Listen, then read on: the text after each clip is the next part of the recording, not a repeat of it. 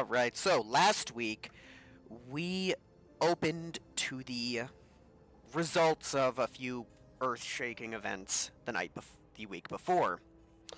Hunk and Davine, Hunk and Davine happily together after their respective confessions, and the results of Lazuli leaving. Hunk and Davine were doing wonderfully. They had a nice discussion with the kids as well as a beautiful opening together. Ash, on the other hand, was not handling Laz leaving well. He looked like a wreck, and felt like one too. After a discussion with Saris and Commander Integra, he asked his Aunt Soletta to help get in the bunker to actually talk to Lazuli, get some answers. David and Hunk had a good time talking in the kill house while Hunk was doing inventory, and the Rainfall kids had a delightful conversation at Tommy's. Davine would then bring Hunk down in front of SIS to assert her dominance over Lanaya by kissing Hunk repeatedly in front of her. Ash's discussion with Lazuli went poorly. He tried to get her to explain, and her answer was pretty simply she didn't want to answer to anyone. She didn't want to be anyone's lapdog and just wanted what she wanted. She called him a spellcaster's lapdog. She told him he couldn't not to bring up Julius in her home anymore, and just basically talked down to and really belittled him. He left in a way feeling more broken than he had entered. He had a discussion with what had been said with the rest of the family, and it really just solidified any convictions that people had had. Julius not really caring that she's gone anymore, given the way she talked about him and his kids. They then left for the beach house to have Rainfall weekend. At that point, Ash took the rest of the apartment members to Jupiter Falls. While there, he had a discussion with Saris and Ebenezer, where he really came to the realization that he drug everyone else there because he had happy memories there, not because he thought they would enjoy it. He saw some visions of his good times there before he left with the group. Hunk and Julius and Banksy had a great time fishing. They bonded while fishing for sex fish. Back at the apartment, more discussions were had, including a very difficult one with Sasha, where she confronted Ash with a lot of hard truths he didn't want to admit. Finally, we got back to the Rainfalls, where Banksy was tasked with distracting Davine while the rest of the Rainfalls went out to assault Commander Jiren. All dressed in Spider-Chance attire, their quartet put him in the hospital before being found out by Davine at the beach house. They laughed about it and had a good time with each other to end the session, and I believe that is everything. Yep. All right. So it's about 7 a.m. on a Friday morning, beautiful day. I'm sorry, about 8:30 a.m. Hunk and Davine have slept in a bit. Davine is currently having a terrible nightmare. Describe the nightmare. Go. She's having a nightmare of Arnaki sitting in an interrogation room right across from her.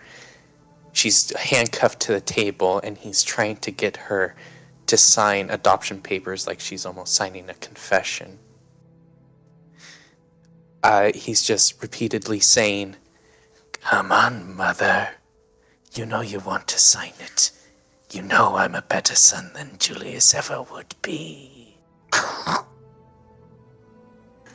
And she is repeatedly screaming, shaking her head, and some of that is probably coming through into the real world.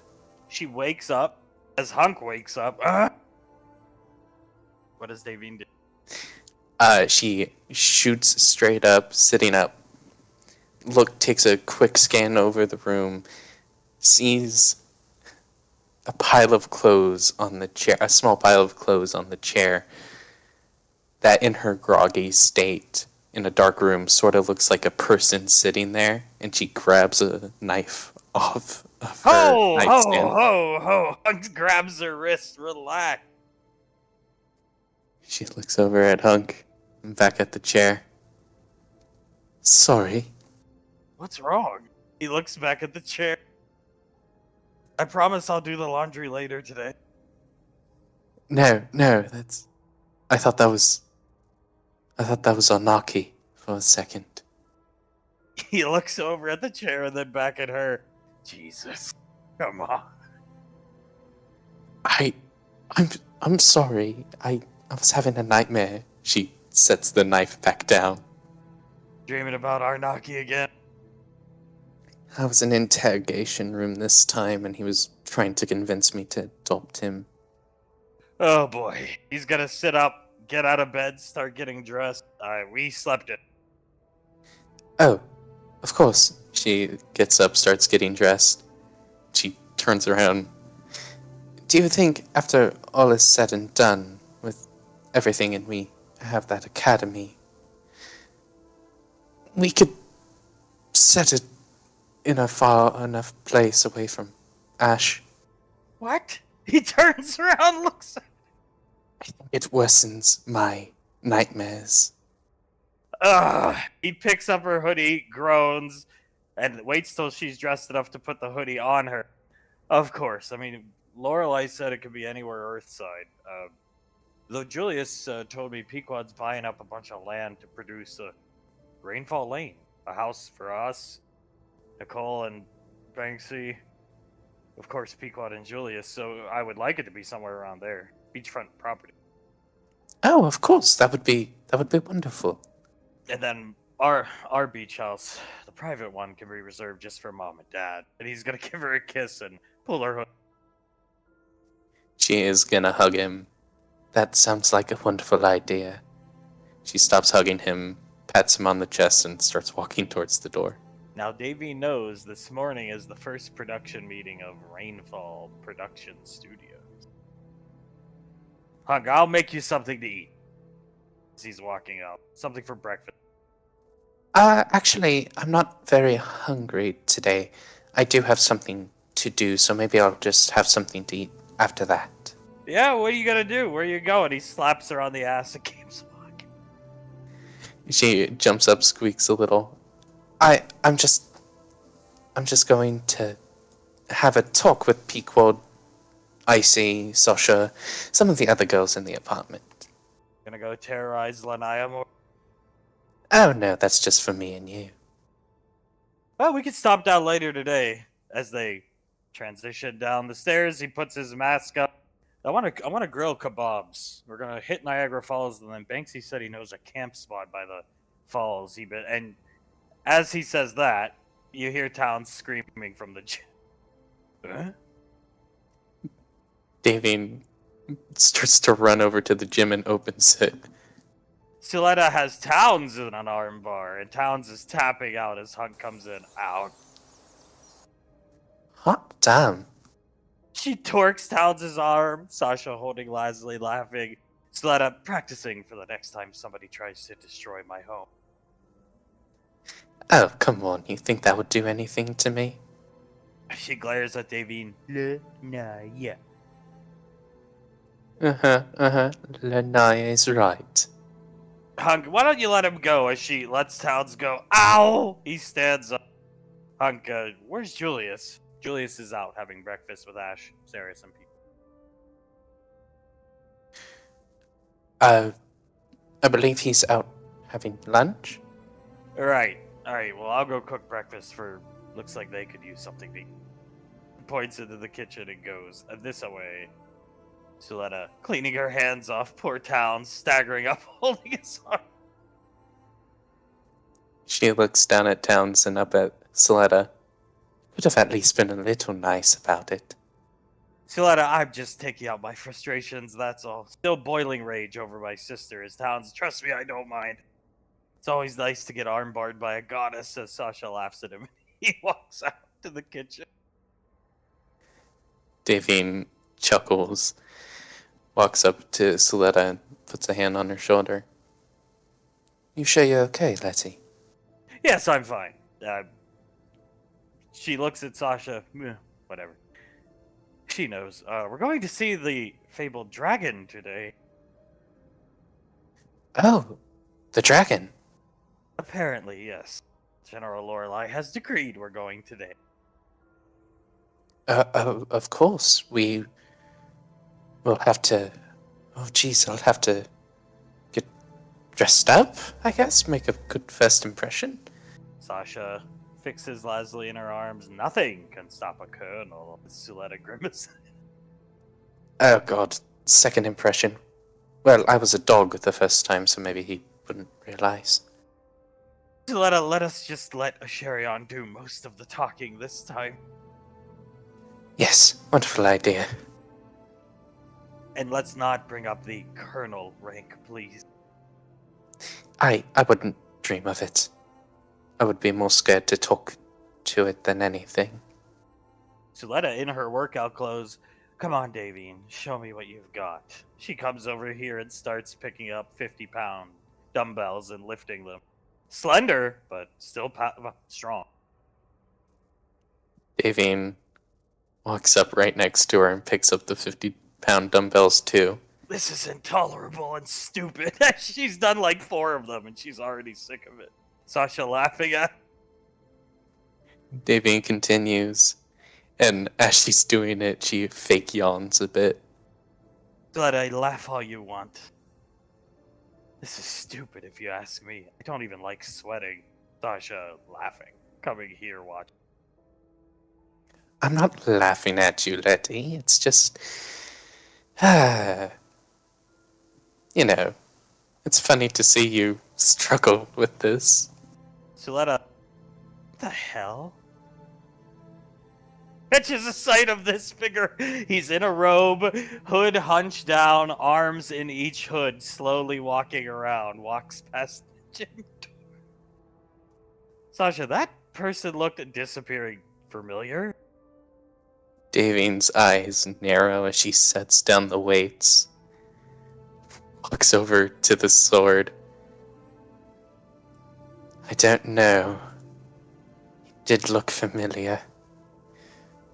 Namaste, I believe. Let a Namaste on Gateway. I thought didn't the girls kill him at comic shop? Or is that the other Namaste? Sasha, every day is Namaste, David. Yes, that's the reasoning, Malcolm said, to give Nemes the prefix of day in his name. Namaste walks by the door again, this time carrying a tray of orders. Sasha, what the fuck? What the hell? Suletta, perhaps Lord Namaste has joined Earth. I suppose, perhaps. I don't think that to be likely, though. You are your leader. Plus Lord Namaste is dead, and so is Darth Namaste. Sasha, aren't there like 800 Namastes, Commandant, Constable, Prime Minister? Yes, Commander-in-Chief Namaste, Prime Minister Namaste, High Emperor Namaste, there are a lot.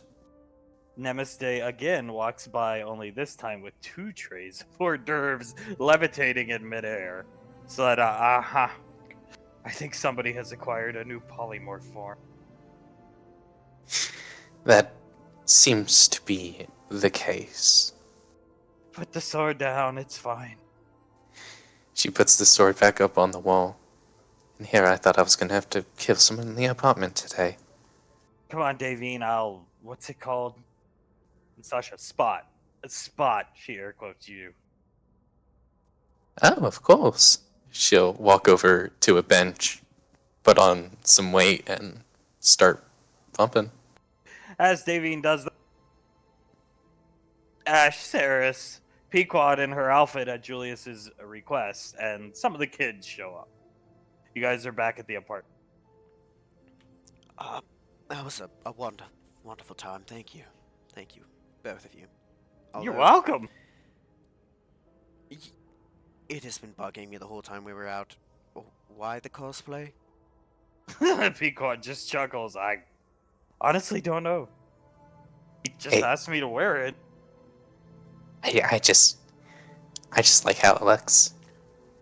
Saris gestures down to Pequod's butt. She's looking this way. Towards you, Ash. Yes. The way it looks, or the way it looks on her? The colors make her eyes pop. Good Not the answer. only thing that pops. That's a very good answer. I swear I'll make a silver-tongued devil out of you yet. Cyrus, well, where'd you even get that? Um, I think Hunk got it for he got like me a spider punk costume. He got one for each of the like Rainfall kids and himself. Pequod, yeah, and he only had Icy's measurements, so that's why this thing's so small on me. Julius just lets out a long whistle. Pequod walking up this way. Let's see what's going on. Comes up and catches a horrific sight. And you guys see it too. Lord Nemes Day, you definitely catch a glimpse of that familiar individual walking this way up with hors d'oeuvre tray. Didn't you guys say that Alpha 9 killed him? Cyrus, what the hell? Look, he's squinting down the hall.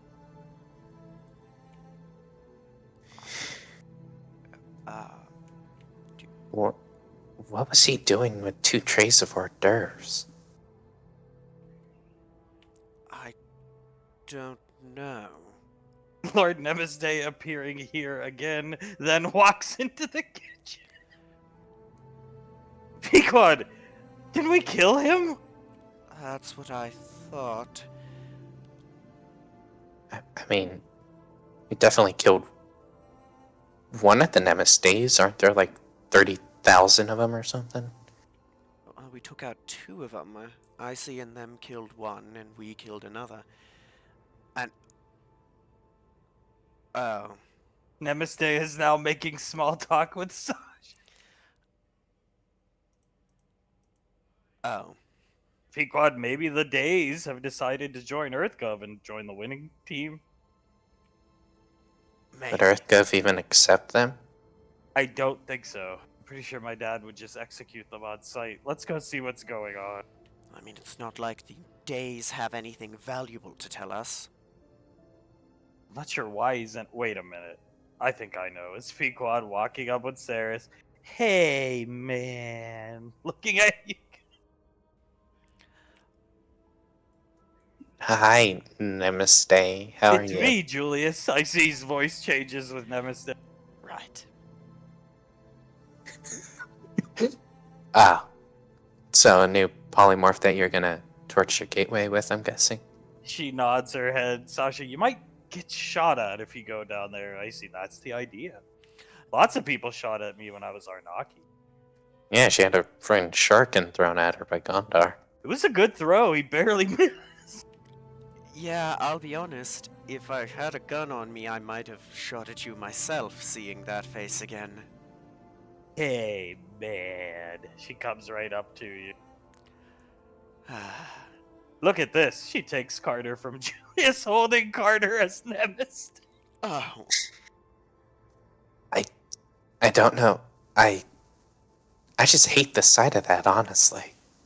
It'll be used to great effect, trust me. Lorelei will probably have a heart attack as Banksy appears behind, carrying 3 more trays of, looks like, breakfast hors d'oeuvres. 1, Julius, your hair is standing up like you're about to limit break, and 2, that is the 5th tray of hors d'oeuvres I've seen go by that way. I see. Oh, Rainfall production studio production meeting thing. Ah, right, for your Anarchy movies. Yes, this morning. She polymorphs out of Nemes Day. Oh, right. What exactly are you guys gonna be talking about in there? Sasha, it's a secret.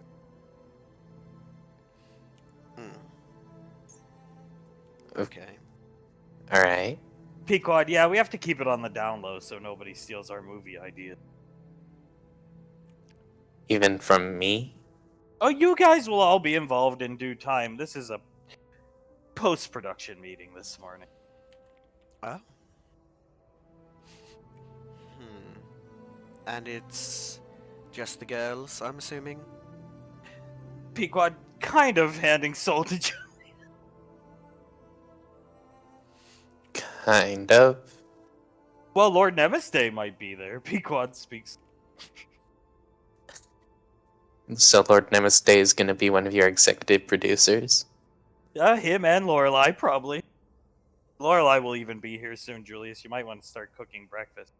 I'm sure those hors d'oeuvre trays won't be good enough for her. Yeah. Yeah, I'll get right on it. She'll take soul from Julius. Saris, you really gonna be in the production meeting like that, dressed like that? And Pequod, why not? Coming into the kitchen, sitting downtown, staring at her, really confused. Sasha, I'm going back to the gym. It goes back in to watch Davine bench press.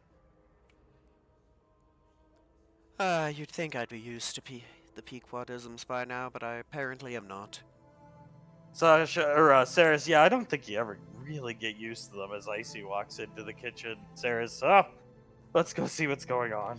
Yeah, are you involved in this Rainfall shenanigans?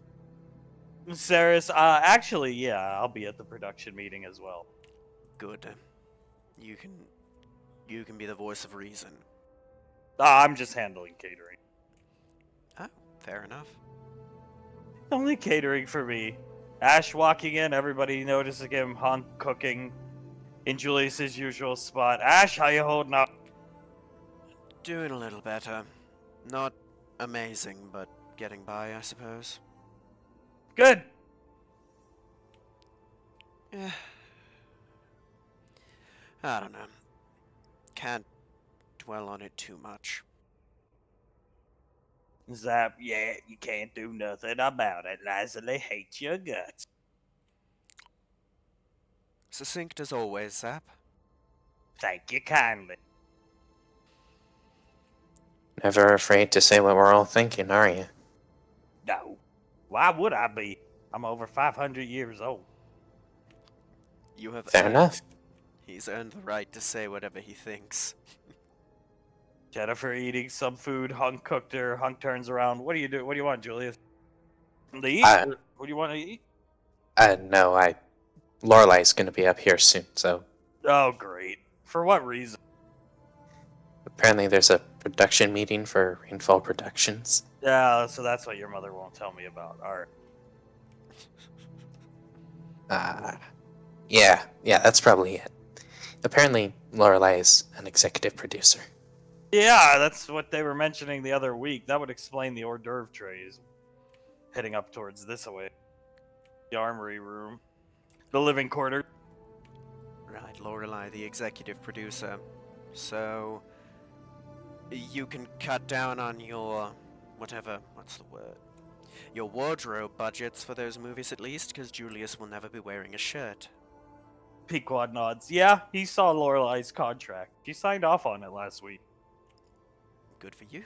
I mean, the legendary General Lorelai as a producer, that's gonna carry real weight when you get to actually making them.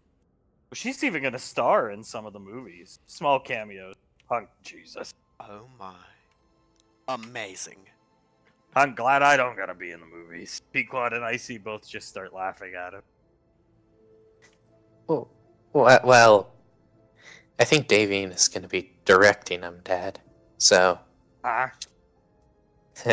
she might want you in them. What the hell does Davey know about directing a movie? More than Malcolm did? Pequod, she's got a good eye for shot composition, and Icy, a really good eye. Yeah, it must be all the painting she's done over the years. Icy nods her head, Hunk. Oh, God. I'm gonna be Ash. Icy, that's not true. Ash will be the villain in most movies. So, the same that I'm used to. Fair enough. Pequod, not our fault you play good villain. No, it's not. I think it's the British accent. People seem to find it easy to dislike someone with it, I suppose. Jennifer, my favorite line delivery you ever had was, "Say it again, Denaria," in that Spider-Man. Oh, God. Oh, finish it. Yes, I remember. Saris, didn't she actually have a heart attack at filming that scene? Yeah. Yeah, she had a heart attack and a slight stroke, I believe. Pequod, she was legit praying over a picture of her mother, too. To Yeah. deliver her from Malcolm. Yeah. Like I said, I don't feel bad for her given how horrible she ended up being, but it's hard not to feel sympathy for the poor thing in that moment. Jennifer, yeah, she had it rough. Yeah, she did. I mean, turned She from. went from a beautiful young girl who looked about my age to really old really fast. Yes, I believe people that some pictures of her have leaked online, and I believe kids online have been referring to her as Grandma June in those memes. Pequod starts laughing. Hunk moves out of the way. All right, Julius, cook up Lorelai's omelet or whatever the hell she wanted. Yes, sir.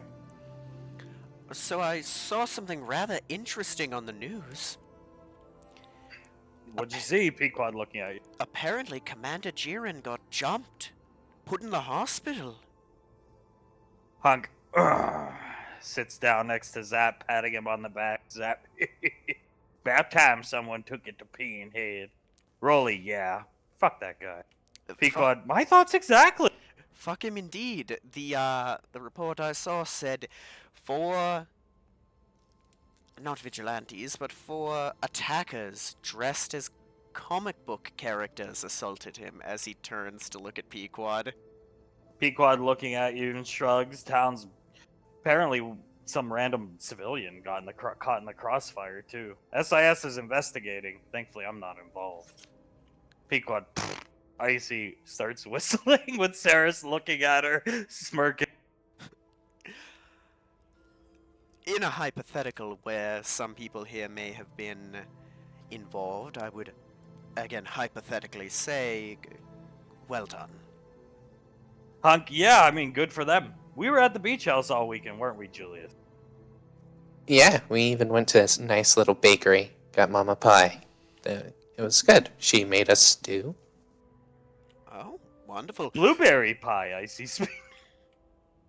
Blueberry. Yeah, she knew that blueberry was Nicole's favorite, so she wanted to get it for her, and we got it for Mom to give to her. Towns pulls up another news article. Apparently, the lady got like a fucking 3rd-degree concussion. She's a bartender down on Ring 8. Zap, damn! What the hell she get hit with? Towns reports indicate just a gigantic stick, as icy. Oh. Uh-huh. And I'm assuming you guys have, well, I know you have very reputable people like Banksy and Auntie Suletta to vouch for you having been at the beach house, right? Pequod, that's right. just tries not to laugh. Yeah, they'll tell you. We were there the entire time. Right. Rolly eating some eggs. Hunk has cooked for him. Commander Jared's a tough guy. At least he looked tough. Must have taken somebody really good to take him down. That's true. I think They said one assailant really beat him up bad. They have it on the camera footage. Rolly starts playing camera footage of Spider Punk drilling. you know, maybe this guy is a former trainee from the Spartan program because his fighting style looks rather familiar, right, Julius? I don't know. He's a good fighter, I'll give him that. Jennifer, that guy could even give you a run for your money, Julius. Look how fast he's attacking. I think so. I wouldn't want to meet him in a dark alley. That's all I'm saying. Right. Saris, what was the woman caught in the crossfire from Gateway doing down there? Towns, hook it up with Jiren from what Agent O told me. Pequod. Shame. Damn shame. Not even safe outside of classified military bases anymore. What has the world come to? It really is. Truly debauchable. Truly despicable, in fact. And he just starts cutting the onions faster. My dad reprimanded all the guards on the base for acting too late to help Jiren, but apparently Jiren had a terrible reputation around the base, so they saw it happening on the cameras and drug their feet a little bit, getting out there because To think such rising crime rates even around a military facility, who'd have thought? seriously, yeah, who'd have thought? That guy's attacking as if he's been pumped up on something. Who knows? Who truly knows? Look, Maybe that person just went woo and kicked Jiren, woo Davine and kicked Jiren in the ball. Oh, they have audio for that clip, do they? Yeah. I mean, maybe it's just a bunch of Malcolm lackeys or something like that. I'm sure they still exist. Maybe it was fans of the podcast, even. Yeah, maybe. I mean, maybe those aren't even like Spider-Punk or anything like that. Maybe they're Colonel Punk. Towns the- could have been Brandon Law. I hear he's a good martial artist. And Pequod starts laughing. I mean, it could have been. Don't investigate him. I wouldn't. I don't. I don't plan to. I'm not interested. Not a fan of Jiren. Nope. Yes, Julius, don't you think the true master could have taken Jiren in a fight? True master. What? He's the true master of Steubenville, Ohio. What the hell? I'm looking around. Yes, the true master. The reigning champ. Right, Julius? Yeah. Yeah, he is. And a great martial artist. Yes, I wonder if there's any footage of your duel with him at the convention a few months back. I mean, you two had such a back and forth tussle. Davine sees, as Ash says that, Lanaya walking this way in here. Suletta, huh? Catches a glimpse of her. Davine sits up from the bench, stands up, and goes up next to the door and takes a peek out of it. Suletta comes with her. Nicole's there. Pointing at Icy sitting at the table with Ash. Lanaya going this way. Her gaze starts to narrow. Suletta, what is she doing here? I don't know. She looks over at Soletta.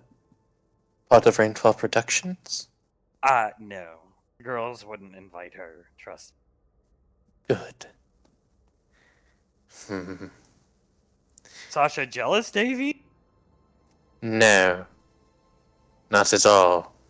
Suletta, she's extremely jealous. I don't know what you're talking about, Letty.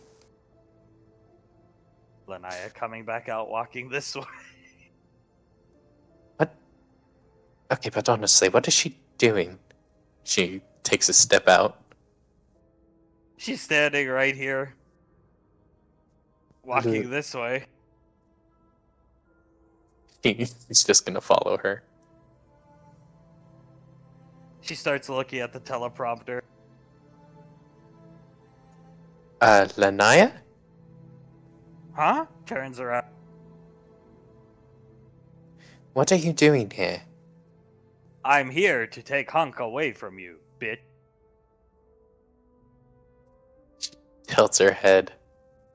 I'm sorry, say that again? You heard me, bitch. And he's gesturing. The Lanaya's gesturing with her head. She walks up to her and gets right in her face. No, you won't. Make me, bitch. Shaking her head. In like a no man. She just flicks Lanaya. Flicking Lanaya where? Right on the head. Lanaya stumbles back this way and coming out of a polymorphous form base. Make me, bitch. Everything I say. Oh, thank God. Oh, God. Who? Trust me, I was not actually saying that. I was saying, please stay away from me once I realized I was polymorphed into Lena.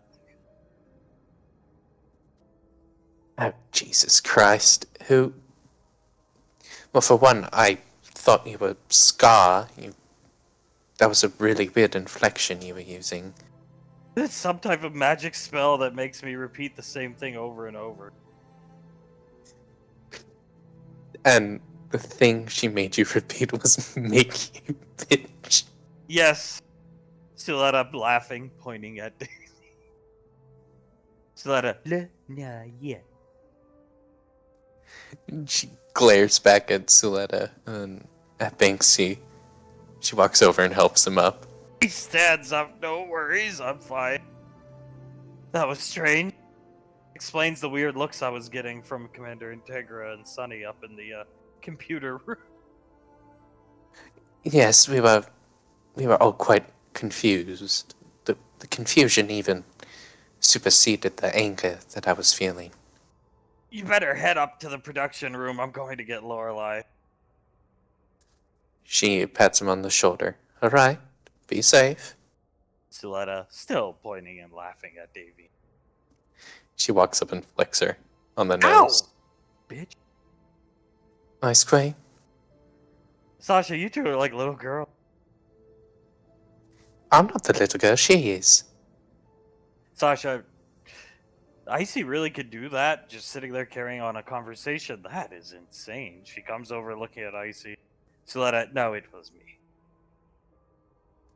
Oh, really? Ha ha ha ha! Walking this way!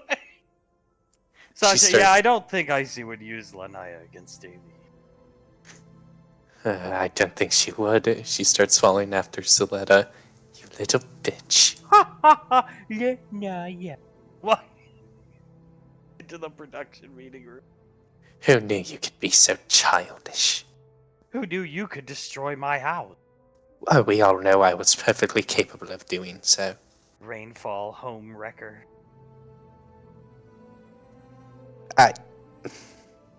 Yeah, no, that's true. It is very true. Thankfully, my house is in tip-top, pristine condition. Maybe next time you want to tackle me into a stove, you can do so when it's in tip-top condition. Maybe next time you're jealous of Lanaya, you'll come to your senses. You'd have to do something pretty stupid to lose that man. Well, I'd like to think I'm not that stupid.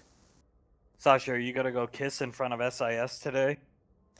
What day is it? She Friday. checks. I might as well push it up a couple days. Probably for the best, Sasha says, looking at the couple trays of hors d'oeuvres. Down here, Ash is continuing his conversation.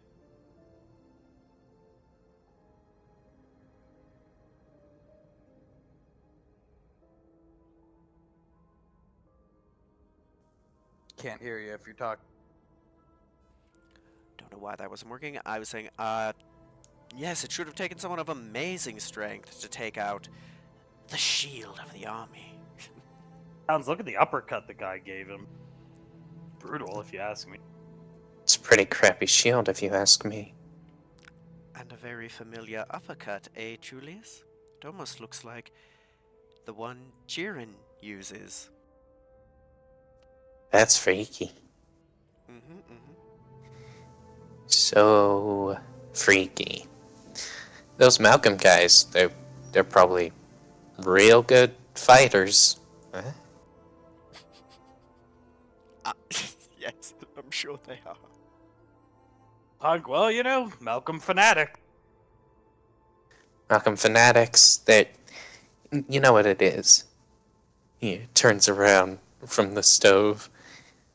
It was probably just some Malcolm fanatics studying my moves so they could be like, take them down, Julius, and then beat someone up. I see. Sorry about that, Julius. I was producing a lot of threat. What? Oh. Julius, his hands start to light on fire and he has to shake it off. Huh. Good one, Icy. Towns, what? Threat? Threat. He doesn't say anything. Okay. He leans forward. It was right after that power armor cultist fight. You know, the one where he was clotheslined. Well, right after that, and after the whole talk of we have to take down pieces off the board and everything like that, he said something along the lines of, "Oh, you know what? I'll just play the clip," and he plays the clip of Malcolm saying it to him. I'm sorry, Julius. I was producing a lot of threat there. Pequod laughing. As it pans over to Julius, with blood running down his mouth as he coughs him up. Yeah, he was producing a lot of threat, as Julius in the video runs up and punches Malcolm right in the face. Pequod, Oh! Pequod, he produced enough threat to get clotheslined once and then knocked unconscious. Well, that makes 2 times. If only you'd hit him just a little bit harder. Well, I'm sorry, Ash. I was pretty beat up there. No, that's fair. Trust me. It's just another time where... If only, right? Oh, if only. Producing a lot of threat. Ugh. Towns, I don't even know what that means. I'm not sure either. I don't know. Drawing the attention of the enemy? I don't know. Do you have any idea, Julius? Davine said something like that before while she was playing Sotor. So, Zap, got any idea? That where in SWTOR there's these abilities called taunts that make the enemies attack you, and they generate threat on threat table. Threat on the threat table. So, like, the enemy's attention? Yes, essentially. So the more threat you produce, the more likely it is an enemy attacks you. So that's what Malcolm was saying? It would appear so, but Malcolm was no tank, let me tell you. How would he know about MMO mechanics? The Banksy I knew a long time ago could take a clothesline like that and shrug it off on his way and go. Malcolm, I don't. Well, yeah. Huh. Well, that's interesting. How in the hell would Malcolm know about MMO mechanics from 500 years ago? Pequod, didn't he make some type of World of Chancecraft thing Oh gods, he did. for the Amalco? Yes, he did. Speaking of which, I wonder how that's doing. Pequod, no clue. I know most of the Amalco games are finished now and making a lot of money. That's good. Good. More money for the Fix the Shit Malcolm Caused Fund. Yeah, and the consoles don't explode on a regular basis now. So that's a good thing. And the controllers don't light on fire because they're not being built by me who has no idea of what to do with them. And they mostly work. Yeah. I should not have been anywhere near those things. Pequod, nobody should have been near the Amalco. No. Well, on the bright side, at least I survived that. I mean, more than can be said about some of Malcolm's other products. Pequod notices General Lorelei and her bodyguards walk by the kitchen. She, well, I suppose it's time. Oh, time for your meeting. Pequod, here, give me the omelet. She's gonna come up and take her mask off. He plates it for her, hands the plate over, and gives her a kiss. She gives Julius a kiss back, but in the coming close together to kiss, she drops the fork on the ground. Damn it, and has to bend over right in front of Julius to pick it. Julius leans on the counter to get a better view and just starts rubbing his face. She picks it up, blows on it, 5-second rule. She won't mind anyway. Come on, Icy, Saris, let's go. They get up and start making their way. Julius, Yeah, you should close your mouth. One, you'll let flies in, and two, I think you're drooling. sorry. He wipes some drool off his mouth. Sorry.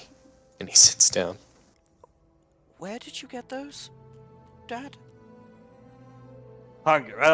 Website, here, he pulls up the website, cosplay website.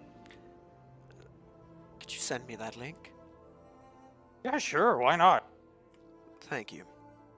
They're pretty expensive, Ash. They're quality replications of things from movies, TV shows, or you can even send your own idea in if you want, and they'll make what you want. I mean, Pequod's costume actually shoots webbing. She shot Jiren in the face with it. It's alright, I think everyone in here knew what had happened. Don't worry. No Is one's that what the hell? He didn't. Most everyone in here knew what was going on. It's alright. I don't think any of us are gonna tattle on you. Towns, I didn't hear anything. I didn't like that Jiren guy. I don't think anyone did. Jennifer, he was nice at first. Then he just became weird. Yeah, people can put up a facade or two, let power or a relationship or something like that go to their head. That, well, I think Davine turned him into not a virgin. Jennifer Town starts laughing. Then he started to broaden his horizons, as we'd say. An insane choice, all things considered. You're telling me baby girl's got the finest ass this as Hunk grabs his Hunk, Dad, have mercy. He's very old. He lets go. Sorry, just a gut reaction. Oh, Jesus Christ. You're the one that gets to sleep with her. I'm just pointing out the obvious. Besides Pequod's ass in that costume that he... Julius glares over at him. I'm not gonna choke you, but I really want to right now. I'll give it up, Strawberry. Yes, how dare someone tell you how gorgeous your wives are? What a horrible thing to hear. Exactly. The finest pieces of ass this... Son grabs it. Julius also grabs his throat. Jesus Christ, I need my medication, I think, ain't it? Boys, let him go. We need to get his Hug, meds. let's go. Julius will let go. Ash, please go find Scar and Blaze. Get my meds in me. Yes. Normally, I don't say these things aloud. You understand, of course. Yes, I'll go looking for them. You two. They done down in the armory. Good. Hunks, I'm really sorry. It's just a gut reaction. Yeah. It's okay. Baby girl is very important. Yes, he's gonna. You two, please try not to choke poor Zap again while I'm gone. He's just being nice, all things considered. Jennifer was recording it all. Hunk, here, I'll get you a glass of water. Zap getting some. Do you need like an ice pack or anything? No, I'm fine. I need my meds. I've been on the honor system lately when it comes to the meds, but I forgot to take them this morning. We was working down in the mobile suit bay at 5 a.m. Jennifer laughing at Boris. Gonna make his way down here. We're the Insomniac crew. Some nights we can't sleep. We just don't go down there and start working, you know. Right, of course, yeah, I can get that. Rolly, yeah, it's fun. I even get to work down there. It's Hunk. All right, well, I made your mother a cup of tea. I'm going to go take it to her. Come on, Julius. We'll come back to the kitchen in a minute. Yeah, of course. I made one for Pequod and Icy, too. Here, you take these. He hands you the ones for Pequod and Icy. Yeah, he'll take them. You two make your way up this ways. Ash, what are you doing? Making his way down to the armory quickly before peeking in. Oh, Scar Place, there you are. Scar is, wow. I've never seen anybody take to this crappy Davine gear this easily. It's overcomplicated, complex, but you really seem to know this stuff, Blaze. I have a database up here, and can adapt. Your friend Snarf left a detailed note. Scar, yes, that makes sense. Snarf was very meticulous. He was. Hello, Ash. Hello, Scar. Hello, Blaze. I need to get Zap's meds, preferably quickly, because it... What the hell has he done now? He gets immediately angry. Nothing too bad. Starts cracking his knuckles walking this. Nothing bad. He just forgot to take them this morning and committed the sin of complimenting Davine and Pequod's bodies.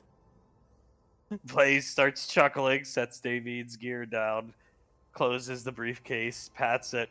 Ah, yes, he is quite fond of talking about their rumps. Yes, and this time it got him choked twice by Dad and once by Julius. Scar, if you notice, he has, well, Icy mended it for him, but he had a black eye for a couple of days. I did not notice.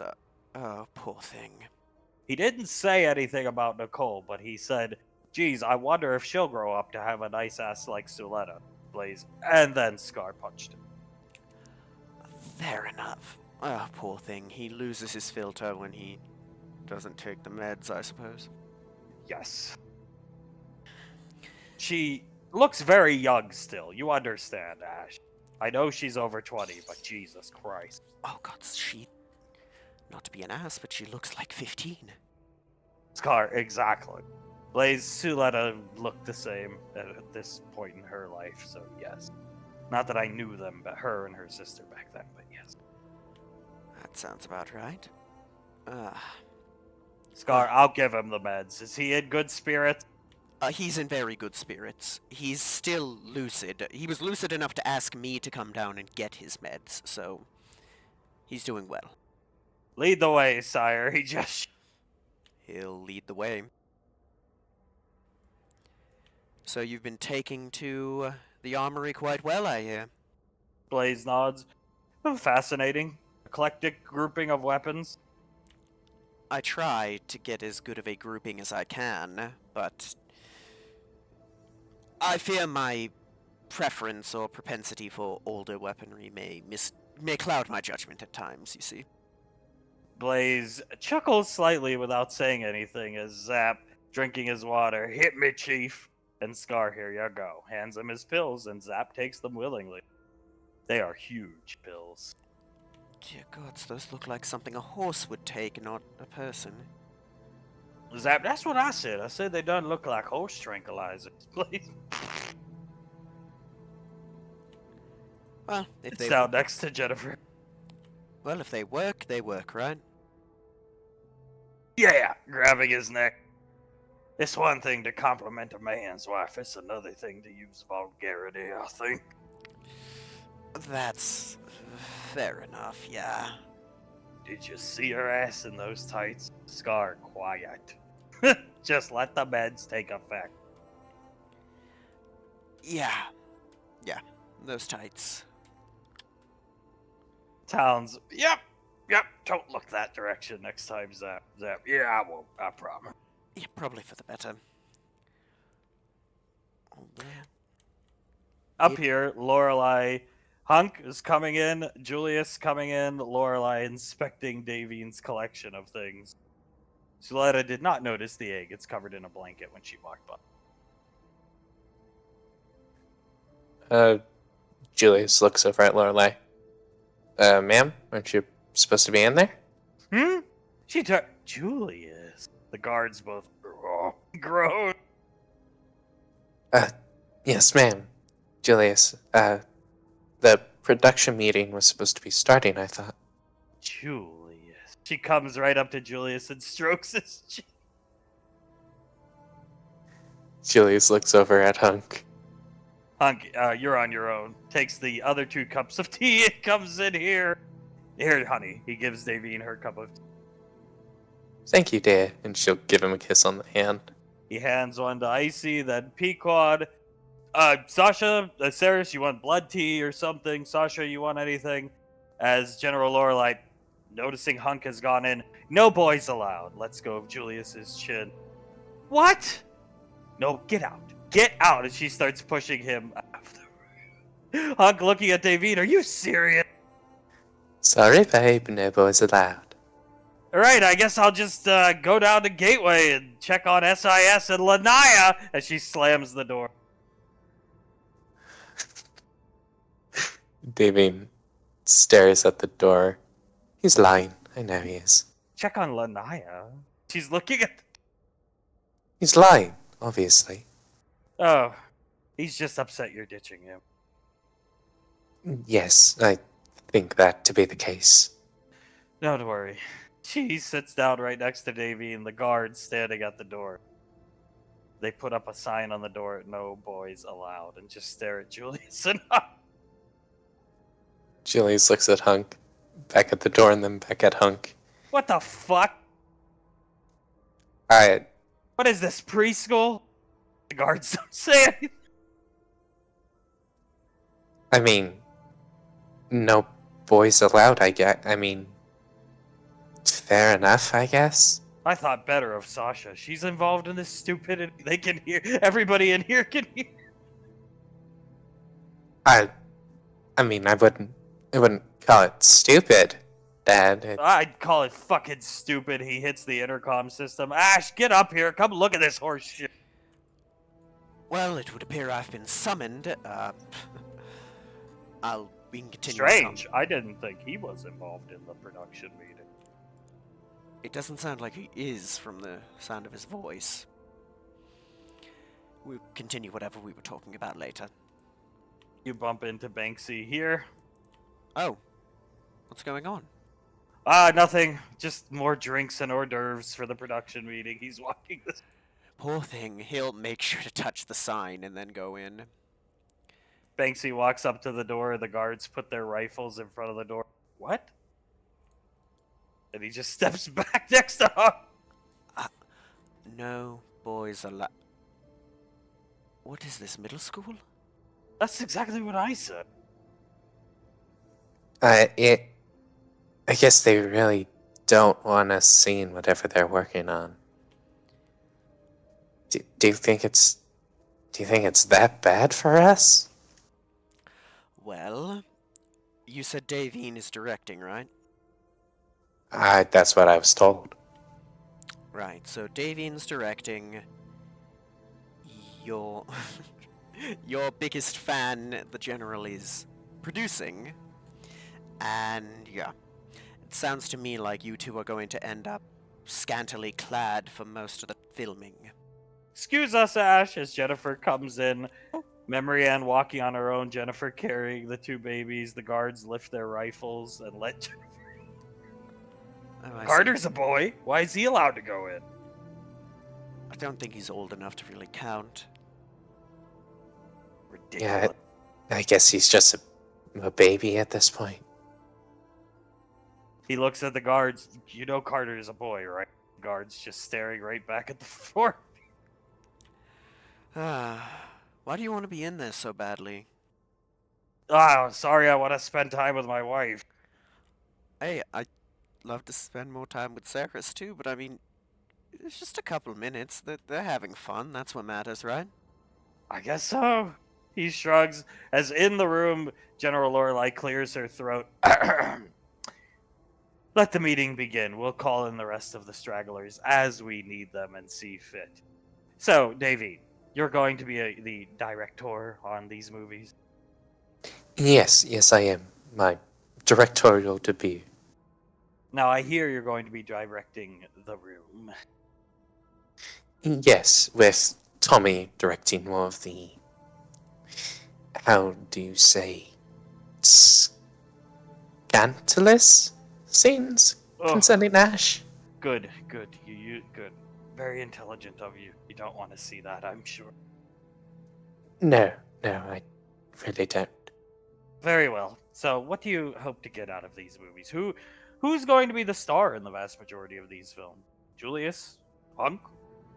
I assume we're going to have a Sherion play the villain, since, well, to be frank, he's good at it. Icy nods her head. Well, yes, that was exactly our plan. Sherion play the villain and either Hunk or Julius play the main character and the sidekick or side character, just depending on who's the main character. Very well. This is very important. We can push the age of Malcolm aside for the age of Arnaki and Rainfall Production Studios. I think it would be better for the youth of EarthGov and the frontier colonies. Yes, so we should be on our game here. Nicole, I see paging through some scripts. You have 2 scripts you want to pitch, right? And I see, yes. So here's the work in progress posters. Pequod and I have decided either we start with Adoption Horizon, General Lorelei, oh my goodness, or my personal favorite, Naki versus Cornstalk, as to let us start. Sasha, right. Arnaki versus Cornstalk, huh? She looks between the 2 posters. Tell me about each of the movies. Pequod, well, Adoption Horizon, we're going to stick pretty close to the original script. Derelict space vessel that got sucked into an alternative dimension controlled by Arnaki, aka Ash, where every woman of childbearing age, he wants them to be his mother. Big surprise. Everybody starts laughing. And Julius plays Lawrence Fishburne's character. Hunk will play one of the side characters in the movie. He survives the movie. He's one of the rescue technicians, and we can just have him practically naked in his spacesuit most of the movie, if that's okay with you, Davine. And there's hyperspace scenes where he can be naked in the hypersleep tubes.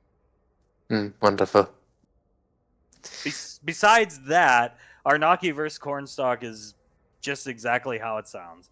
It'll be Arnaki versus Chief Cornstalk, Ash playing Arnaki, Cornstalk played by Icy Polymorphed, and there will be, it's kind of like a slasher flick. Hunk can be the camp counselor who never wears a shirt for some reason. Julius can be one of the teenage boys that survived. Davine nods a bit.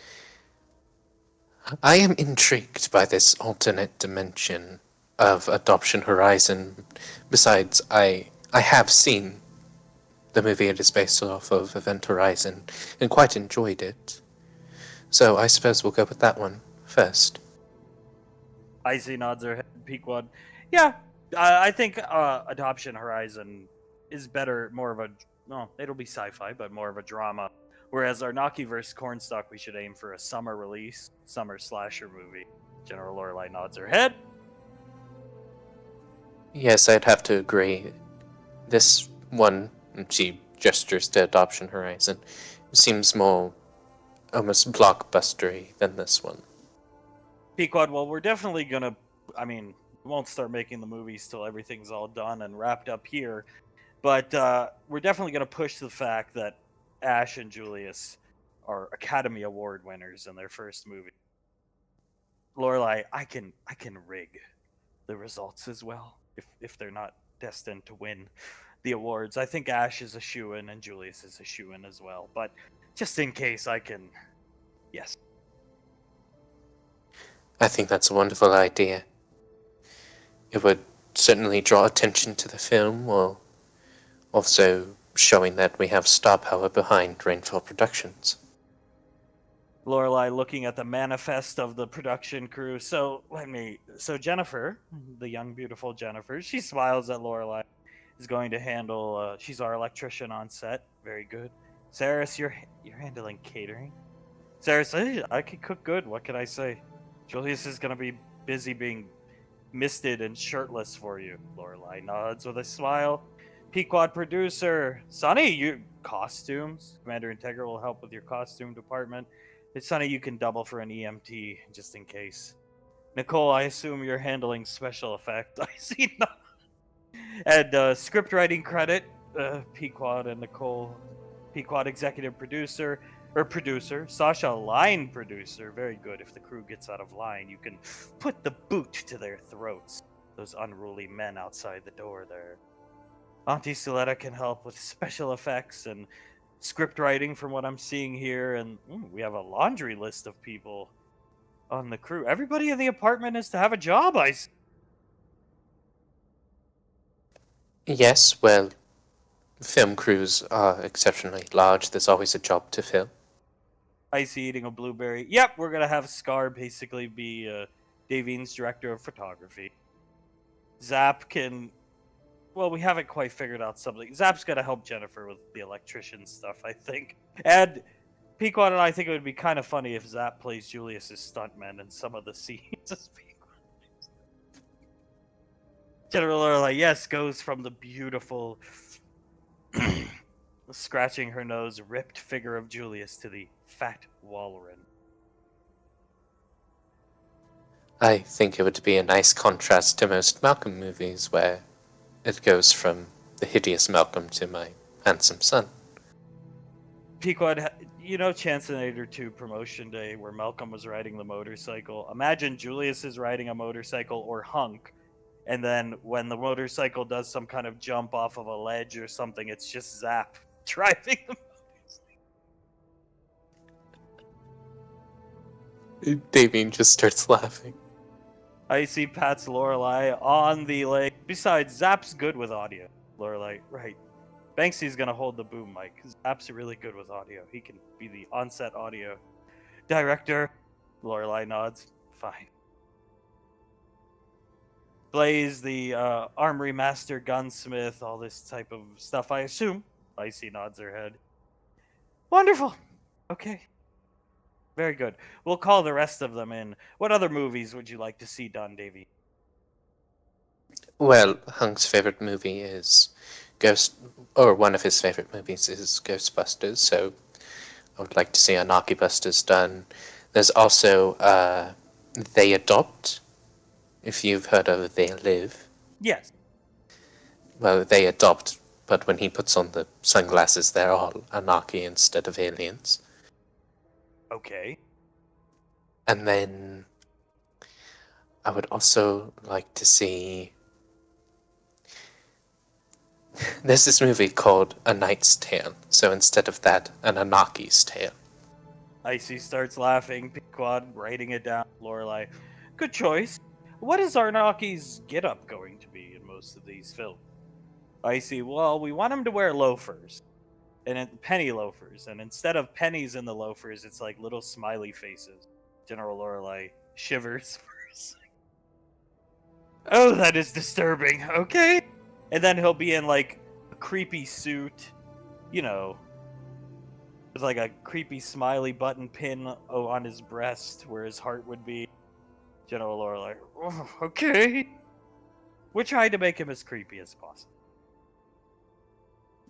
Which, honestly, isn't very difficult.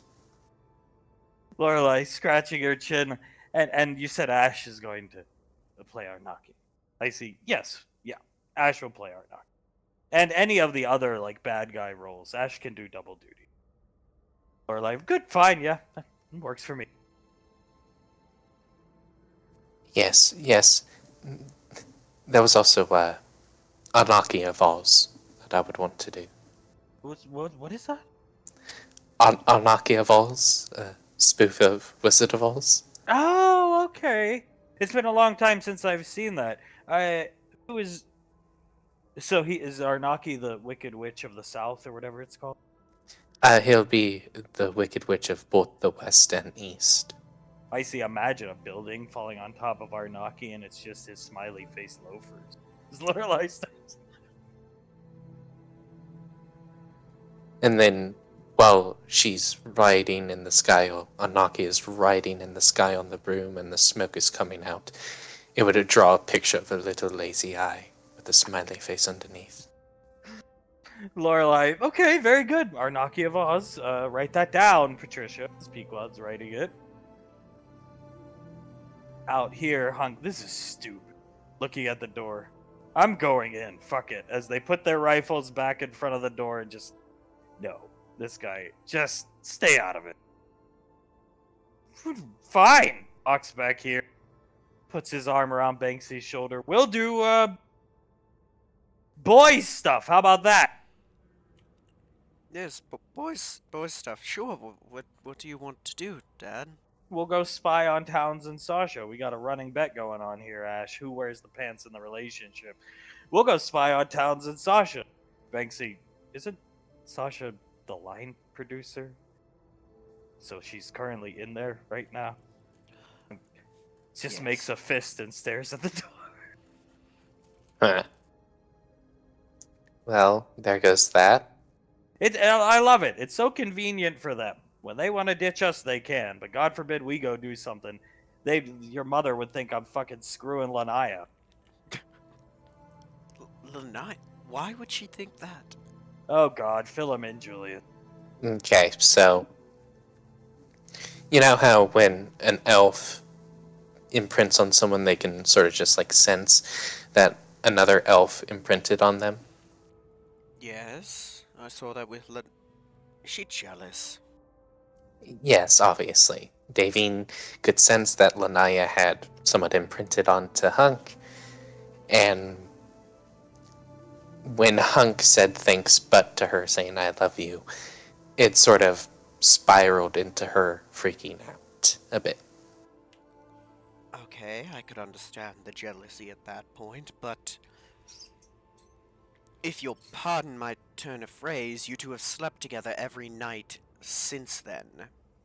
So... Hunk, yeah, and we go kiss in front of SIS almost on a daily basis just to drive the point home to old Lanaya. And does she know what the gun is named? Yes, she's held it. Right, so why is she still jealous? Hunk shrugs. I guess she really is protective over me, which is fine by me. Oh, dude, fair enough. But she knows that Lanaya, even before you were with Davian, she knows Lanaya tried to kiss you and you rebuked it, right? I believe I told her, and if I didn't, I don't think it matters at this point. We sell the point home every day in front of SIS HQ. Oh, has to be very fond of that, I'm sure. Yeah, you should have seen Lanaya the other day. I'm pretty sure there was like 10 veins popping out of the side of her temple. Well, I mean, it's not very nice now, is it? No, but I mean, it's a hell of a good kiss. As over the intercom, Lorelai's voice comes, "Mr. Freetooth, Zap, Blaze, report to the production room. Rolly as well, the Millipedia, please." As they walk by, Zap goes. Blaze, excuse me, goes in. Rolly comes in. Scar, see ya, suckers, and goes. So less no boys allowed and more no husbands allowed, I assume. Like, what in the hell? They're boys, though. God damn it. And he just rubs his face. Cybersecurity is of the utmost importance, protecting our scripts over the intercom and production imagery. Towns, report to the production room. Oh, what the hell? Towns, what? Comes in here? Where's the production room? There, right there. Oh, I guess I'm part of the production team. I guess so. Uh-huh. So maybe we should take that down and put a new sign that says no Ash, Banksy, Hunk, or Julius allowed. Everybody in the godforsaken apartment's in there but the four of us. And these two dopes, as they just shrug it. Yeah. At least we're getting to act in movies with a good director now. I guess. I mean, you know, we can do boys things. We can go fishing. Banksy on Gateway?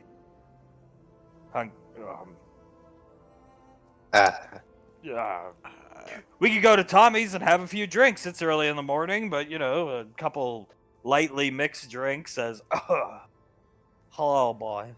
Tommy appears behind you. Tommy? Tommy? How are you doing today? I'm doing good. What are you doing here, man? Oh, I am part of production studio. Our first meeting ever today. I'm going in to talk to them very soon. Julius just stares at Tommy. Right. Hunk and Banksy are glaring at Tommy. Why's everybody staring at me for? Look at the sign. Huh.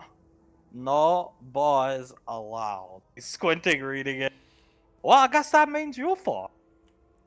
I suppose it does. Well, what can I say, man? You're going to be the actors in this movie. Basically, I have to act? Oh, no, you're going to hold a boom mic. Don't worry. Anyway, it's a very important job. But anyway, you don't need to be informed of this stuff until later date and time. Hunk starts cracking his knuckles, looking at. We could go down to the kill house and just fire off a few rounds, Dad. It looks like it might be a nice outlet for you right now. Mr. Wiseau, stop talking to them and get in the room. Over the intercom, talking. Oh, that's my kill. I'll see you all later. Guards let him in and close the door, just staring at the four of you.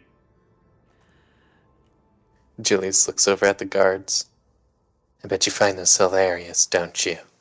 Yeah, very much so. This guy's chuckling. Payback for chucking the goddamn tomahawk at our window. Hey, that was Nicole. That was the Rainfall. Fair enough. Hunk, I didn't condone that, I'll have you know. Thanks, I thought it was a bad idea, but it worked somehow. It only worked because of that note. The note, yes, the one that I've been told you rubbed on your chest vigorously for about a minute. More or less, yeah. Yeah, I see why it worked. In the production meeting, Lorelai, so Mr. Freetooth, how far along in your online curriculum are you to achieving your degree of cinematography?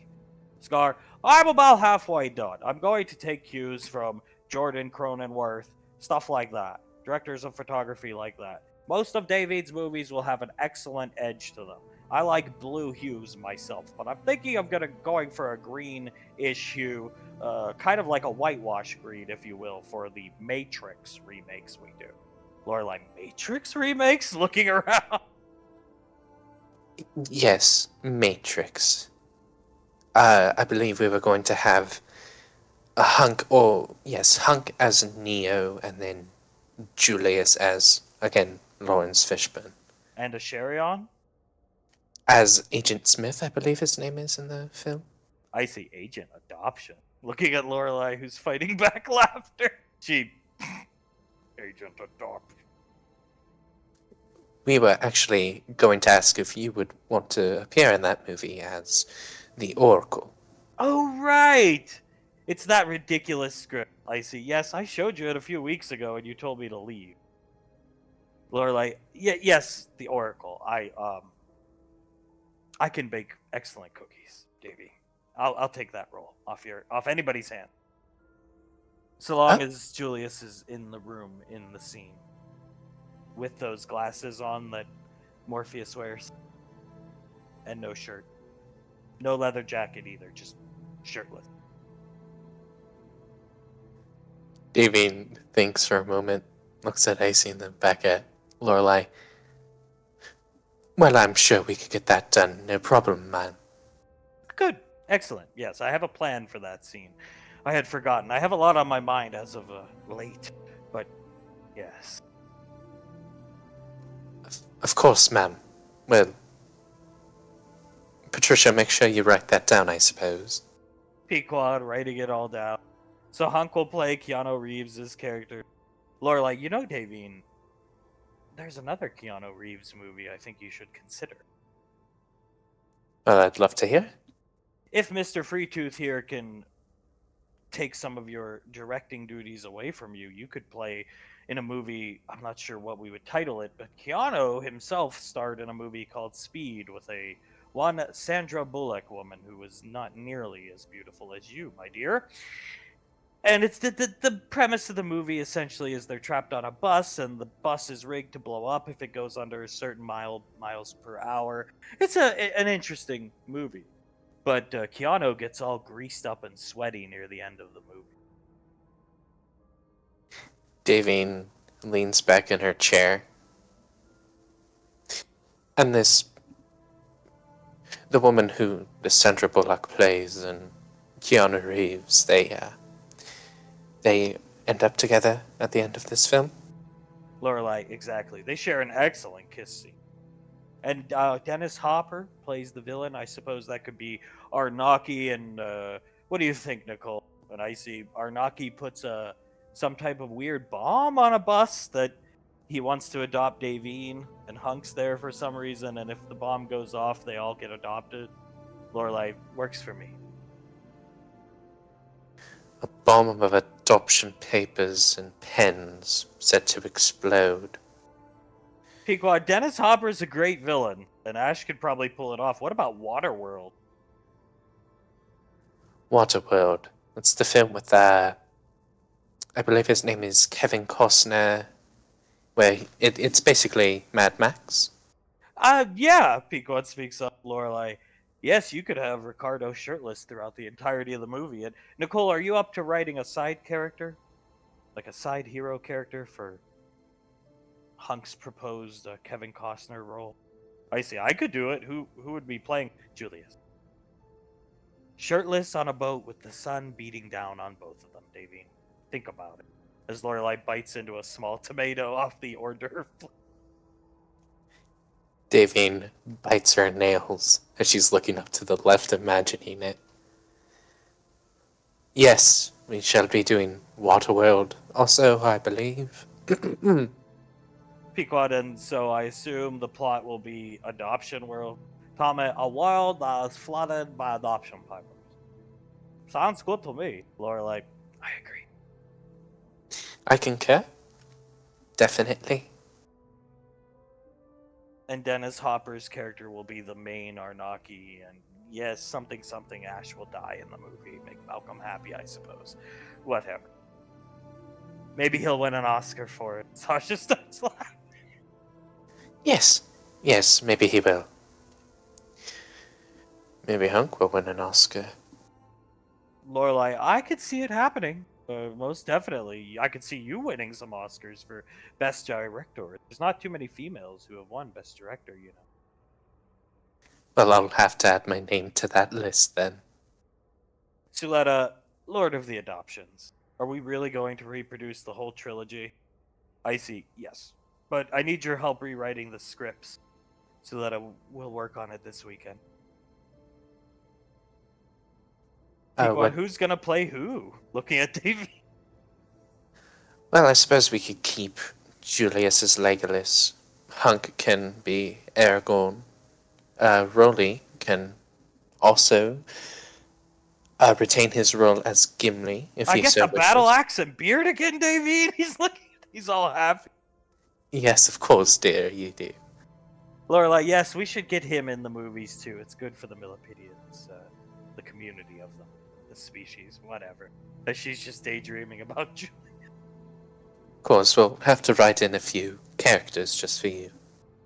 And Ash is going to play, from what I've seen of what little was shot of the Lord of the Rings classified footage from those terrible movies, I vote we have Ash play the lazy eye on top of the tower, but Ash replies the role as Ian McKellen.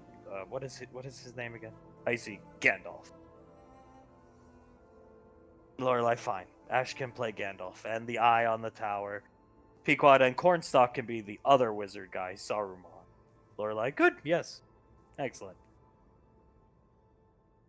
Mm-hmm. Asherion looks old enough to be, yes.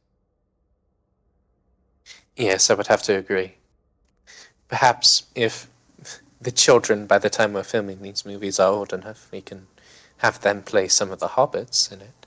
Blaze, that would be a wonderful idea, Davey. And then, I suppose I would have to play Eowyn? Lorelai nods her head. That she's an elf, you're an elf, you're better looking than her. It will, yes, you should. It would attract the male. You on the screen alone, we already know will attract a male audience. So, but with Julius and Hunk, now we'll attract the female audience as well. And then I'm sure we could find a role for pretty much everyone here. Like you, and she gestures over to Nicole. You could play the girl who says the I am no man and destroys the Wraith King. I see. That's better than any crappy idea I had. She's going through her scripts. I'll make it old lady Denari. I am no man, Malcolm. Perhaps Malcolm can even be the Wraith King in this film. So that would be a fitting role. Yes. Tommy, who are we playing again? Pequod Denethor. And Tommy, all right, going to be set on fire and then run off castle. Got it. I'm cool with that. He's just looking around the room. I see they won't be real flames. Don't worry, Davey. Like Banksy's shoulders. Oh, of course, yes. No real flames around Tommy. I don't think he would do well with them. Pequod, here's the script, passing over some of the Return of the King's script to Tommy. I will not bow to this Hank from the Hunk. Hank? Is he going to be called Hank or Hunk in this movie? Pequod, I think Hunk. I will not bow to this Hunk from the north, last of ragged house, long bereft of lordship. And his eye gets extra lazy. I am excellent actor, don't you think, Jennifer? Jennifer, looking away from. I think you'll do great, Tommy. And then she looks at Scar. You could play Boromir. Great, I get to fucking die again. He starts chuckling under his breath. I quite enjoy that role. Did you know I hit Malcolm in the face with that shield he gave me? You know, I think I did know that, but I would love to see the tape. I'll find the clip. I believe Ash has it. I sent it to Ash. Malcolm came up to me and started rambling about how my line delivery was terrible, and I just clocked him with that stout shield thing he'd given me. Then I went to stab him, and Ash stopped me and said, no, his time will come. Ah, she leans back. Well, I'm glad you at least hit him. Well, Globnock was right there in the background, too. Ash, I think, saved my life, considering Globnock's armor. Oh, yes, that is probably very true.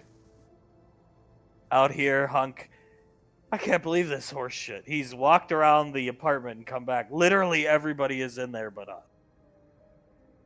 Well, I mean, Rocco isn't in there. Oh, might as well just open the goddamn door and let Rocco in too. As he says it loud enough for Lorelai to hear. The door opens and Rocco goes in the... You had to say it, Dad. Fucking ridiculous. Oh, God. Yeah, well, we're gonna go have a good time playing... He comes right up to the door. SWOTOR! Come on, boy. Are we going to have a good time with that? No. What do you want to do? He just walks out here and sits down on the computer. I mean, he looks at Binksy and Ash. There really isn't anything better to do right now. Banksy, it's not that bad of a game. Icy makes me play it for raid nights with Davine. Comes out here. Only for you, Dad. I'll sit down. Only for you. Hunk, so what are you up to doing a little extracurricular spying activity on Sasha in town? We ain't gonna spy on them in Towns' apartment, but we got a running bet going. These two clowns think Sasha wears the pants. I think Towns wears the pants. What do you think? Oh, Sasha. 2,000. Do you think 2,000? 2,000. 2,000. You gotta put down 2,000 if you want in the pot. I'll put it down, but I'm telling you she does, and I know for a fact she does. Uh-huh. And how's that? Well, given the way he was rather submissive towards her when she had our discussion about Laz the other day, yeah, she wears the pants. She's, let's put it this way. She's a lot like Lorelai when you get down to her personality and her convictions. Hunk scratching the back of his helmet. Oh, shit. And do you think Gondar wears the pants in that relationship? Am I out? Like, I gotta pay out to 3 people $6,000 now. Aha.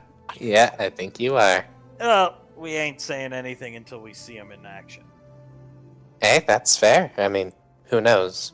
Maybe you're completely right and you're about to get 6 grand in your account. Hunk, they always talk about going off station on the weekends. I just assumed they went back to Towns' like SIS issue. Like those apartments are nice, they're small, but I always just assumed they went back there. Do you know where they go off station, Ash? No, I've never really pried. They seem like a very. They seem to be a very private couple, so I felt awkward prying, you know? Where the hell do they go, I wonder?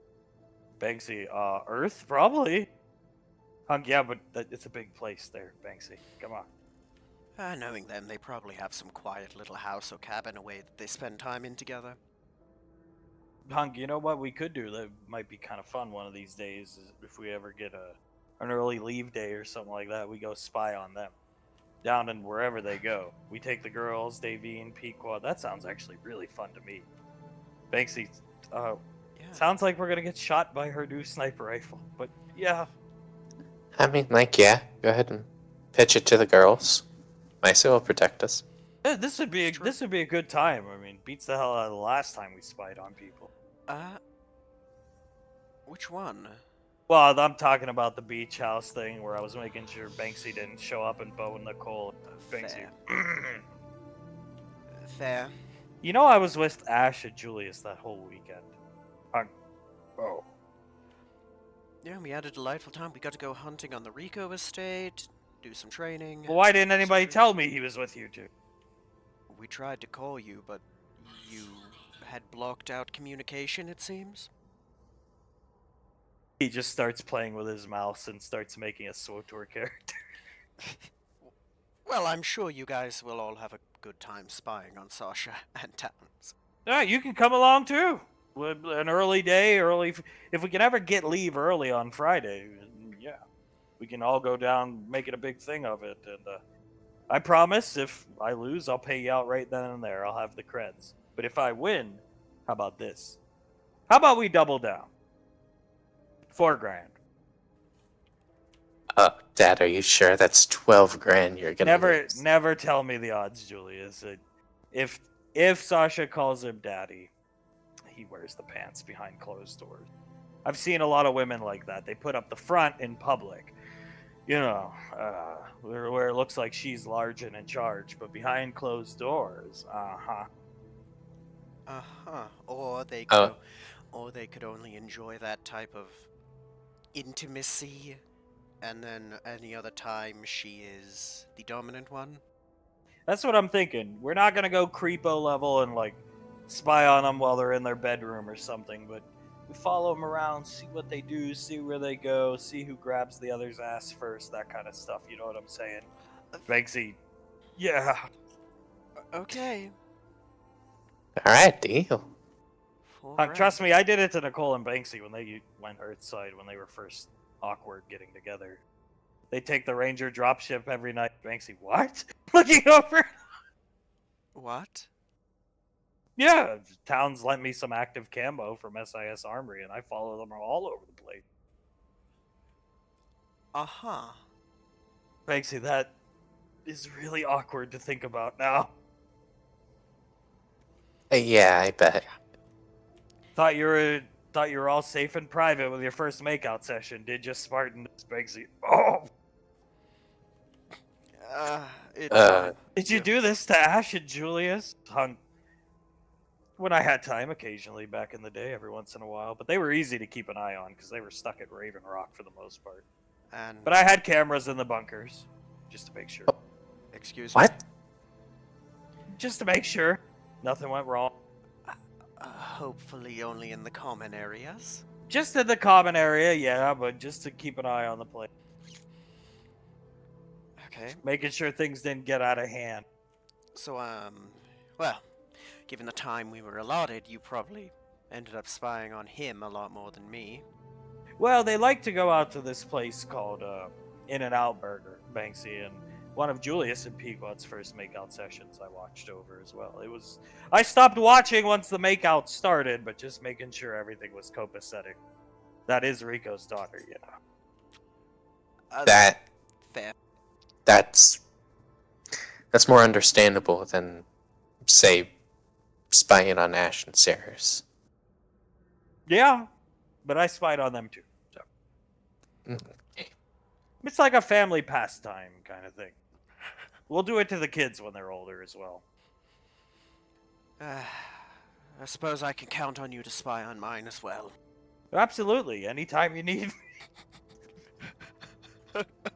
It's fun. It's fun. Like once they start making out and intimate, you turn away. You don't watch that stuff, but make sure nothing goes wrong. Make sure, not there's. I've said it a million times. Most men aren't like the three of you. Let's just leave it at that, huh?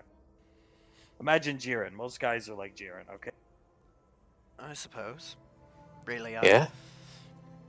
don't have much of a real frame of reference for that, considering, excuse me, look at the men that I've really spent any time around. You three, Ska, Sergeant Hamer, Lieutenant May, that's about my experience. For me, the outliers are people like Jiren, Malcolm, and Globnok. We keep an eye on Soul. She's gonna when she gets older. We'll be at the proms, stuff like that. Laz Junior. Yeah, for sure. Oh, those girls. I could just, volunteer to be a chaperone. No. We don't have to, spy on them. Yes, we do. Yes, you do. Kids are inventive. Even if you're there, people will find a way to get that type of thing going. Banksy, do I have to do this? Punk. Yeah, I was talking to Pequod the other day, and we were talking about it at the beach. You know how Carter ended up kind of Rico's right hand? Yeah, you're going to end up Pequod's right hand. So, you and the whole Crimson Squad. Great. Oh, look at it this way. That is great. You're going to be the personally under the command of the general in charge of all of EarthGov's military someday. Yeah, he's going to be beating up Miss Kudelia from fucking wherever the hell Pequod sent her. Banksy. Oh, God. Julius laughs and pats him on the back. And besides, if Jiren ever rears his ugly face again, I'm sure Crimson Squad is going to get first dibs. Banksy nods his head, cracks his knuckles, goes back to playing his character. Yeah, I mean, Jiren's a hell of a fighter. If I had my handgun back then. Yeah. Yeah. Psychic attack. Oh, not to sound rude, but I think about one psychic attack would put him down pretty good. Pea-brain motherfucker. Yeah, he doesn't seem like the most mentally, hardy individual. No, trust me. Giving up Davine, you gotta be... Well, yeah. That's fair. That's the way I'd think about me giving up Ceres. I'd have to be a fucking idiot, right? Not just giving up, mind you, cheating on her. Dear gods. It's the same with you, Julius. If you ever... You wouldn't, but if you ever did, you would be the biggest idiot in the universe. Goddamn right I would. I'd say that applies to any of us at these computers right now. We are very lucky men. Yeah, we'll have a nice weekend. I'll talk to Lorelai a little bit about it. We'll get maybe if we can get an early leave, yeah, spy on Sasha and Tom. I've got tons of equipment stored. Maybe we could bring Tommy along. Oh gods, imagine that, Tommy walking out at night and Sasha mistaking him for an intruder and shooting him. Banksy starts laughing. No, please hold your fire, Banksy. Julius starts laughing. Listen, Miss Sandra, please. Ah! Banksy, Saris and Blaze were talking about him preparing for Carter's wedding, and then Nicole talked to Tommy about it. Tommy's apparently prepping for Carter and Soul's weddings in the future. Really cares about you, Julius. Well, I'm thankful, 100%. Does he have to prepare for it when they're 8 months old? Though, not that I'm not thankful for him, just It's a bit of time away, I think. Hunk, how the hell do you plan for a wedding you don't even know who they're gonna get married to? Banksy, he knows. He says he knows, but he won't tell us. So. I could believe it. That lazy Hunk, eye Hunk, test. I don't believe it for a second. Have you ever looked into his eye? Yeah, I mean, it seems a little. Tommy has greater foresight. I guess he was blessed by Yen or something. Banksy, yeah, they're gonna send the Saint on an expedition to Anova to get some fossil or something. Wait, what? Wait, what? How did you tell him about that? And he looks over at Banksy. Banksy, no.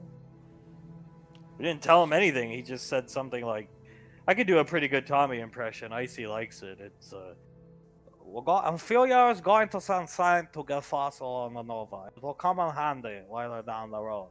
Trust me. Saint will go in about 10 years." Oh. What? Why are you so confused at that, Julius? He leans back and shakes his head. Nothing. Coincidence, I think. And he goes back to playing the game. What's the coincidence about? Out of curiosity. Memory Ann's favorite animal is extinct and it originated on Anova. It's a coincidence, though obviously there are probably hundreds of millions of fossils on Anova. Let's be honest. Hunk, there are a lot. Yeah, I mean, there's estimated to be hundreds of thousands of species that went extinct on the planet Anova. When something happened there, we don't really know much. Probably could ask Krellin more about that. Wonder how that guy's doing. Same here. It's been a while. I hope he's alright. He said he'd get back to us quickly. It's been quite a bit. Banksy, Icy tries to reach out to him because I guess you asked him to track down Tewaz, Ash?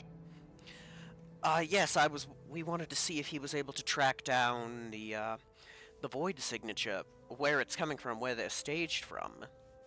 I mean, if you can Banksy, do well, that. Icy asks, reaches out to him, and he always just says he's very busy, doing something important. So maybe he's doing that. I'd assume so. The two things we asked him about was, the two things we asked him about were to see if he can find where they are and maybe find any other Star Children facilities, so it's one of those. Banksy, well, you guys are going to see a dragon today. Yes, we are. Oh boy, that's gonna be interesting. Hunk, can we not mention Malcolm around this thing? Yes, that's the plan. Nothing can stop a colonel. I swear, if any of you say that, I don't even know what I'll do. I'm not coming. I have to stay here and guard the apartment. That's lucky you. Oh boy. Well, it shouldn't be as bad this time. I'll have backup in some of the most powerful beings to ever exist, and not Malcolm Chance. But now Don't tell Anno me. Stash. Don't tell me we're bringing Tommy. Please, dear God. Not that I'm aware of. Thank Christ. Get him out of here. Jesus. Oh, don't say that. Oh, great dragon. I'm Tommy Wiseau. Oh, Stop! please don't talk about it. You will speak it into existence. Pequod will decide he's coming along, and Icy will back her up. I'd like you to star in my movie so you can see Ash's ass too. We must show Ash's ass to sell this movie. And that's when I get frozen and eaten and Saris becomes a widow. Yeah, no, Tommy, no. In here, the production meeting concludes. Lorelai claps her hands together. Very good. Now, the members of Alpha Niner, get out of that ridiculous costume. She finally says it to Pequod. Get your combat gear ready. We're going to talk to the dragon. As Sasha, Davine just clears her throat, puts a hand on Suletta's. Yes, of course, ma'am. Lorelai, good. I'll be accompanying you, as well as my guards. Suletta will come with us. You have 15 minutes. I will be waiting up at the Nova. Yes, ma'am. She comes out of the room, sees you guys, looks over. Having fun, gentlemen? Oh, Ah, yeah, this smuggler class, real fun, ma'am. amazing, ma'am. How did your Very good. production meeting go? Excellent, excellent. You are on a need to know basis about Rainfall Productions, and you do not need to know anything. Get your combat gear on. Banksy, you'll be staying here. Combat gear on. We're going to see a dragon. As her guards chuckle and walk out with. Understood. Oh, gods. You better get ready, silver-tongued devil. Hopefully it goes better than the last time I tried to have a discussion with someone who's really powerful. Yeah, hopefully. Julius stands up and goes to get ready. Pequod gets undressed in, one of the rooms in here. He comes out into the kitchen with Icy. You guys go get ready. Mhm. And you will make your way to the Nova. You board with Lorelai. She was waiting. Everybody's set and ready to go. Sasha and Pequod talking amongst themselves up at the cockpit. Davine and Hunk together. Icy and Saris talking. Towns playing with his wrist computer. Julius takes a deep breath and just walks and leans on the wall next to Towns. Suletta's going. Her guards, Lorelai's guards, are going to stand here as Lorelai sits down. Suletta comes, stands next to Davine. Nervous? Well, I'm really betting on the fact that he doesn't remember the dog. I'm nervous myself. I'm sure it'll be fine. Davine holds Soletta's hand. It'll be okay. Hunk standing against the wall. Have a good production meeting. Well, yes, dear. Yes, we did. Good. Fun. No boys allowed, huh? Yes, no boys allowed. But Scar and all the other men in the apartment were allowed. I'm sorry. She does the stickman figure walking up his chest. Maybe I meant to say she stands on her tippy toes and whispers into her ear, "No men allowed." He chuckles. Fine. Fine. He puts his arm around her waist and pulls her. She hugs him. We'll be fine. I'm not nervous about seeing a dragon. Look at Ash. He's exuding confidence. Aren't you, Ash? Yeah. It'll be fine, right? Pequod, she gets the ship on autopilot and pats the couch for Julie. Julius will sit next to her. Oh, she's patting it, not sitting on it. Oh, okay. She sits down. Sorry, Lorelai made me take off my costume. Lorelai, that is ridiculous. Why do you even have such a thing? Pequod, don't know? I like how her ass looks in it. So I bought it for her. Lorelai's eyes widen. At least you're honest.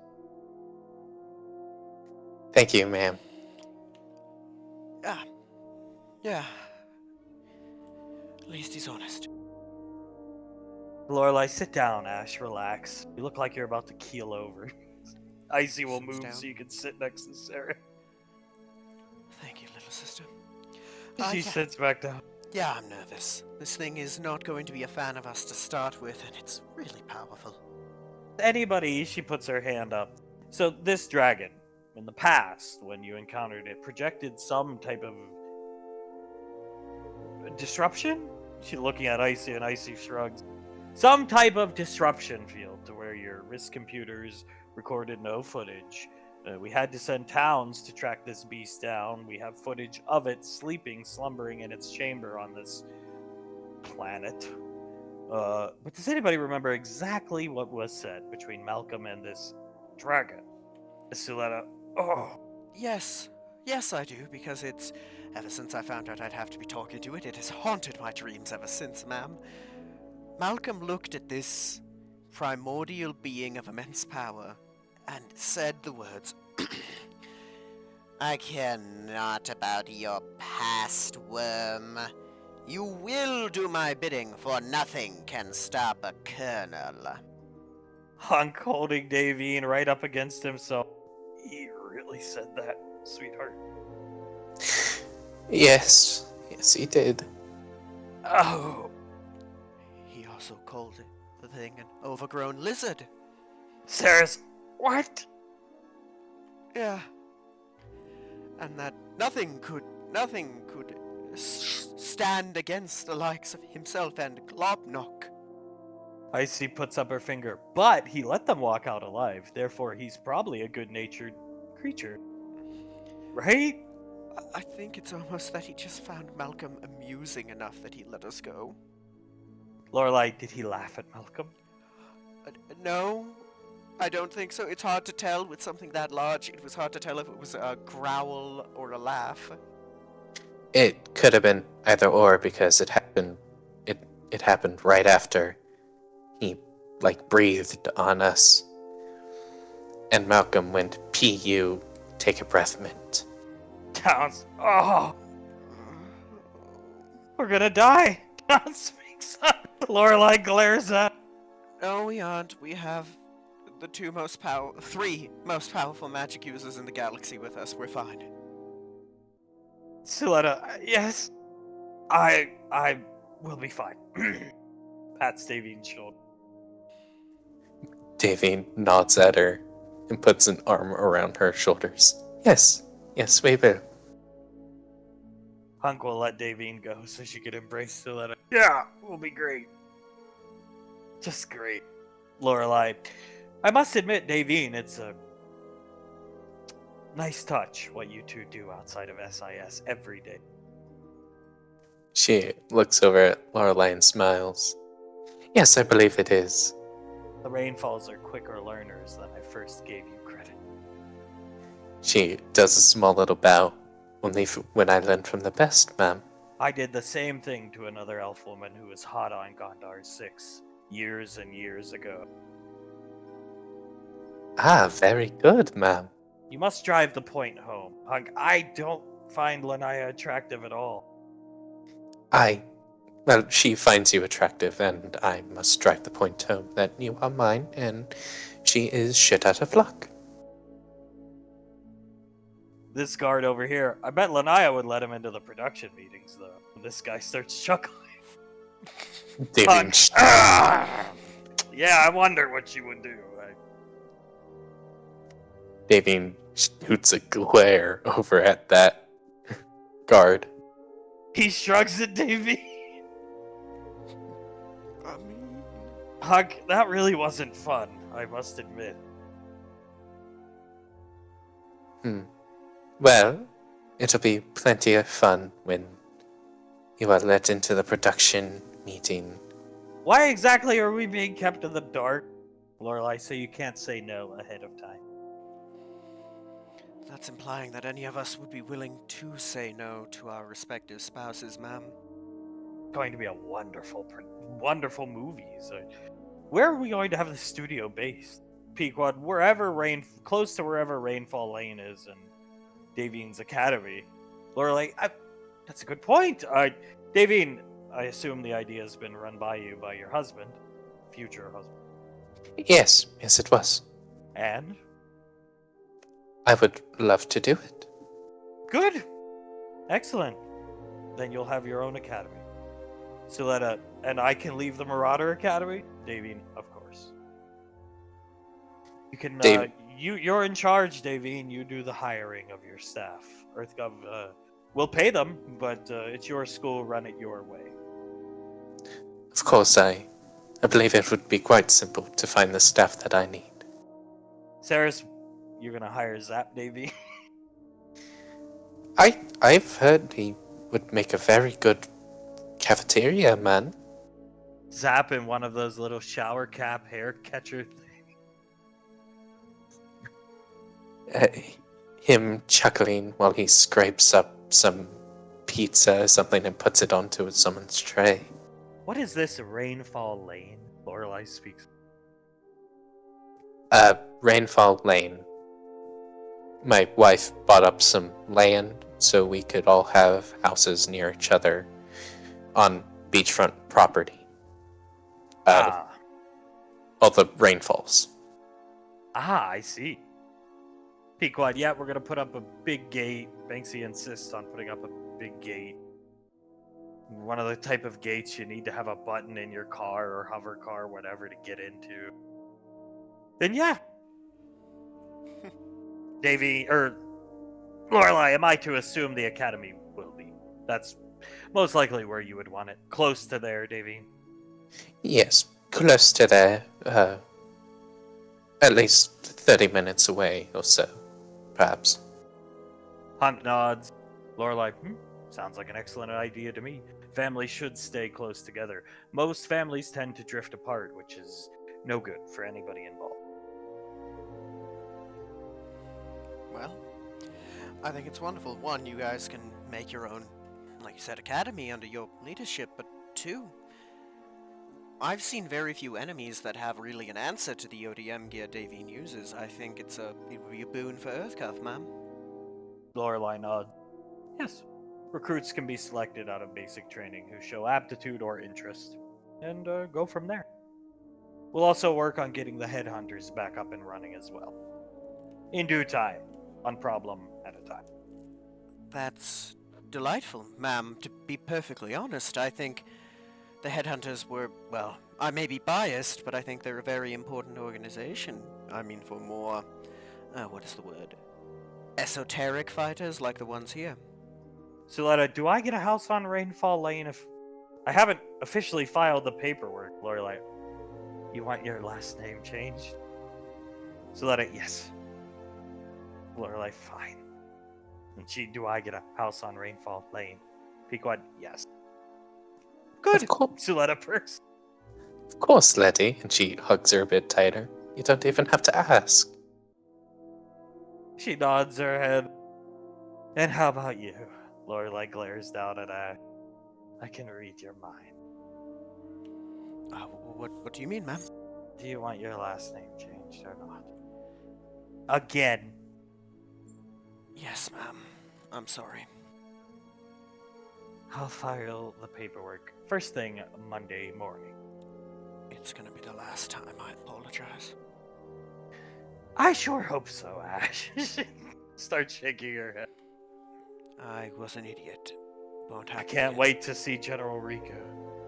I don't understand. She starts imitating him. I don't understand. Didn't he already have his name changed? Pequod, you do a really good impression of my dad. Lorelai, well, I've known him since he was an 18-year-old boy. So. Yes. Yes. Apologies, ma'am. What the hell is even his last name this time? Is Arnaki back as Pequod and Icy Star?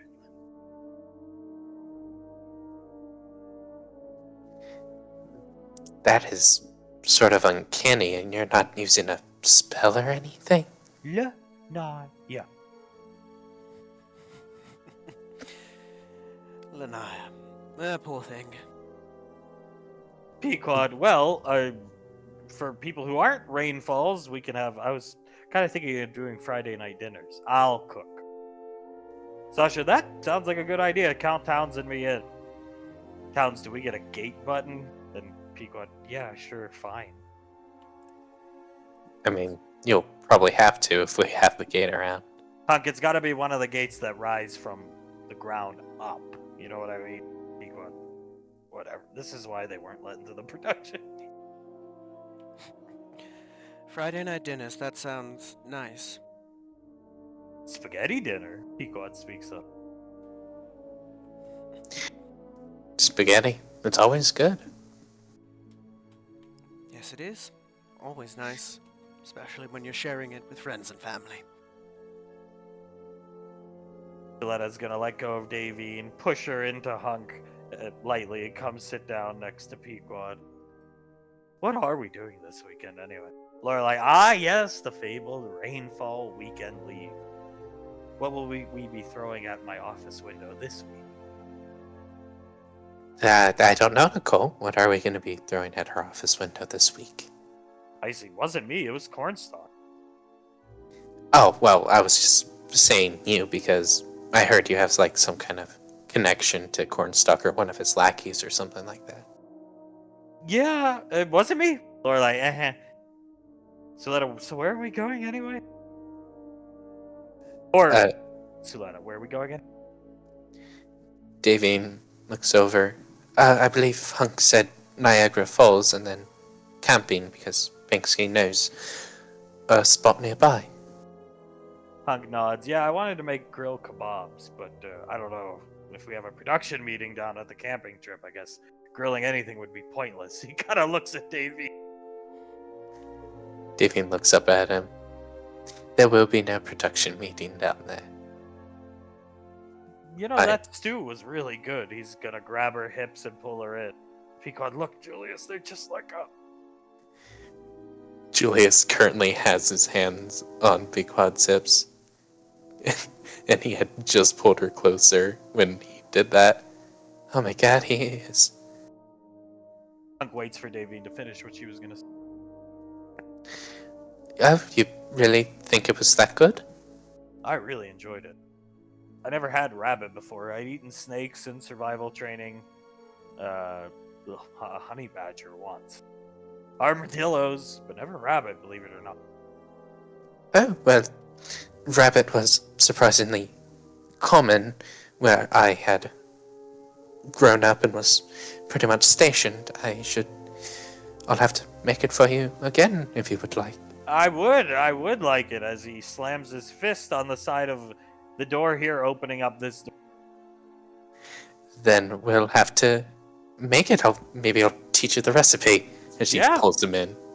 Sounds good to me, as he pushes her in. This is for locking me out of the production meeting, and he closes the door behind them.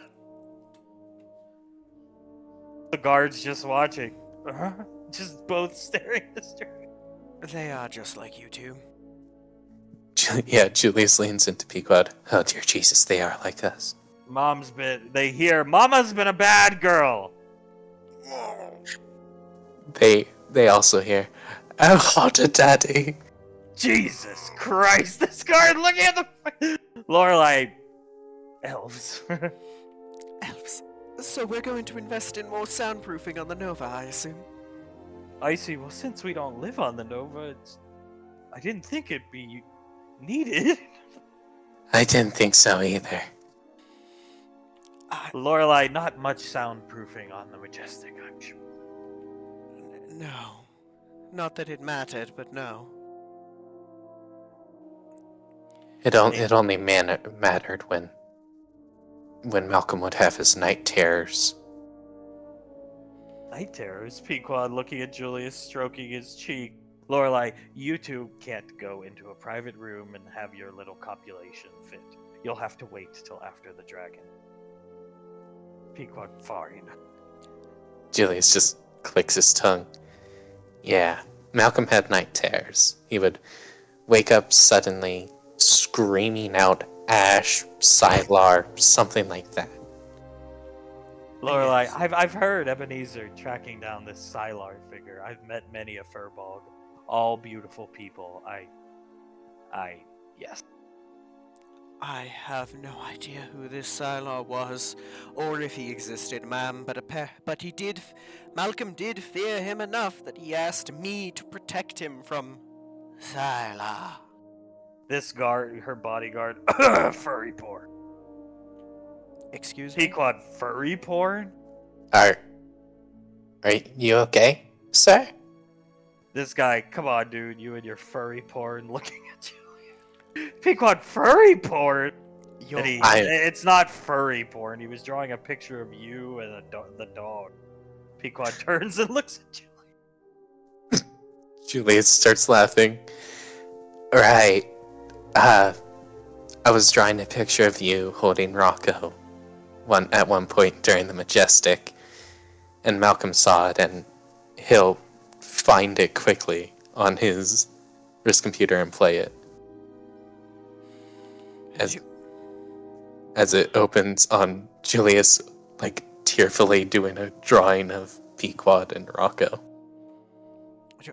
Julius, what is this you're drawing? What is this slop you're drawing? It's just my wife and our dog that we have together, sir. This is... How dare you draw furry porn on my ship? Lorelai. Furry porn, sir? Furry porn... This is... He rips the piece off, paper off. This is disgusting. This is contraband. Never again. No more of this despicable porn on my beautiful ship. Or I'll airlock you. Even with Omega Tristan. Oh. Saris grabbing her neck. Oh. It's just a picture of a dog, sir. That's what you'd like me to think. Go to your room. We are in my room. What are you doing in my room? Go to Ash's room. That's your punishment. You have to sit with Ash. Sasha, and you really won't let me talk to the council. Lorelai, you are not wasting EarthGov resources to resurrect the man to shoot him with your new gun. I mean, No. Lorelai glares around the room. Besides, trust me, where he is, he's getting his comeuppance. See Ash kind of get pale, remembering that. Yeah, he is. Yes, he is. Besides, if they failed, since resurrection is no guarantee, if they failed and he became a specter trapped between the realms of the dead and the living, we all know where he'd be. Yeah, he'd be ogling you. Let's not get into it. General Lorelai clears her throat. Oh goodness, imagine that. An actual Malcolm Spectre haunting us, and looks over at the room where they'd gone into, and them. Pequod leaning her head on Julius's shoulder. It was a beautiful drawing. Kisses his neck lightly. he kisses her cheek. Yeah, beautiful drawing of a beautiful girl. Maybe you could redraw it for me. Of course. I'll draw it using some of the supplies you gave me. General Lorelai, how is your Snarf's workshop and other businesses you've been acquiring coming along? Pequod, really good. Julius's bank account is fat. With a P, not an F. Lorelai chuckles. Julius also chuckles. Yeah, she's done a lot for me. And he starts playing with her hair a bit. Lorelai smiles. Good. I don't know what I would do without her. Pequod, we have enough money to buy an Escalade. But this one won't let me. Lorelai, Nope, it's supposed to be a present for you. I'll find a way. Don't worry. Sounds well. He says the S, and Sasha elbows him right in the stomach. Oh! Well, I mean, Julius has been climbing up in the ranks rather quickly, right, Mom? It can't be too long until he can afford to buy one just off his wages. Lorelai looks over at Ash quicker than you'd think. Really? Pequod hears the nav computer beeping, kisses Julius on the cheek, and goes up. Here. Lorelai whispers in. Everybody can hear her except Pequod. What are you still missing from that Escalade anyway? Towns. Yeah, I was about to add. Pretty much the sealant, some spark plugs even. They're pretty hard to find, actually. Just simple spark plugs. And then other just nondescript things like windshield wiper fluid. What about the thruster packs? Icy speaks up. You know what? I actually haven't had a chance to get those yet. Or find a way to get them. Sasha, so you're not missing all that much, all things considered. You're more than halfway there. Yeah, pretty much. Sounds nice! God, you elbow hard, and Sasha just groans at it.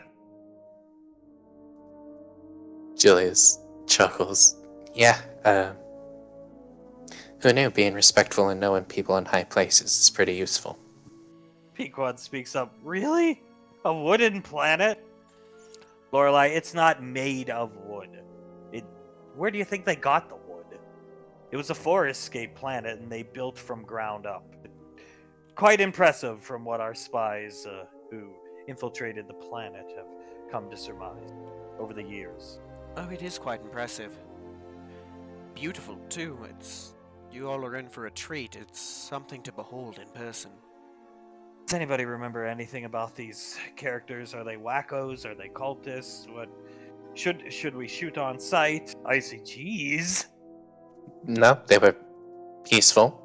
They were pretty much just monks who minded their own business. They were peaceful to us. Very well. Yes. Calm, peaceful people. They're perfectly fine. We should have no issue with them. Fine. Suletta, guards, Ash, Julius, with me. The rest of you stay on the ship. Pequod, put us. Pequod nods her head and starts taking the plane into atmosphere. Pequod, wow, look at this place. It's snowing like crazy. As Sasha walks up. Snowy? Julius stands up and walks over. Pequod, look at the meteorology scans of the planet. She's typing on her computer, Sasha looking. The whole planet's going into a deep freeze state. Lorelai looks at Ash. Was it like that when you came here last time? No, it wasn't. Deep freeze state. He's gonna get up and walk up. Towns, how's that possible? This planet's right near us. What do you call that thing? Icy supernova. Which, is the supernova still a supernova? Pequod, no. It's a dying star, apparently, if these scans are right. Oh. Damn. So much has changed here in so short an amount of time. Suletta pulls up the star cluster on a map here. Lorelai looking at. Perhaps the dragon was, I don't know, keeping the planet towns, yeah. Sasha coming over here, or Sarah's coming over here. When you came here, what was it like? Town's hot, like really hot. Lorelai, oh. What's the matter, ma'am? Suletta, I think the going theory is the dragon isn't here anymore. Oh, gods. I mean, he looks over at Icy. If he isn't here anymore, are there ways we can find it? Icy, we could ask the people here. That might help. Pequod, I thought you said you could track it! Icy, well, I could! I mean, to me, it still senses like it's here. It feels like it's here. Lorelai, I concur. So the creature can mask its presence. Probably hiding after the Malcolm incursion. It probably detected towns spying on it and then ran away somewhere. Thinking EarthGov was coming to capture it. Or was it fond of EarthGov if you ever got to that point of the discussion with it? Or did Malcolm just ruin any chance of gathering this thing's disposition towards creatures such as ourselves? We never got to EarthGov itself, I don't believe, but it did seem to not be the biggest fan of humanity, considering its species gave up their survival for ours. Or like Crow. I see, and think about it this way: the first contact it had with modern people were with Malcolm. Lorelai glares at Isaac. Thank you, Nicole. And Julius. Lorelai, I'm sure Julius was overlooked, trust me. Yeah. I don't think Julius got to say more than 2 words to it. And Globnock. So he speaks up, Pequod. Stop!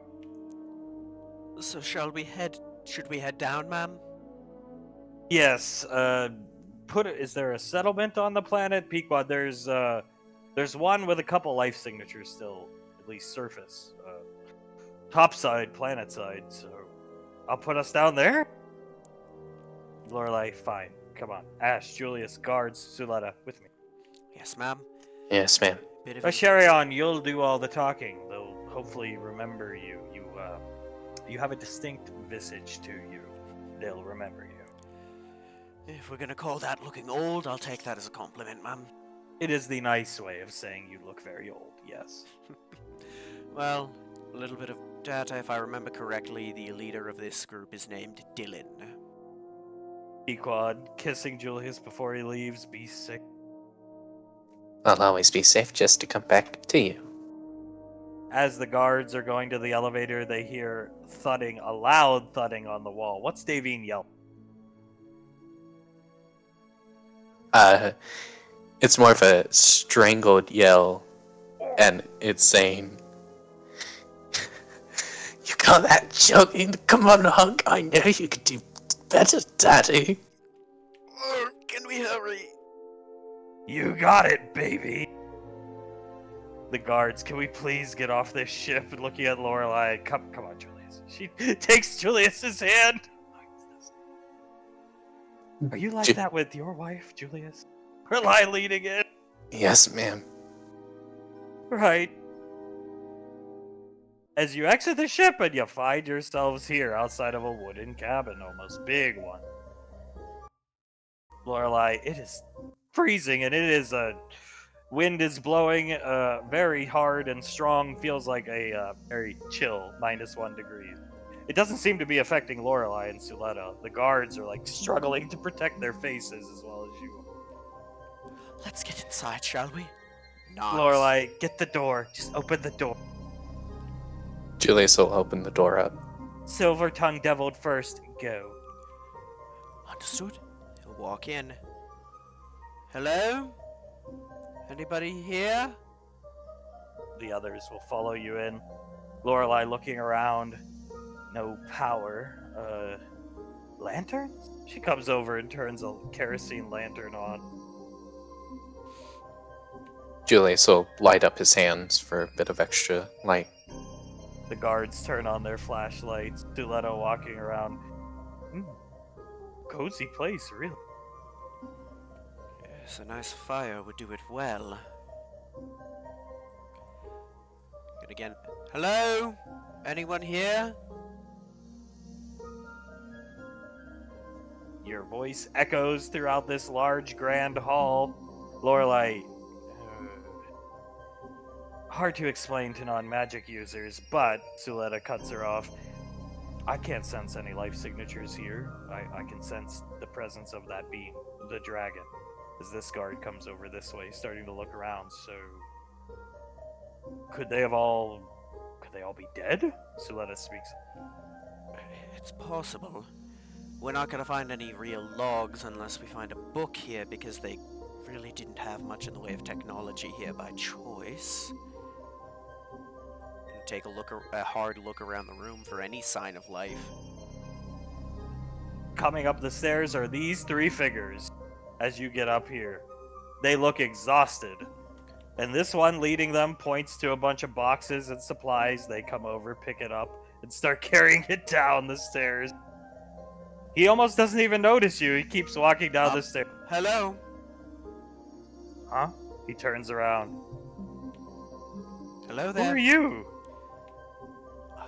I am Lieutenant Asharion Valorius of the Arcane Council. We're here to talk with you and hopefully find out about the dragon that's here. Lorelei leaning into Julius. Is he the same one from last time? I believe so, ma'am. Right. Dylan, was it? You look familiar, sir. He's gonna put his hand out and walk up to you. Ash will shake it. We have met once before, although not on the best of circumstances. I was serving under a different Arcane Council strike squad when we were called here. Right. The man with the hat and the beard and the hubris. The idiot, yes. Lorelei's gonna guide Julius up. He looks familiar as well. Yes, sir. So what have you returned for? Where is your commanding officer? Dead, thankfully. We are under a new captain now, new strike squad, and we're here to actually be able to speak to the dragon. Suletta's inspecting stuff on the table. If I may, this is General Lorelei, sir. She puts her hand over her stomach and bows to him. He does the same. See Suletta inspecting the food pots and stuff they eat out of, picks up a spoon with 2 fingers just looking at it. You know full well that the things that are at play right now are very heavy and dangerous. And due to our previous captain's incompetence, we were not able to actually discuss these important matters with the dragon that was here, and we were hoping we could actually discuss them now that there is more sane people in charge of our squad. Heavy and dangerous would be an understatement, I'd say. Please, sit. He points here and he's gonna come sit down on a box. Suletta crosses her arms and just stares at the sea. He'll sit down. Lorelai, it is a nice place. Ugh. It's cozy. Yeah, I'll be nice, Julius. Thank you, ma'am. Pull out my seat, Julius. Yes, ma'am. He'll walk over, pull out her seat, and gesture for her to sit down. She's gonna sit down and pat the seat right next to her for Julius to sit down. He sits. Letta coming this way, looking around. There actually is a piano here. She starts ding ding hitting buttons lightly. Well, he sits down. I do not enjoy being the bearer of bad news. Puts his elbows on the table, interlocks his fingers, looking right between Julius, Ash, and Lorelei. But there is no dragon here. Not any longer. He left. Correct.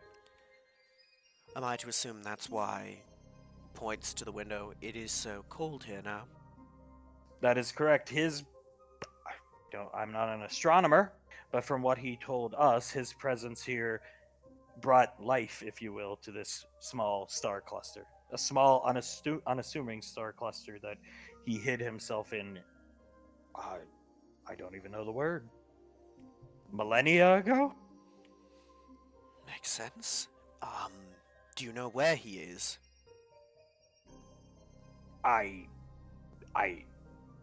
Well, sort of. Anything you can tell us is of use. Dylan, you know full as well as we do, it's important. I know he went to another planet for what reasons I don't know, and he didn't give a name of the planet. But he showed us where he was going. Apparently, his clutch of eggs exists on this planet, and he was going there. Lorelai, how did he show you? Dylan, here. And he taps to his temple. He showed it in your mind, telepathically. These are the end times. He's staring right Ash right in the eye. By his admission. What we've been waiting for. Him and his kind are going to return and lead their servants to salvation. Well, let's hope we can find him and make good on that promise. Aye? They're going to deliver us from the evil of whatever he feared, and take us to the next level of existence. Lorelai scoffs under her breath. Right. But he left you here to die on the planet that's currently being frozen over. Dylan, the cavern systems of the planet have been marked by him and protected by him. We will be safe down there until our time comes. The civilized world beyond this star cluster is doomed from what he told us. Well, I'd hate to say his prophecy may be wrong there. But if you're willing, he showed you in your mind. Would you be willing to let one of us read your mind and find where he went? He looks at you.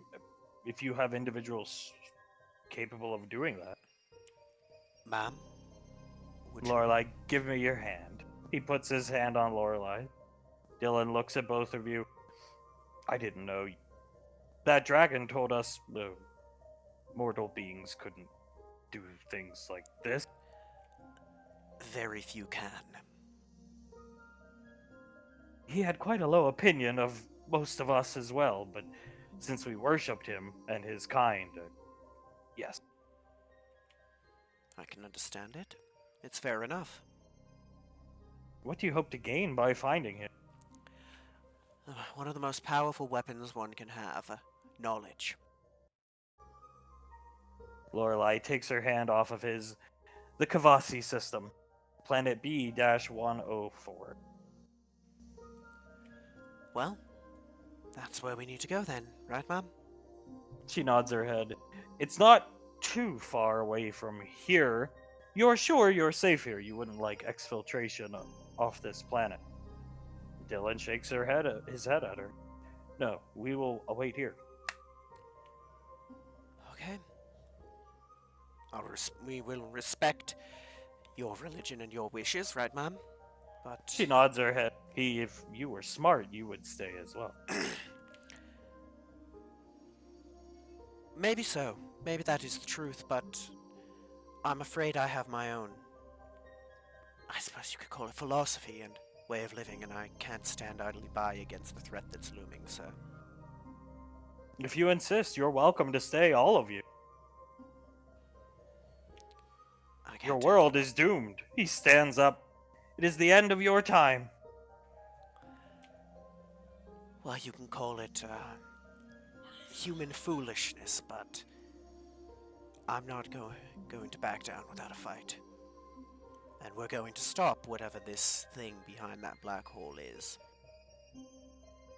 I hope you're right. He walks here looking right at Julius in the eyes. I really do. I think we are right, sir. And when we are, we'll come back and tell you, face to face. He nods his head, puts his hood up, and disappears down the stairs. And this guard just holding his rifle up with one hand. What the fuck? Watching him go down the stairs. Well, we have our answer, although I think that dragon may have used them quite thoroughly. End times, this guy speaks up. Or like,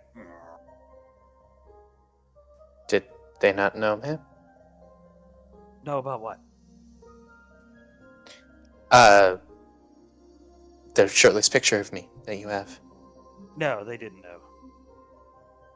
Ah, of course. I don't think they seem to have no technology here. Why would they know about shirtless Julian? No, I meant the guards, ma'am. Did they know about? He leans in and whispers, the black hole stuff. Oh yes, of course. Of course. Oh, okay. Of course. Everybody knows Julius. You're going to be a movie star. She pats your shoulder. A real Thank- movie star, not a Malcolm movie star. Thank you, ma'am. It makes sense for the dragon to be pessimistic, right, ma'am? I mean, the last time this happened, the combined might of the Star Children and the dragons failed. At best, they stalemated it? Lorelai stands up. I suppose if I was the last living dragon, elf, I would be pessimistic. I really don't know. I wish I could have been here in Malcolm's place to speak to this creature the first go around. Gods, do I wish you were here. But we may get our chance yet. Suletta, why would it go to a clutch of eggs? What reason? And leave its apostates here? Wouldn't you go there in its position if you truly thought everything was about to come to a head? Which is more important, protecting the survival of one's species or random humans that you don't seem to really care as much about? End times. This guy speaks up again. Is it really that bad? I mean, Lorelai, apparently the dragon thinks so. So, yes. If we don't stop that thing, yes. This guy shines his flashlight down the stairs. Just watch it, looking down the stairs. Lorelai, come on, let's get out of here. Yes, ma'am. And Yes, sir. don't let what he said disturb you. Any of you, guards, as this guy looking down the stairs comes over here. Back to the ship. Yes, ma'am. and you'll return back to the Nova. Pequod turning around in the pilot seat. Are we done already? We know where it is. Lorelei comes up and starts typing in on the nav computer. Set it to autopilot. Go do your thing with Julius. Pequod gets up with a smile. Julius picks her up and slams into the door, opening it, and then going in. Pequod goes in with Julius. Lorelei comes out here, sits down. Ship takes off. He'll come and sit down as well. So, we're going to meet a dragon where its clutch is. Suletta's gonna lean up against the wall. Assume it to be highly protective. I would, ma'am. It has very little faith in us as a species.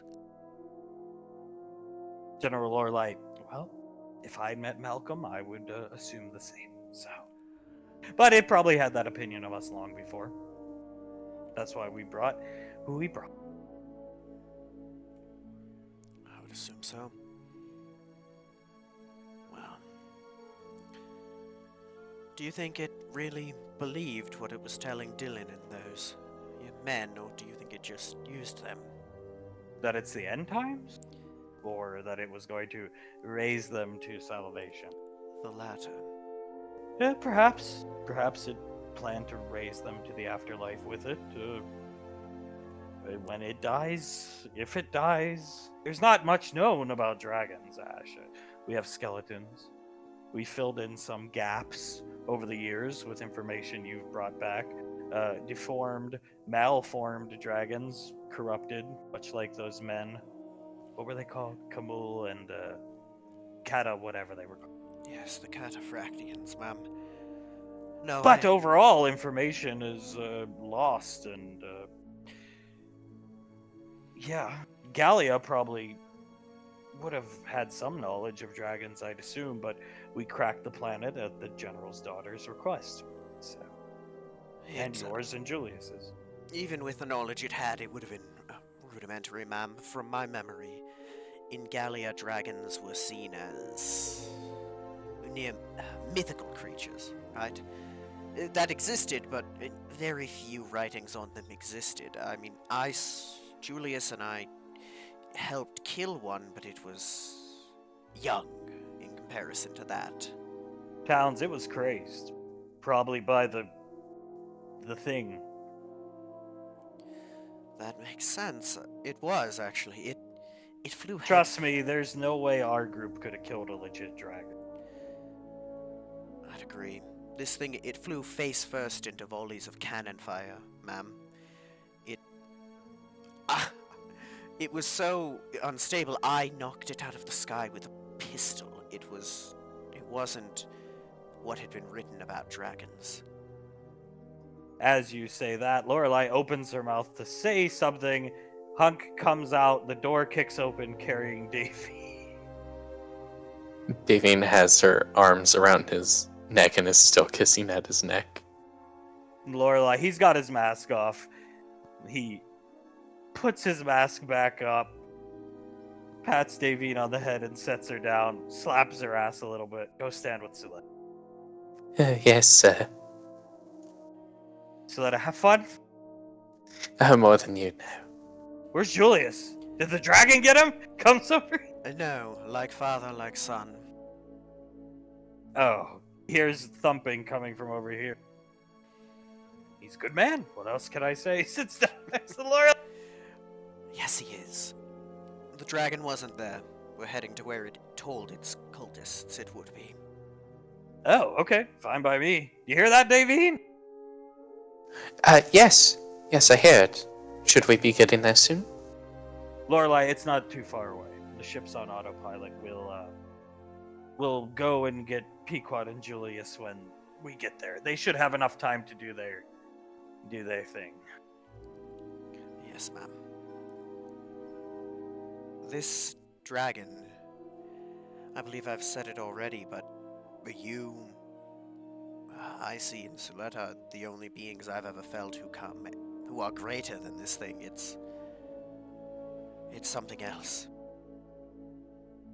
I see. I wanted to bring Krellin, but he said he's busy doing something. Yes, Krellin, have any word on anything he's gotten done, or any leads from him? I see. Every time I reach out to him, he just says, busy, talk later. Must He's be- probably searching for the cult's void signatures. I can imagine. With how powerful they are, it must be, well, hard to track. I mean, even you. Looks at Lorelei and her, even you two struggle with it, right? Void is repulsive to begin with. Those guns in your armory.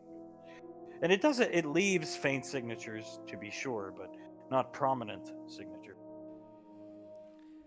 Powerful but easy to hide. A disgusting combination. Yes. Makes sense. If that's the case, then Krellin, with his technology, must be having just as hard of a time. Icy nods her head. Lorelei, why are you going to Niagara Falls this weekend? What's so special about Niagara Falls? Aren't you scared of heights? She gestures over to Davine, whose hair is all fucked up. Davine is sort of staring off into space, smirking. She shakes her head. That's Nicole's favorite place that Hunk used to take her. Plus, her and Banksy should be able to get some nice photos. And last weekend, what did you do? We went down to the beach house, spent time as a family. She leans back, puts her fingers together in like a triangle formation, leans back into the couch. All weekend at the beach house as Icy comes and sits down and stares. Yes. We spent all weekend at the beach house. Some of us went into town to get a pie for dessert. Is that right? Yes, ma'am. Sex fish. We got some sex fish. Nicole, Banksy, Julius, Pequod, Davey, and I. Suletta, she had a good weekend. Monkey Boy. Lorelei, yes, Monkey Boy. Zanzibar and the power pull. Ash has seen it, haven't you? Yes, I have, ma'am. It's a sight to behold. Yes. Why do you ask, ma'am? I just wonder. I never would have thought, upon first meeting Davine and most definitely Julius, you all would be in such an excellent place. And Suletta, even. Suletta, yes! I quite enjoy Rainfall weekends. I finally have something to look forward to in my life besides time with Memory Anne. Yes, it's quite fun, and I've always wanted a family, sisters, a sister, a good relationship with my son, a daughter, a husband. I've always wanted it, so I'm very thankful for it. Yes, ma'am. All of us, He looks at Davine. This isn't to be offensive or anything, but I wasn't sure if Julius had it in him to actually buckle down and be a stable man when we first met. Lorelei nods. Looks can be deceiving, I suppose. What were you going to say? So. She just goes, Well, I'll be honest. I always had faith he could, but that nagging sensation at the back of your head doesn't go away. He made a lot of mistakes, and I'm proud that he owned up to them and improved. That's the sign of a real man, right? Being able to improve from one's mistakes. Hunk, where I come from, family is tight and big. So, I always wanted this. And, yeah. Lorelei, aha. yes, I've always wanted a family, so I have one now, and it's quite possibly the happiest I've ever been in my life. No, it's definitely the most happiest I've ever been in my life. Yes, you're doing much better. Much, much better. After what Commander Jiren did to you. I would have thought you never would have recovered. Icy jumps a little when she says the J in Jiren. Oh yes, she proved herself to be a very strong person, and it's amazing what finding the right person can do for you, right, Davine? Yes, of course, Ash. It's wonderful. All I really needed was someone to help me through it, and Hunker has always been there for me. Yeah, I was just stupid and married to the wrong person. Suletta, I always wanted a sister that didn't despise me. Davian holds her hand. Suletta lifts her hand up a little bit. It's quite nice, actually, not being hated. Just for being born different. Davian puts her head on her shoulder. I could never hate you. General Lorelei. Mm-hmm. What did you do Friday night? How did you set the tone of the wonderful weekend at the beach house? I see. Talked about movies. Watched movies. The boys went fishing. Yeah, that's right. Yep, me, Julius, and Banksy. I made a wonderful rabbit stew. I call it Sam's Coney stew. A bit of a inside joke for pretty much only myself and I suppose Julius. Share the joke.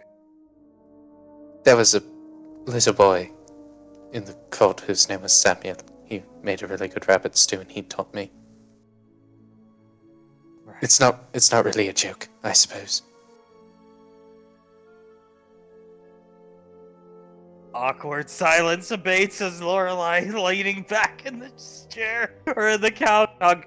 Yeah, it's always a good time, Rainfall weekend. Always a good time. Yeah, it seems like it, and it's been very good for all of you. You've all been doing so well since you've started doing it. That's right. Yeah, it's we have a wonderful time.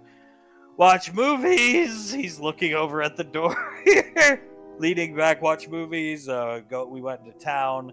Me and Julius even went looking around for Sandra the alley walker because Tommy said she could be a foot, I believe. Isn't that right, sweetheart? Yes, you guys were gone in that swamp for about an hour, if I remember correctly. And yes. Hunk even put up a little sign for me that says no anarchy allowed. It's quite funny. Oh, and do the kids respect that rule? I see. Yes, ma'am. And nods her head. Yes, they did, thankfully. Saris leans into Ash. There's no way that sign's gonna stop them for long, Ash. You know that, right? No, that sign will be gone and burnt by the end of the week. And so you're going camping this week? Yes, ma'am, after Niagara Falls. Right. Was anybody aware one of our bases was put on alert last week? Oh, Groom Lake. I believe you should be familiar with it, Sherion, and Suletta should definitely be most familiar. The heavy arms is kept there. Suletta, yes, I took a Sherion and some of the apartment folk there a while back. Yes, I heard. Wasn't it? Somebody got assaulted, right, Mom? Yes. Assaulted so badly they may never be able to rejoin active duty in the military again. Oh no, that's terrible. She looks over at Suletta. Is that what that alert on your wrist computer was about? That had me quite worried. Suletta, I was very concerned, General. So was Banksy. Yes. Banksy! And were you concerned, Nicole? Ranking officer, your computer should have went off. I see. Yeah, but we were in town at the time getting blueberry pie because it's my favorite. That's right. And sushi rolls. To put the sex fish in, ma'am? Yes. And you didn't take Banksy with you. You're inseparable 99% of the time. I see. He wanted to guard the house. Aha. Right. He really is a wonderful boy. Me and Suletta, we continued to tell him that he didn't need to, that he could go on with Icy, but he insisted he wanted to be a good man and protect us and the children. Hunk nods. Good man is right. Yeah, he wanted to guard the house and, just make sure everything was on the up and up. Help out Zanzibar. Oh, so you bring the Drake on these weekends? We bring all the pets, the Rocco, the Drake, Monkey Boy, more recently, although Zanzibar and him are inseparable. Gilletta, quite so. The hat Zanzibar now wears is a pocket dimension for Monkey Boy. His own little Pokeball, if you will. Malkaball. Malkymon? Is that what it's called? Malkymon, yes. Yes, dear. Yes, it's a very clever idea and a smart concept, right? You know, cloning animals is quite expensive. I had heard, yes.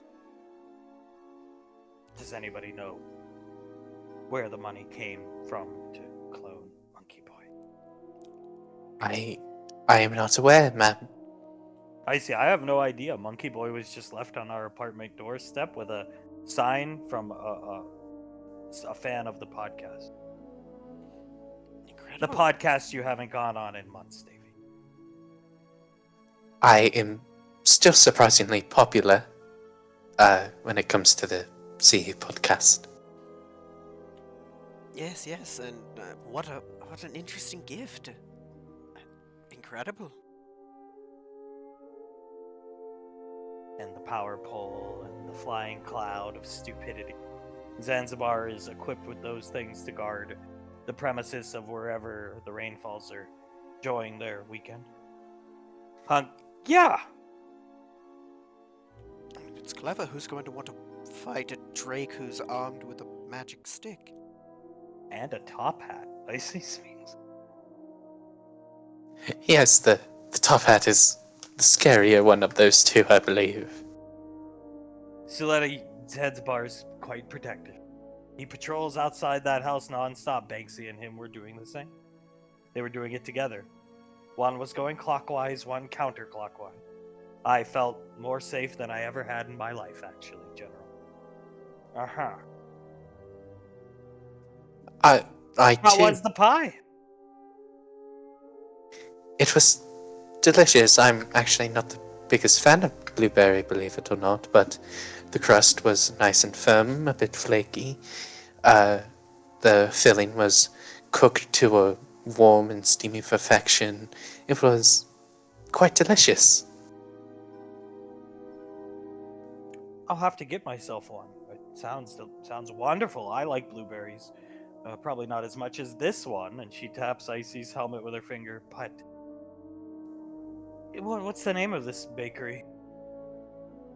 Hunk. Damn it. Nicole, what was it? Icy, I forget.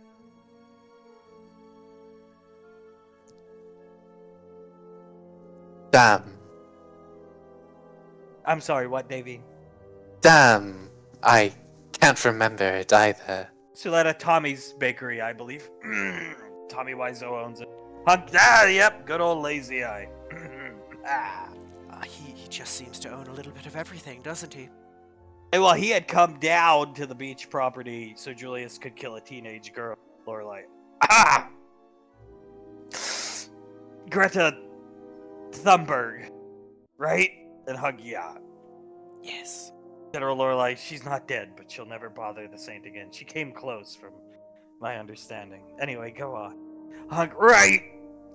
And Tommy loved the beach town so much, he bought a baker shop there. And the rest is history. Lorelai, aha. What would you get from there the next time you go, Davine?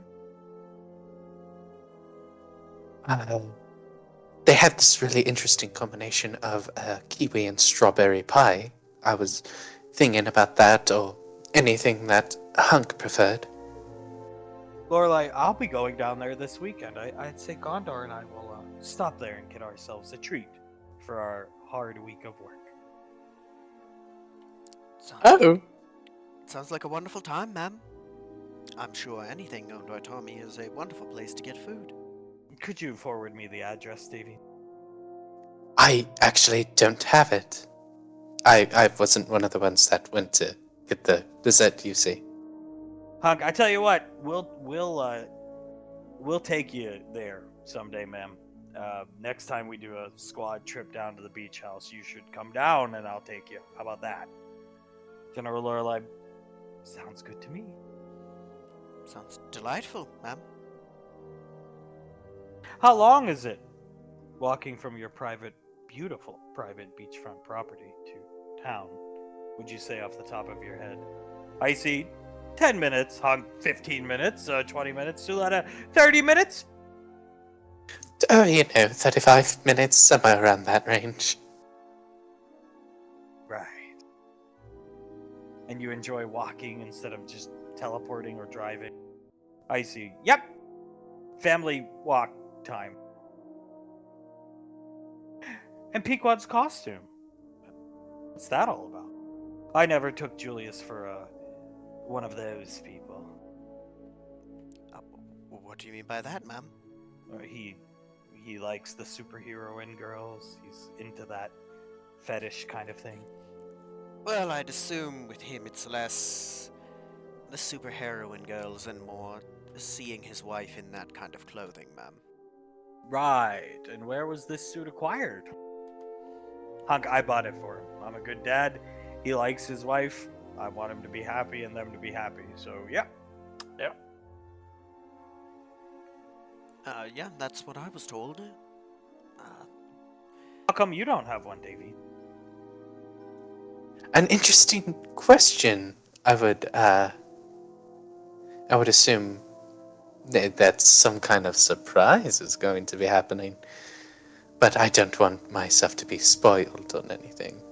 Hunk, I was gonna run that and something else by her this morning, but you guys had your production meeting, so couldn't get around to it. And then you whisked us away on this journey to see a dragon, which I am happy to be on, General. Right. She just sits back in the couch again. Bad timing, right, Dad? Yep. Bad timing as Julius and Pequod come out of the room. Julius carrying Pequod. Pequod's eyes crossed. Have fun. Julius nods. Pretty sure Sunny has a brush in the medbay for your hair. Yeah, Pequod, no. I'm fine. Yeah, no, it's cool. I like the hair this way. Set me down, Julius. I gotta get up to the cockpit. No pun intended. Yes, ma'am. He sets her down. She wobbles as if she's like drunk past everybody. Sasha will take her shoulder and help her to the cockpit. General Lorelei, good blueberry pie you had this weekend, I hear, Julie. Come, sit. She points right here. Julius's face almost immediately sobers up. Yes, ma'am. It was delicious. About how long do you think it takes to get from the beach house to this bakery? 40 minutes maybe. I wasn't really timing our walk, ma'am. Having too much fun. There's a lot of mischief that me and Nicole and Patricia could get up to, and bothering and scaring Hunk is always fun, so that probably affected the time it took to get to the bakery, ma'am. Time flies when one is having fun. That's the perfect saying for this situation, ma'am. Right. As Pequod starts landing the ship unaware of the discussion here. Pequod, we're here! What are you guys talking about back there? General Lorelei, nothing. Exit the ship. Yes, ma'am. Yes, ma'am. Alright, this is gonna be it. Oh, boy. And you find yourself here. Lorelei points to the statues of the dragons, just like what was in the man's head. Oh my. Look at those. Those are different from the dragons I've seen before. General Lorelei walks up here with her guards and crosses her arms and starts looking at the statue with Suletta. Gonna try to catch up. Have you seen anything like this before, Mum? No. Never in my life. Well, that's interesting. Hunk's gonna grab Davine's wrist before moving forward. There is something I need to talk to you about. That's not costume related. Now it's probably not the time, but more of a serious discussion. Of course, whenever you need to talk. Alright, well, hopefully we can get some free time once we get off this creepy planet. Did dragons look like that in Gallia? He gestures up to the statue. She looks over.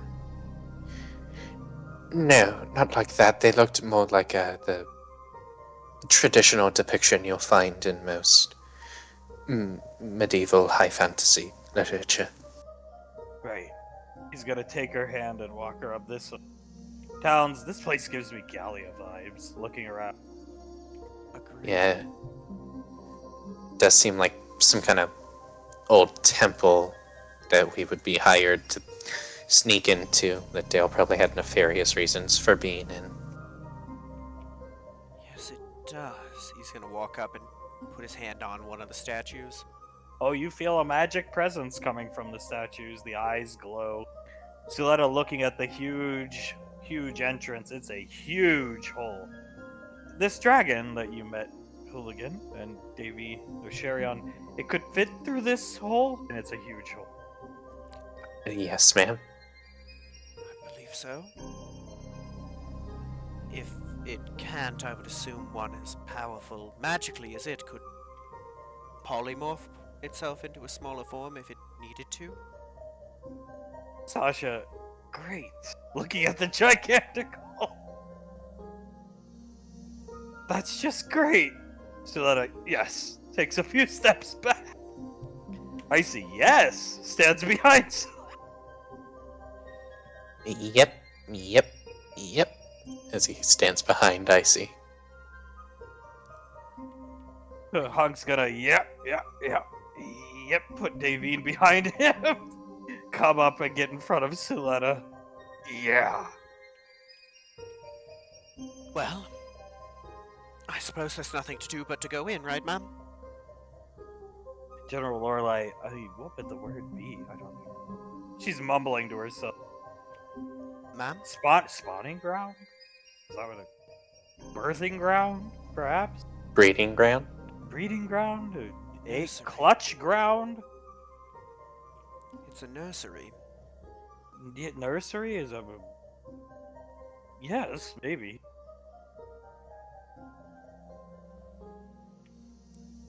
Well,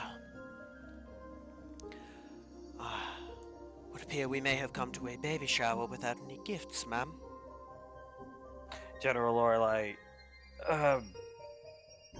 perhaps we should have brought, something. I mean, what would be even able to give it, ma'am? Saris Malcolm's head. Lorelei, perhaps? But we couldn't get that. Towns touching the statue. Never saw Jack like this in Gallia. No, and I've never felt magic quite like that before. Lorelei, primordial. Very. Suletta, yes! Very. It's interesting. Icy, very interesting. Comes and hides behind. If I were to put a word to it, it feels like the opposite of void magic, right, ma'am? Yes. To be sure, as she's inspecting the huge entrance. Her guards are right behind her. Would you like me to go on in ahead, ma'am? Towns jumps down. Lorelei turns around, sees the rainfalls in a single file line. Where is Patricia? Does she not want to come see the creature? No. No, ma'am, I don't think she does. You're keeping her on the ship? Yes, sir. Ma'am. Fine. For the best. Single file line behind me. Yes, ma'am. Sasha gets in front of Hunk. Hunk goes in front of. Pushes Ash. Shouldn't I be near the front, Dad? I mean, I'm. Yeah, I can hear you talk behind me. Trust me, as Sarah's. Town's nice. Stands right here. Lorelai, let's go. The guards will turn their flashlights on, and you walk down, deep down, dank, wet cave, thousands of steps. It takes a long fucking time. And you find yourself here. All these faintly glowing eggs, and a skeleton of a gigantic dragon and its head is propped down over these eggs up here. Bunch of other statues, and the eggs seem to be covered in some type of almost stasis field.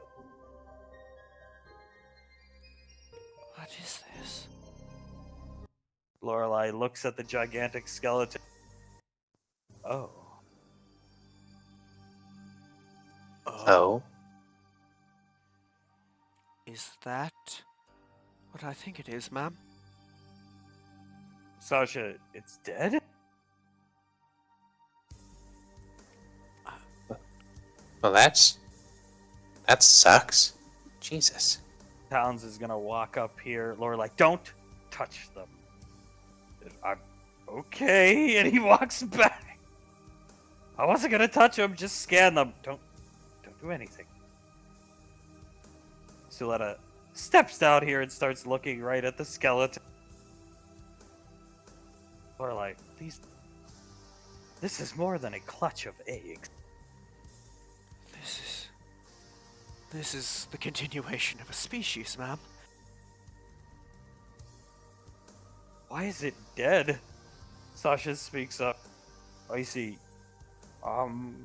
She takes her helmet off, starts biting her finger. I think it probably transferred its life essence into the egg, which killed it. Which is why they're glowing. Glowing with life energy, I assume. Lorelei, you should, looking around, you should let Pequod see this. It's safe, Julius. He's dead. Yes, ma'am. For better or worse, he is dead. Radio her to come down. He'll call her up on the radio. She starts making her way down. All you hear is, yes! I can finally get off the ship. He's dead.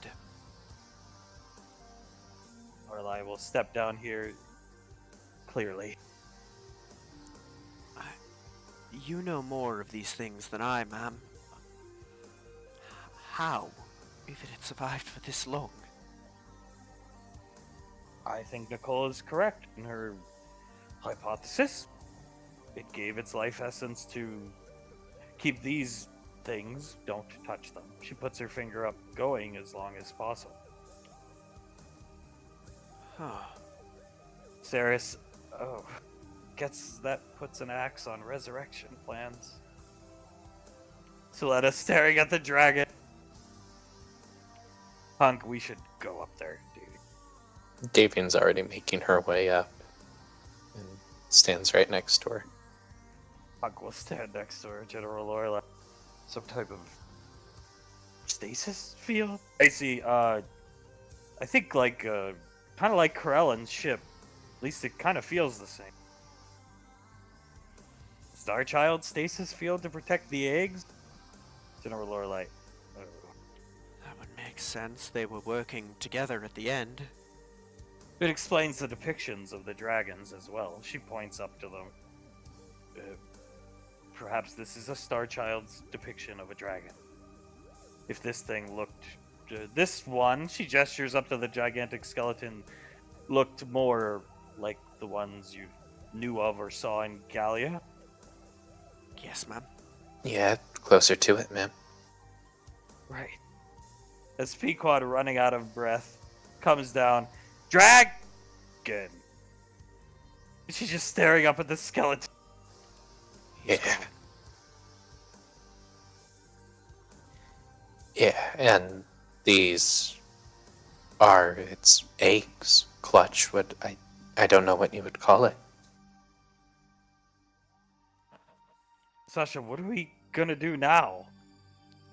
Like, now what are we supposed to do? Lorelai, we take the eggs. You think you can hatch them, ma'am? Pequod, Icy said she can figure it out. Icy, oh. Ah! Pequod stares over at her. Lorelai, oh. What's wrong? Icy, my plan was to ask the dragon what it needed help with. Pequod, what? Icy, how am I supposed to know what to do with dragon eggs? Nobody's ever seen one. Lorelai, relax. I don't think we'll have to do much. I think he did the work for us. I definitely think he did the work for us. In time, they'll hatch. He kick-started them back to life. Assuming we can get them out of this stasis field. Well, if it's star child technology, like we're theorizing, there has to be like a shut off of some kind, right? Pequod, I saw when we flew in, there's two adjacent, like, I don't know, they look like worship sites. She's turning, looking at Julius, that had two gigantic statues like this. Lorelai, right. So maybe something there, like at least a clue to help us out. Pequod, the statues gave off a high energy reading from the ship, though the ship can't discern what type of energy, so probably like Krellin's ship. Icy, yeah, I'd say so. Lorelai, guards, where are they exactly? Pequod, one's 2,000 feet to the north, one looking at a wrist computer, 3,000 to the south. Lorelai, guards, go to the northern one. Julius Ash, the southern one. Inspect the statue, report back. Yes, ma'am. Yes, ma'am. Understood. Her guards will leave. You, Julius, will leave.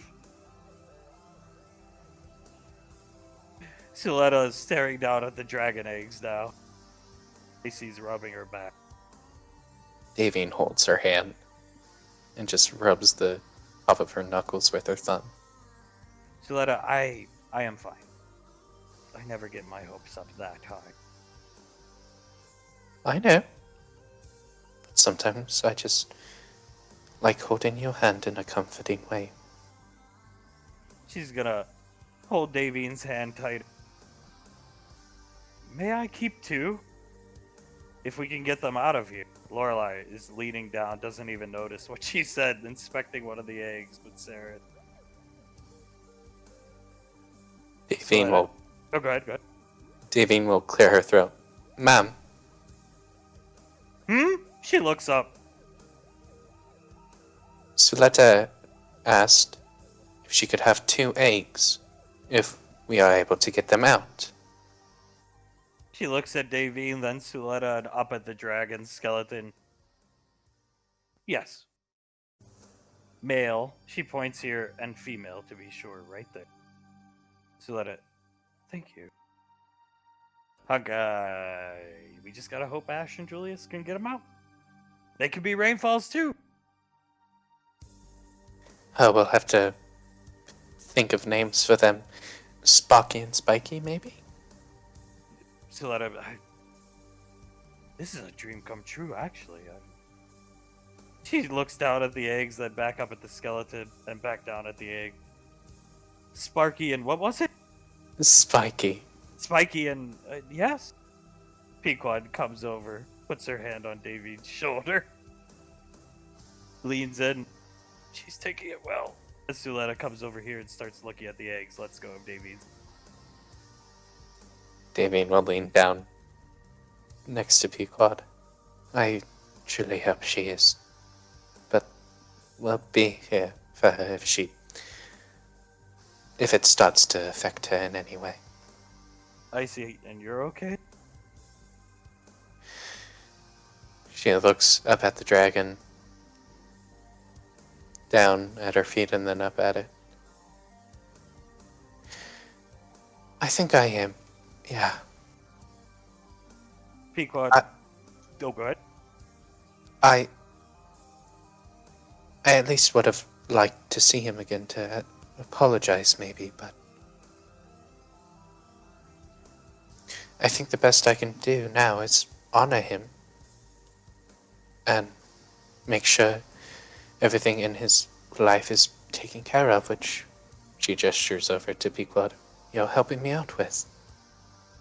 Pequod nods her head. It's all fun and games, Rainfall production, but Icy and I have been working on this. Julius, me, Icy, Banksy had an idea for the Academy. And Icy, yeah, my drawings aren't as good as Julius, but like a portion of the Academy dedicated to Snarf. She shows the poorly drawn plan. She takes a look at it.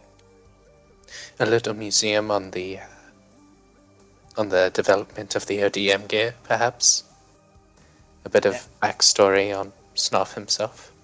Icy nods and a nice picture of him.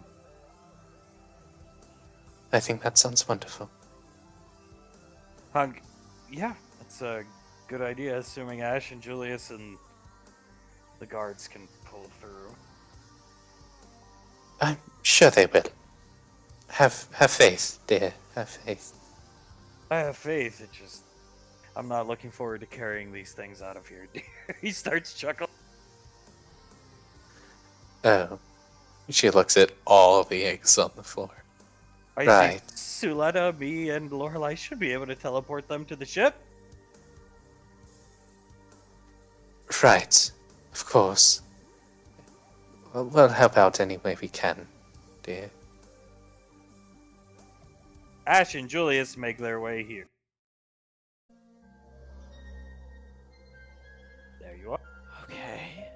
And this is just like the drawing you see. It looks like the mana plane pulsing beneath this ruined structure. That's incredible. Holy shit. Can you feel the energy coming off of there? Yeah, Julius pulls up his wrist computer and takes pictures of it.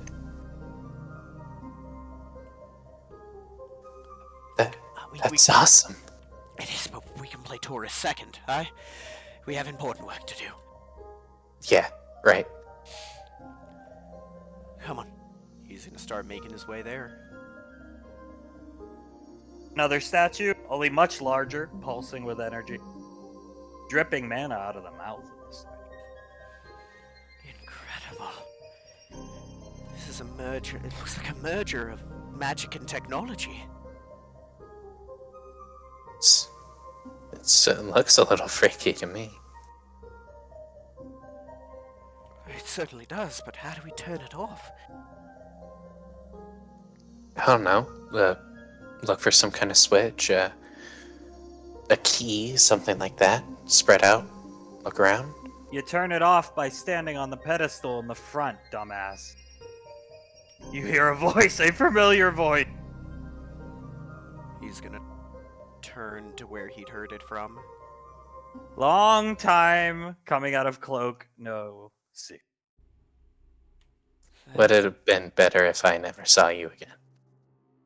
Trust me, the feeling's mutual. He's got a really weird looking quad-barreled assault rifle like you've never seen before. Right. Trust me, I agree. It's been a while. Been having It fun. has. Yeah. Try to radio back for backup on that wrist computer there. Oh, I'd assume you already took that out of the equation. You see your wrist computers, you can take pictures, but your wrist computers are cut off from the network.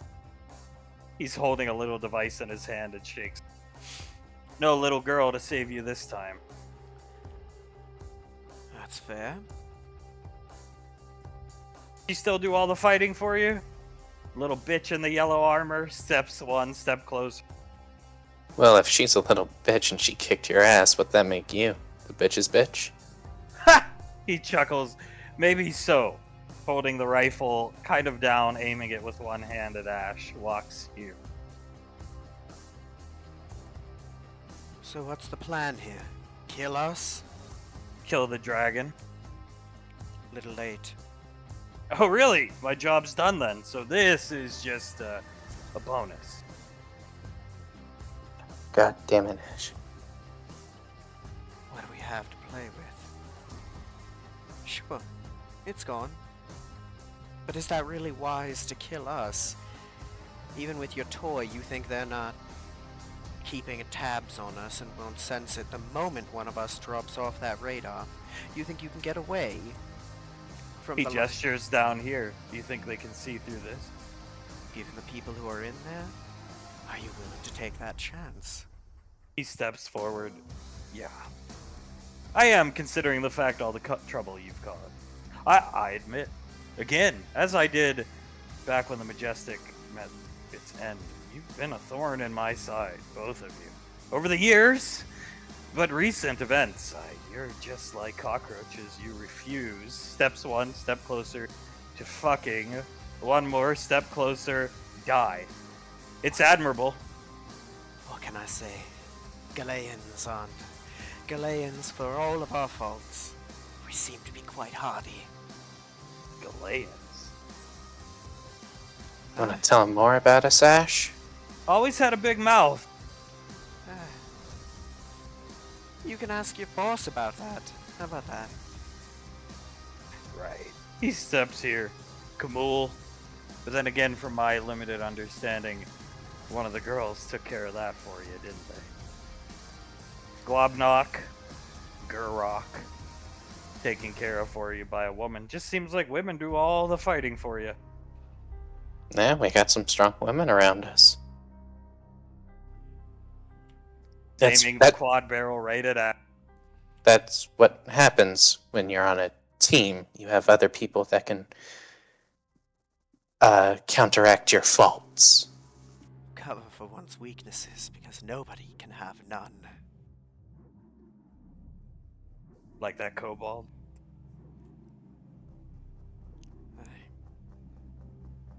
Trying to get under our skin, are you? Heard he squealed. Yeah, the I same way wouldn't know. I wasn't there. The same way that both of your little prototype toys squealed as they were wrecked. Machines don't squeal. They squeal when you break them enough. Mechanical whirring, don't they? He looks at Ash and then looks over at Julius. How many years have you been with this guy? How do you put up with him? You get used to it after a while. The same way your little Epsilon boys squad got turned inside out. Impressive! As I've said, quite impressive. A thorn in my side for a long, long time. Steps one step closer. So what's it gonna be? You gonna try and finish the job this time? I'd say so, yeah. And when I come crawling back alive again afterwards? This time, you won't. And he blasts Ash for 77 points of damage with that quad barrel pulse carbine. Roll initiative.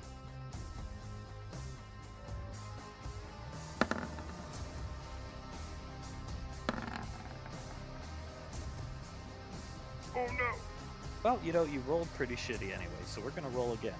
Because everybody from last week was still there. So hopefully you can get some better rolls there. I'd like to see some better rolls. There you go. All part of my plan. Not really. You're up first, Ash, but you take the 77. Yep, give me 1 sec to put that down. Okay. What do I have? Oh, shatter, of course, but... I'm sorry. I'm just looking at what I have.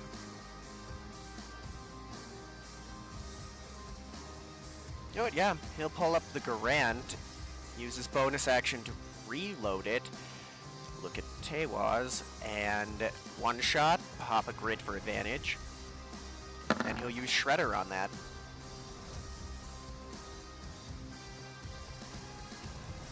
then the other two are regular attacks.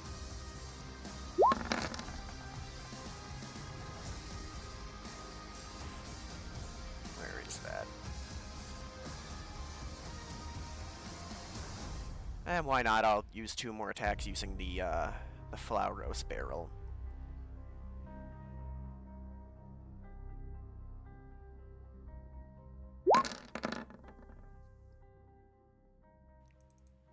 And that'll be Ash's turn. You're up, Julius.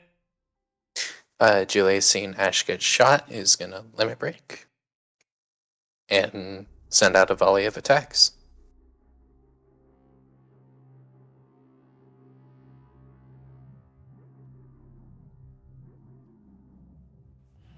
All right, you can flavor up the hit. Tewa is being deceptively fast, dodges the first 2, a knee up to the chin, connects, and then the last spinning kick misses because he stumbles back from the knee to the chin. Gotcha. So he's going to dash backwards here, and then through Julius for 31 points of damage.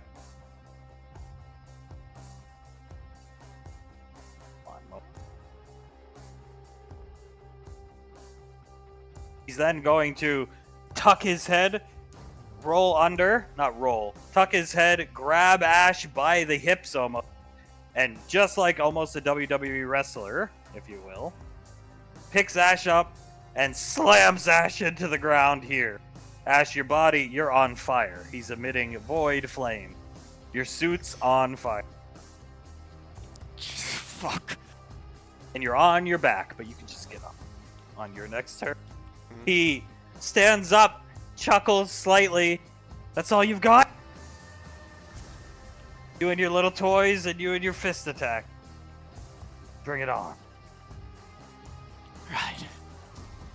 Not very sporting without the women here to protect you.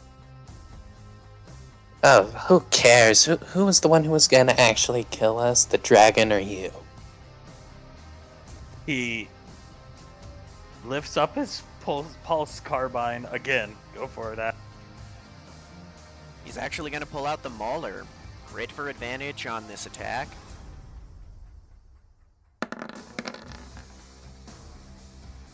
Hits.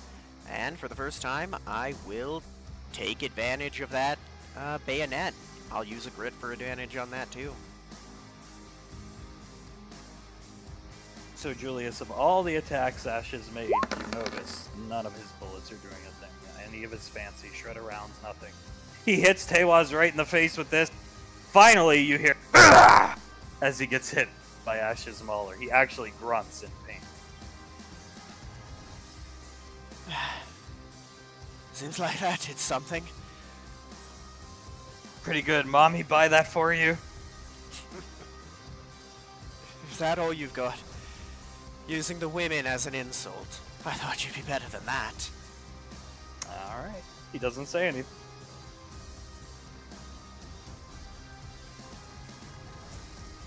Well, that, Go. Power Rangers. Go, Jewel. Yeah, that's all I can do because the Mauler uses my other attacks. Yes, sir. Okay. Julius is gonna look right at him, at Tewaz, spin around, and damn it. Oh! He definitely dodges! Unless you do something. Solid eye. Take your advantage. Damn. Definitely dodging, repositioning here. Too slow, Junior. Yeah, I mean, yeah, fair. You were pretty fast that time. Anything else? No, I believe that takes up his entire turn. Grabs Ash by the arm, trying to swing him this way. 25 or higher. Let me see that again. Strength, alright. That's on the limits of what I can make. I get advantage because of the suit, if it'll load.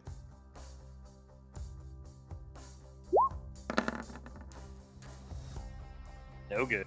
Ooh. So he's got Ash's arm. You take the 11 points of damage. He's got Ash's arm torqued, pulling it out of its socket, the weakest link. Staring right at Julius as he does this. I mean, you're talking about me, right? I'm obviously the weakest link here.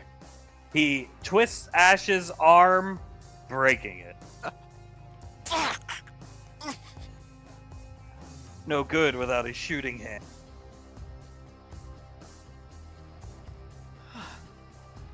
That's a fun mistake you're saying there.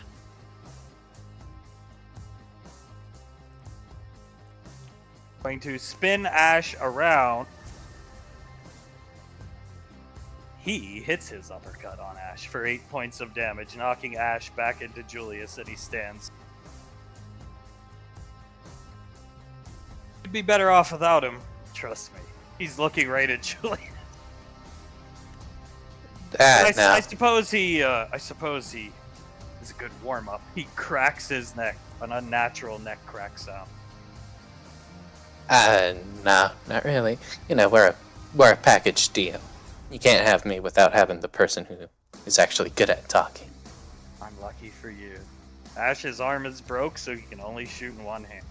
Yes, he can. And the only gun he could shoot with is assumedly on the ground right here.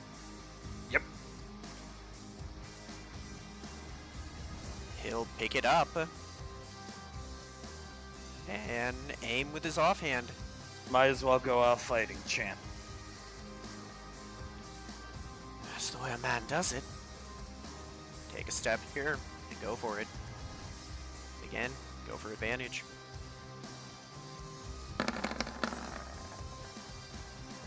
Miss. Action surge. I can only use that as an offhand attack. Same verse, second verse, same as the first.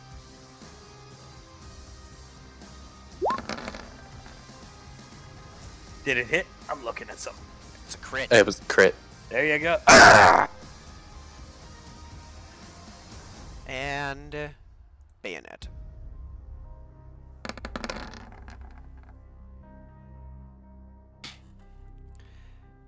Go out like a man. Not needing to sell my soul to the devil, eh? You're up, Julius. Yeah, he's just gonna rush him.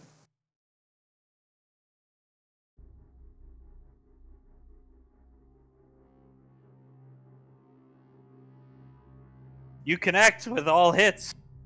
He staggers back. Every hit staggers him back.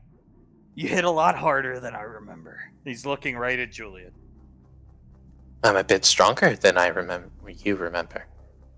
Right. If you'll excuse me, let's get to the main course, shall we? Get this out of the way. He's gonna come up to Ash. Take the damage no matter what, and I'll roll again.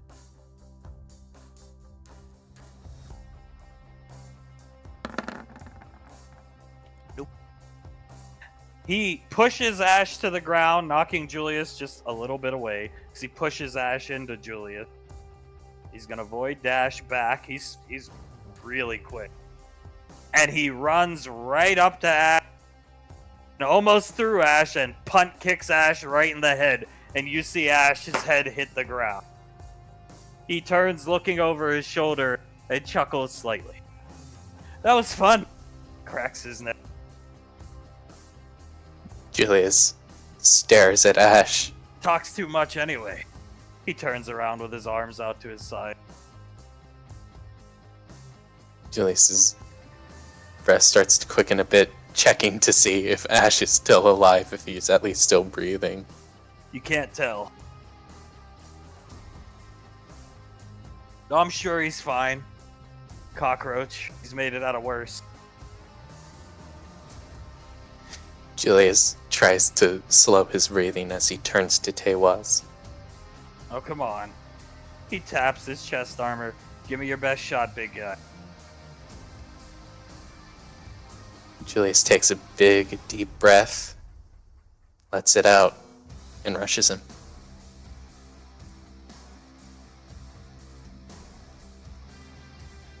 flavor the 29? The first one, he clocks him right.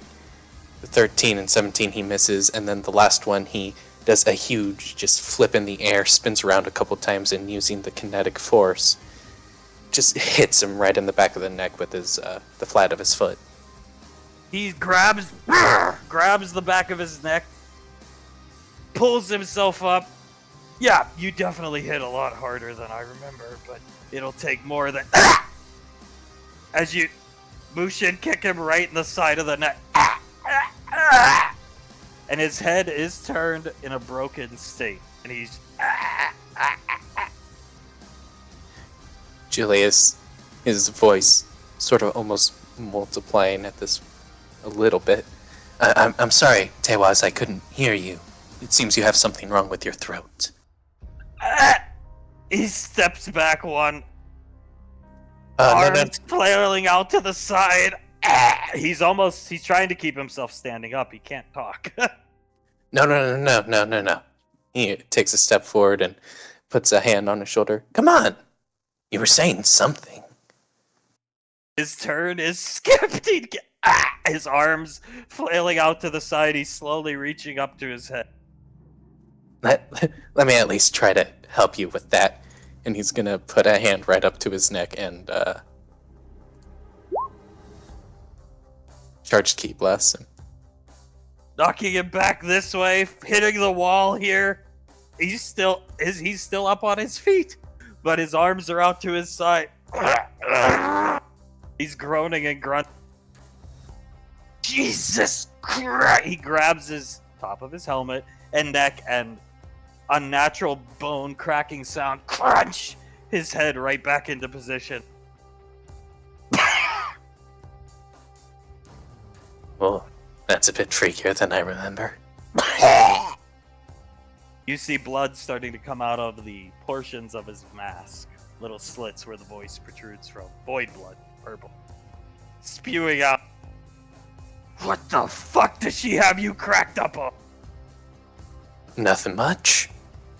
I mean, what are you cracked up on? Void energy? Ish. You know, that stuff really isn't that great for your body. No good nutrients or anything like that. You should probably cut down on it. He raises his wrist and frantically tries to fire and misses all 3 attacks. The bullets go around Julian. His hand starts shaking, looking at Julian. Oh, and here I was thinking we were having a nice, friendly conversation. Just a question. He starts turning around, looking around. You had your appetizer, sure. Where's the main course exactly? Because, let me tell you something, buddy. I ain't no dead piece of meat that you're gonna kick around and eat. You're my bitch here, and I'm gonna fucking kill you.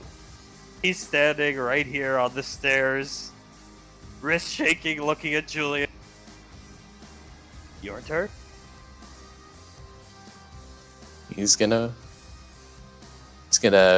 appear right next to him on the stairs and throw his punches.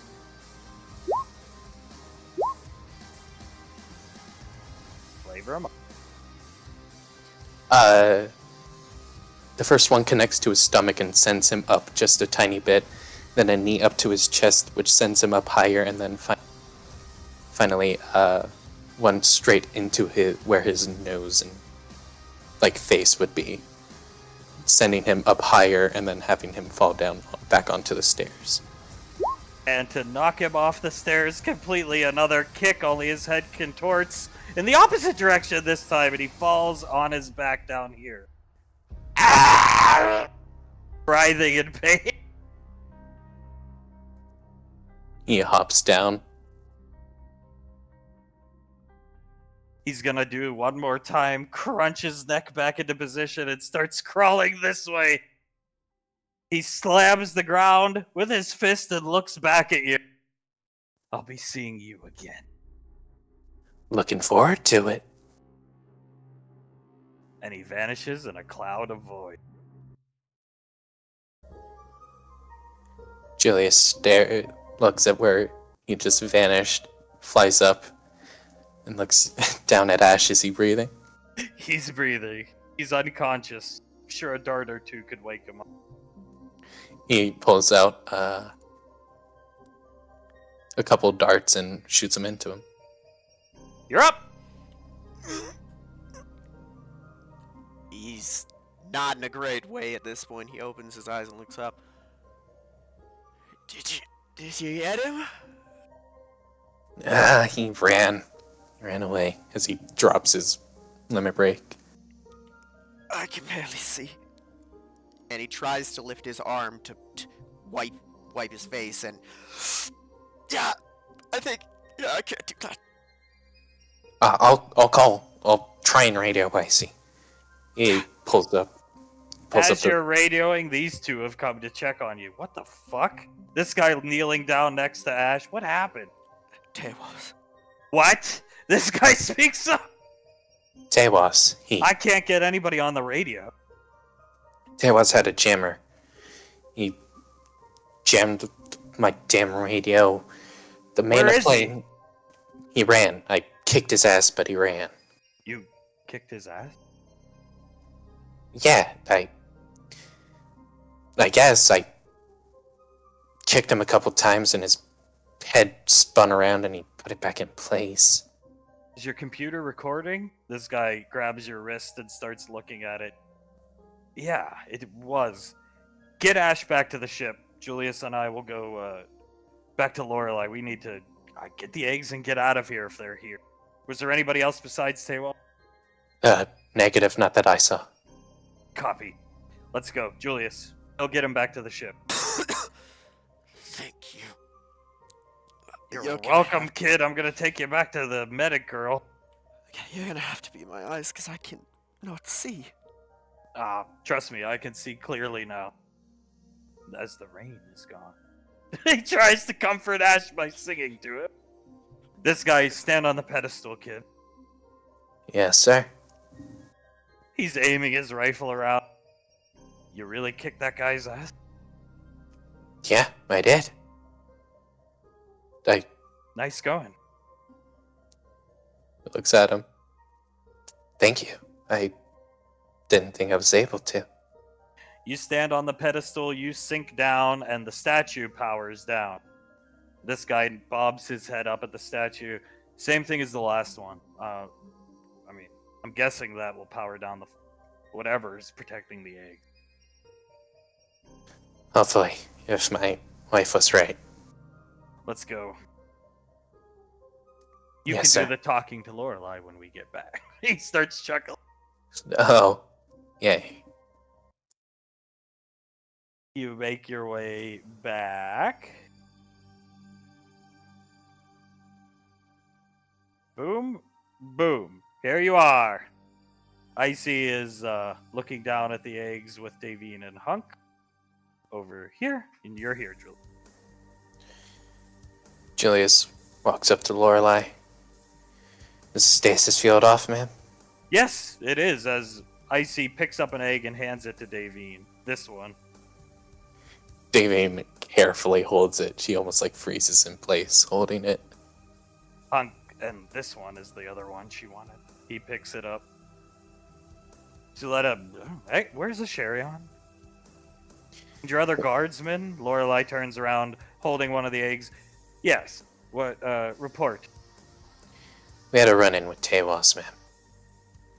What? Her eyes widen. Icy perks up. Uh-oh.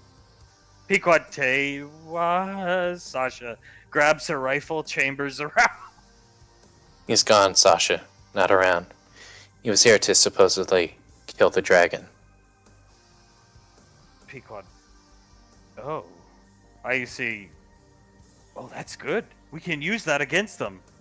They don't know it's dead. He probably couldn't breach the sanctuary anyway. Ash told him.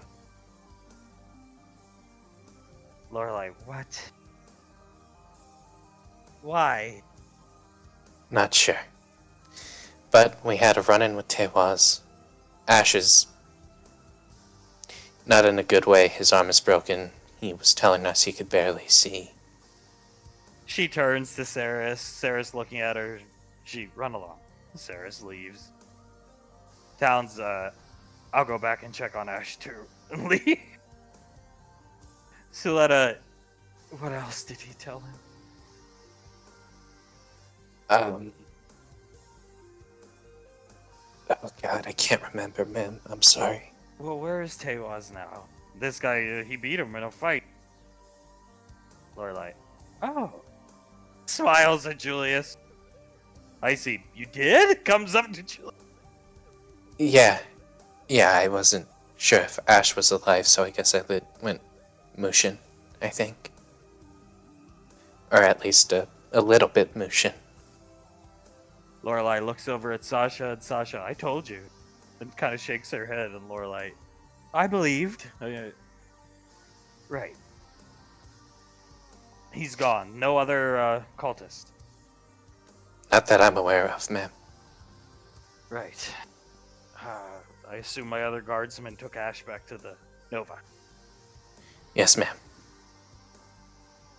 We need to get these eggs out of here. Quickly, carefully. Nicole and I will, and Suletta, will teleport them to the cargo bay of the Nova. You can do that. Yes, Nicole. AC. Yeah. I have a sigil there we can use. Suletta, right. Taking her gloves off, looks over at Davine and Hunk holding the eggs. Davian is still just carefully holding it, barely moving. Suletta, do you want me to teleport those back to the ship? No, it's okay. I got it. Hunk, these are pretty damn sturdy eggs. They're heavy. He kind of tosses one up in his hand lightly. Suletta, oh! Hunk, sorry. Yes, quite steady. Hopefully they won't break if I accidentally drop it. Which I won't. She quickly looks over at Suletta. Suletta, I trust you. Go back to the Nova. Lorelai, Icy, and I shall stay here. Julius, Lorelai turns around.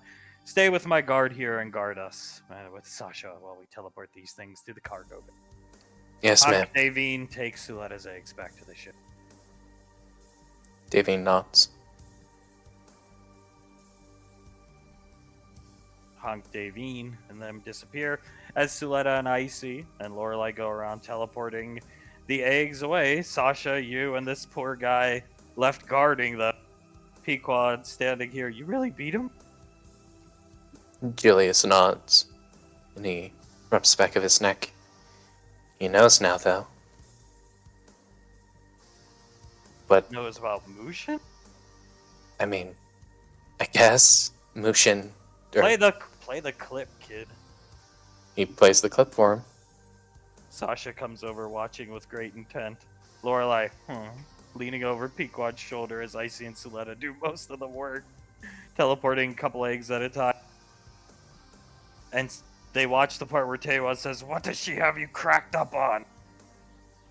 Lorelai tapping her lip with her finger.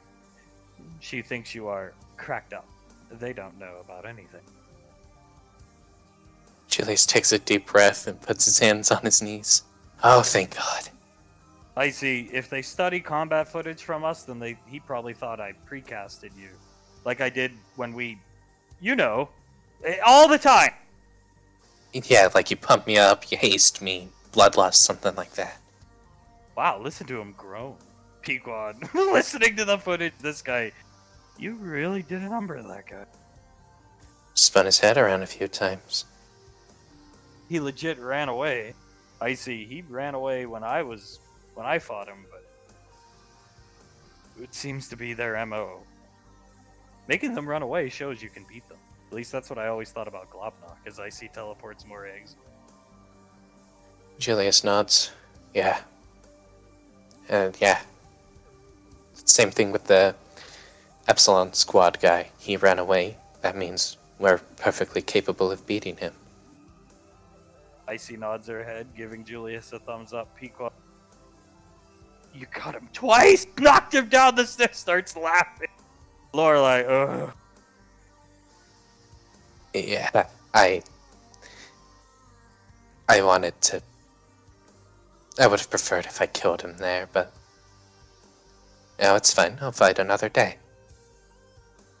Lorelai turns to you, all in good time. He nods at her. All the eggs, I'm not going to delete them all, but they all get teleported away. Lorelai, let's go. Let's get out of here. We can, when it's all said and done, we will come back and study this place. I would assume this is where this creature was birthed, believe it or not.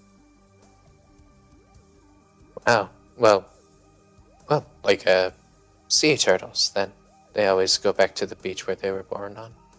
Sasha, oh yeah, you're right. Looking up at the skeleton of the dragon. Lorelai, perhaps.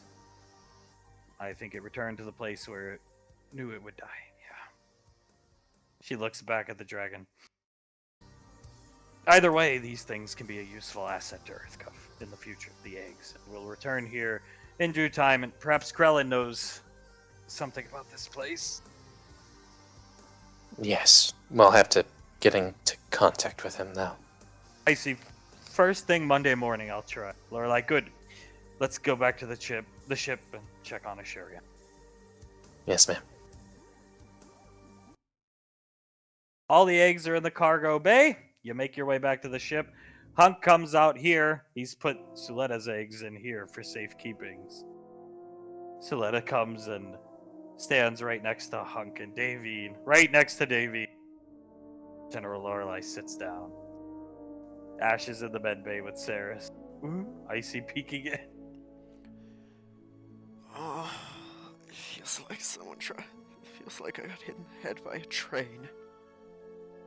Saris, what did he do to you? Julius turns around. Punk kicked in. Jesus. She's rubbing Ash's head. This is gonna leave a bruise. What happened to your suit? Flames. It felt like void. Flames. Sasha looks in the room, comes and stands over here with Julia. Took Ash out first. Said something about the weakest link. Appetizer before the main course. Things like that. Sasha nods her head. In the future, could we not divulge useful information to the enemy? You think I did? I know you didn't, but can you try to muzzle him? Yes, ma'am. Because I just... She groans and takes her helmet off and sits down next to Dad. Sonny, Ash, why do you... Ugh. I didn't mean to. You always find a way, Ash, to piss people off, and I think you pissed that guy off. What'd you do to him to make him do this to you, Ash?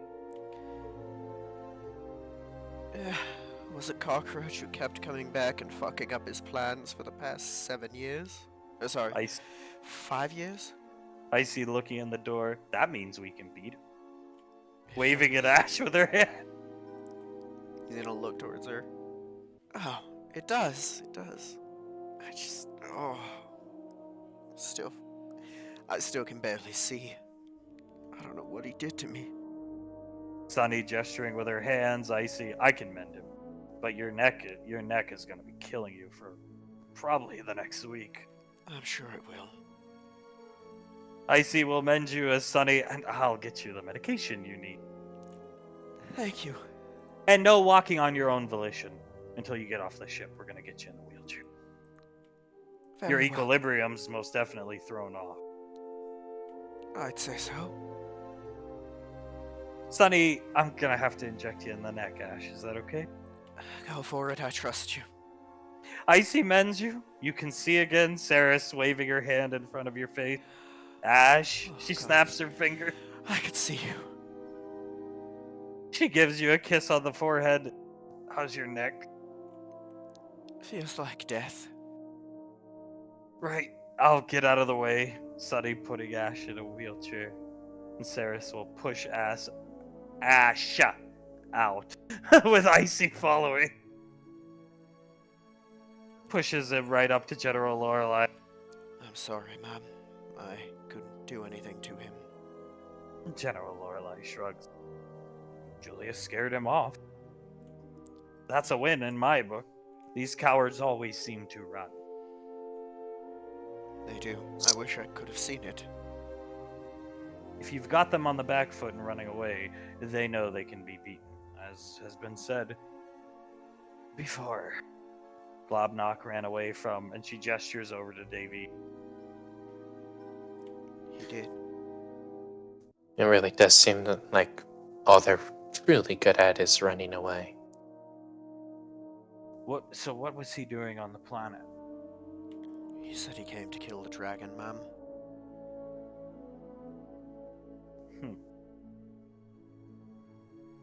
Interesting. I wonder why he would want to kill it. Because it held information for EarthGov. And Fair point. He probably wanted the eggs if he knew the eggs were there. that's true too. This thing had corrupted dragons in the past. Makes sense they would want more toys like that now. She nods her head. Well, I am relieved, actually. She puts up her hand and... Here, Ash. My guardsman sent me the footage, and she'll play the footage of Julius Raffle stomping Tewas. This may make you feel better. And no, it's not a Malcolm clip. He's gonna watch it over. You're something else, Julius. You really Thank- are incredible. Thank you, sir. Don't start with the sir shit here. No offense, ma'am, but it feels weird for him to say it. She shrugs her shoulders slightly. Pequod comes up to Julius, gives him a kiss on the cheek. Tewas slave. He chuckles and plays with her hair a bit. Tamos Slayer indeed. Pequod, next time Icy just needs to be there and he can't get away. Icy, yeah. Yeah, he won't be able to teleport. Look That at means him. I can... Look. She replays the clip of him cracking his neck back in and the unnatural cracking sound towns. That, kid you not, that's really creepy. Lorelai grimacing. Ugh. Void is my assumption, ma'am. Disturbing, to say the least. Unnatural and repulsive, much like the magic that fuels him. Very disturbing. Extremely disturbing. Even when I had him on his back foot, it still freaked me the fuck out. I didn't scratch him. Well, the next time we come across him, we make sure you, she points right at Icy, are attached to Julius's hip, and just like Lobnock, one of the Rainfalls will slay Dewa. Julius chuckles and gives Icy a fist bump. It'll just be like the EarthGov games, kicking Jiren's ass. That'll be awesome. And then maybe Mom can come over and stick her sword in Tewaz's mouth. Lorelai, Yeah. You'll Towns, yeah, that was awesome. Yeah, and then you tried to impersonate her with that vampire dude. Towns, thanks for reminding me, Julius. He looks at Davy. What can I say? You're cool. Davy bows a little. I'm honored that you were impersonating me. Impersonation is the highest form of flattery, in my opinion. Sasha, say goodnight, fam. This town's... Yeah. That poor guy, I knocked out like 3 of his teeth. Honestly, pretty impressive if you ask me. Even if it was just a random guy, being able to knock someone's teeth out means you've got a good right hook, at least. Towns nod. Lorelai, well, either way, you look worse for wear as a Sherion, but mission accomplished. I know you were unconscious. The eggs are currently in the cargo bay in our possession. That's good, thank you, ma'am. And lucky for you, the weekend is coming up, so you can rest and relax. I can try, ma'am. Why wouldn't you be able to? Just thinking about that, what he said, he's not wrong. That is the third time in the last month I've heard that same thing from somebody. Lorelai, we all have our strengths and weaknesses. It's true, ma'am. It's part of being mortal. You're right. Whether Tewaz likes it or not, clearly, she pauses the frame of Tewaz's head getting kicked. Even he, in all his hubris, has his weaknesses. He does. Doesn't mean it doesn't weigh heavily on my mind that happened to me right after he said it. Understand. But I have good people backing me up. It shouldn't be a problem. No, I don't think it will be. When the time comes. Hopefully we can control. Hopefully we have a level of control, I should say. When the time comes, the Rainfalls will deal with Tewaz, and that will be that. Did you learn anything from anything he said?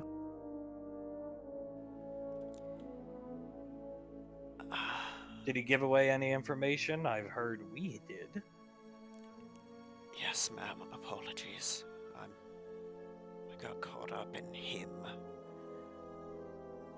Well, at least we have the eggs.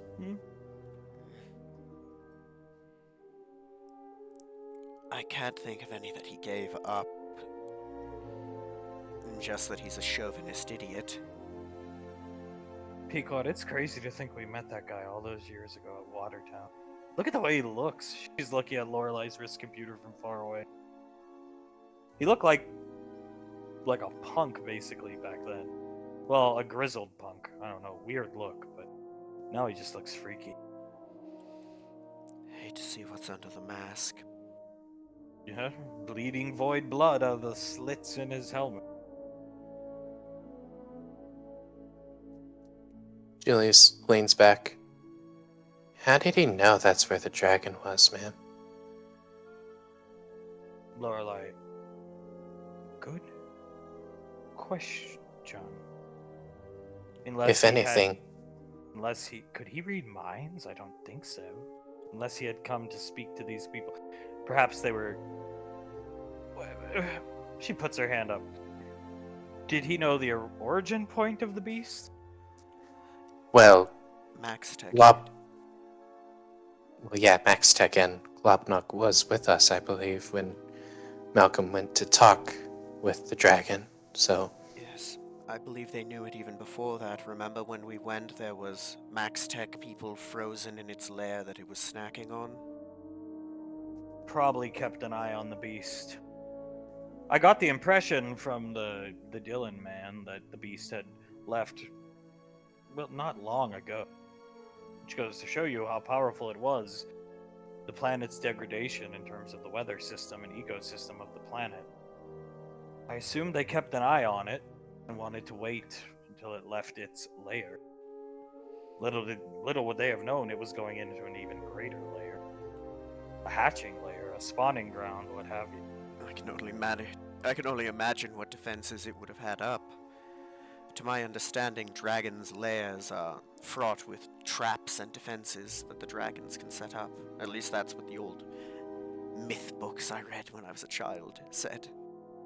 Suletta, it goes to show you, a hubris is the perfect word, actually. He thought he could slay that thing alone.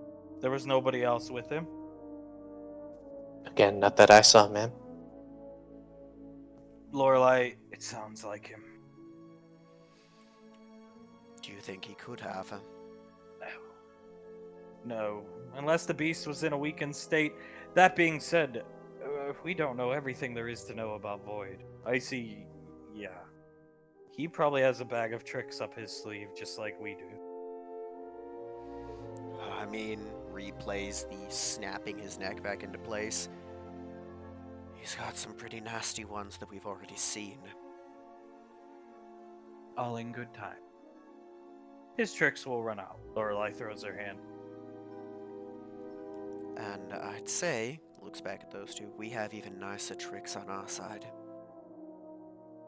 General Lorelai nods. Indeed.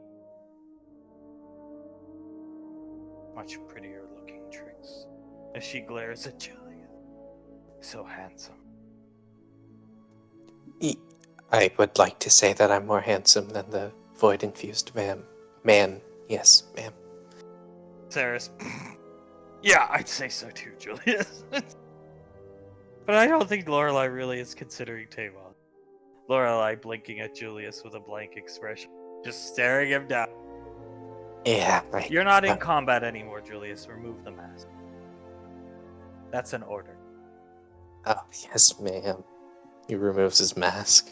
Your lips look very dry, Julius. You should lick them so Pequod can kiss them. Julius looks down at Pequod.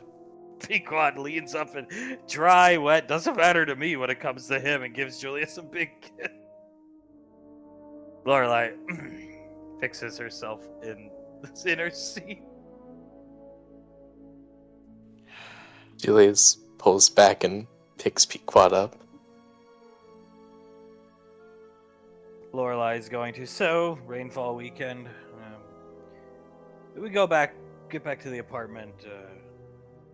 You can have leave and early today, a few hours. I'll do the paperwork. Let me get the paperwork through. What are you going to do this weekend, Asheria? I know you're injured, but I would not suggest going out anywhere in your current state, but what are your plans for the weekend, Ash? I really didn't have very many, ma'am. I have some work to get done with the armory. I need to start upgrading the laser weaponry we got a hold of. I don't know. I might go out to eat. Sasha, if you guys wanted, I was going to take the armory crew out to eat at Tommy's. Tommy does Taco Friday, like last Friday, and it's better to eat them there. It's like a taco bar. You can build your own. Sounds really good. If you're okay with us tagging along, that sounds like fun, right, Saris? Saris, yeah, sounds good to me. I always like going to Tommy's. You can hear him mumbling about Carter's damn wedding, and she sits down next to Ash. And Soul's wedding. General Lorelai Carter the infant. Yes. Saris, yes, ma'am. And Soul, the infant, ma'am. Tom, Right. She's right. he seems to think he can see the future, and knowing Tommy, I'd say there's a non-zero possibility he can. Lorelai, yeah. Strange man. I mean, him having some level of precognition would explain his success in a great many fields. This is true. Very true. Julius looks down at Pequod. Well, at least we know they'll most likely be married. Hopefully happily in the future. Pequod, if they get your good looks, trust me, they're gonna be fine. Are you kidding me? If they get your good looks, they'll be fine. I see. Groans a little bit. Pequod, well, yeah, we do make the best looking children. Suletta, I concur. Julius nods. I concur indeed. Suletta lets out a groan. Davine holds her hand again and rubs the knuckles. She smiles. I'm fine. I never get my hopes up that high. I'm not foolish. However, having those eggs is... She leans in. A dream come true. Davine smiles at her and gives her a little hug. I'm glad, Letty. So let's go the hug. Go ahead. If I am allowed to ask, ma'am, what do you think we're going to do with the eggs? Lorelai. Very good question. You see her shake her head. Well, study them. See how long it will take them to hatch. We know nothing about the biology of these creatures. If there's a way we could control the timing of their hatching, we definitely will. And from there, we'll play it by ear. I think General Rico will most likely make the decision as to what to do with them. But study them for now. Makes God sense. willing, if you believe in one, if this plays out how I hope it all plays out, those things should, in theory, answer allegiance to... And she nods her head over at Icy, who, what? Looking right at Lord. Because we'll have her be the one to infuse them with magic energies, keep them alive. And possibly imprint on her. Very astute. And through her, she puts her hand up at Pequod and Julius's arms, EarthGov's leader. They'll be allies, not pets. They're intelligent creatures. Well, you would know, wouldn't you? Dragons and archfiends in part of EarthGov. Who'd have thought? I actually know quite a few planets that I'm sure they would find quite homely, actually. Lorelai thinking. Why not drop them off on a Nova? It sounds like a good place. Not a bad idea. Not a bad idea at all. It's the most magical place I've ever been. Perhaps we'll take them to a Nova. I would prefer an unoccupied planet, somewhere where they won't greatly impact the ecosystem. Again, we'll leave that to General Arnaki Slayer. Can't wait to see his reaction. The eye patch will probably fall off again. Speakwad starts laughing. If it's not being presumptuous, ma'am, I would love it if you could get me footage of that. You should have seen it when Major Lasley declared herself retired and told him to F himself. She looks right at Ash when she says that. His eye patch literally snapped off, almost in frustration. Pequod. Yes, I can imagine, ma'am. And now it will most likely happen again when we inform him we have literally hundreds of dragon eggs. Although I'd say less frustration and more surprise. Pequod, what the hell are we gonna do with these, Julius? I know we'll protect Gateway with them from Arnaki. Trying to imitate it. I think these will scare Arnaki off real good. I see ugliest motherfucker I've ever seen. This hunk starts laughing. See that goddamn lazy eye, Ash? Ugliest motherfucker. Come on, Miss Davine. Call me a chicken in front of Davine. I see comes up to Davine. So let him. Get behind me, Miss Davine. I'll protect you. Icy puts her hand on Davine's stomach. I've got your 6, Miss Davine. Davine starts to laugh. Oh, my hero. And she puts her wrist up to her head. The nav computer beeps. Lorelai, take us into Gateway, please. Pequod, alright, shimmies her way out of Julius's arms. Few minutes to land. Hey, Julius, can you come here?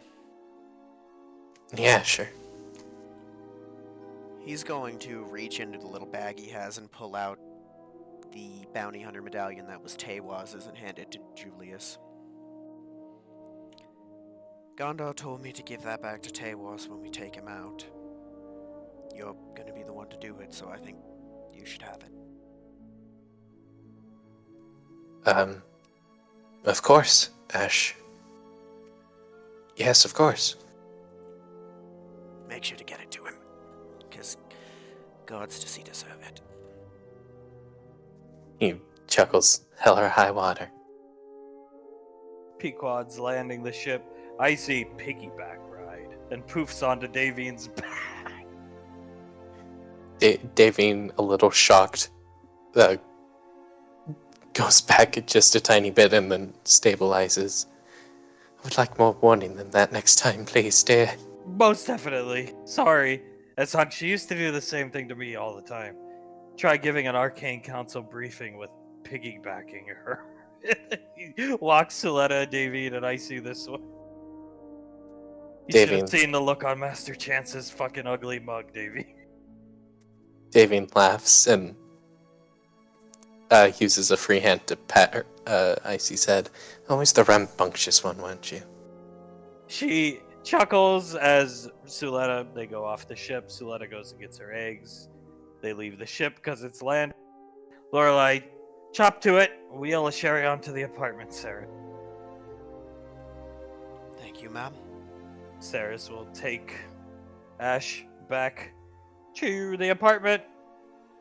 Pequod, did you see that? Pointing at Icy and Davine. How come she gets piggyback rides and I don't? I mean, I don't want one from Davine. If you want, I could always I, give you. I'd like one. Of course, hop on. And he turns around and kneels. She gets on Julius's back, Lorelai biting her nail, watching this. Sasha, oh jeez. You okay, ma'am? You're starting to sweat. Lorelai, fine. Just fine. Let's go. Yes, ma'am. And you guys will make your way back to the apartment. We'll have to move some things around, of course. But good old Julius and Pequod are in the kitchen with Icy. Banksy's gonna come in.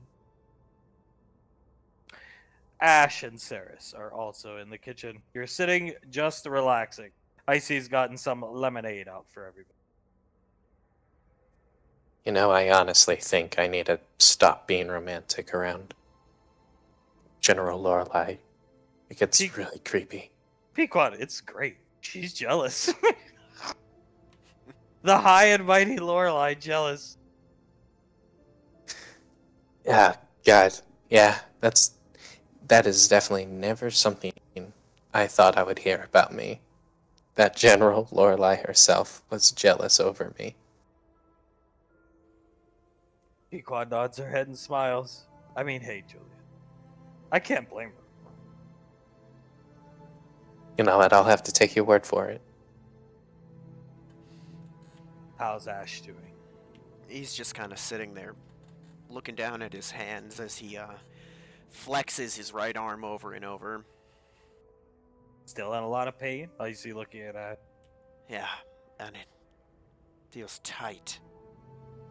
I think he broke it in half a dozen places. Sasha's gonna come in. Well, this will make you feel better. And plops Carter in your lap. Hello, little one. Gonna pat Always him up. makes me feel better. Towns patting Lasley on the head. Icy will take soul. It certainly helps.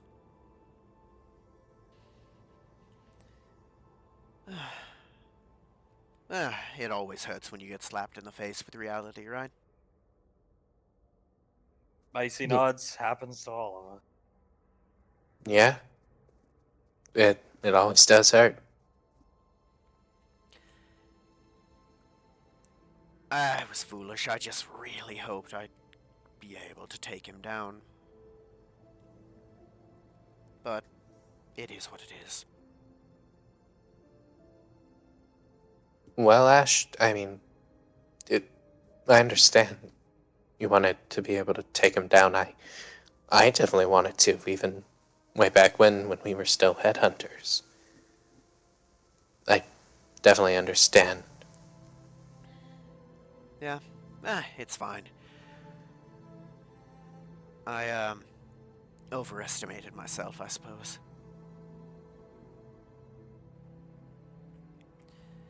It happens. The important thing is we can Icy, stop. better to overestimate than underestimate yourself. True? It's true.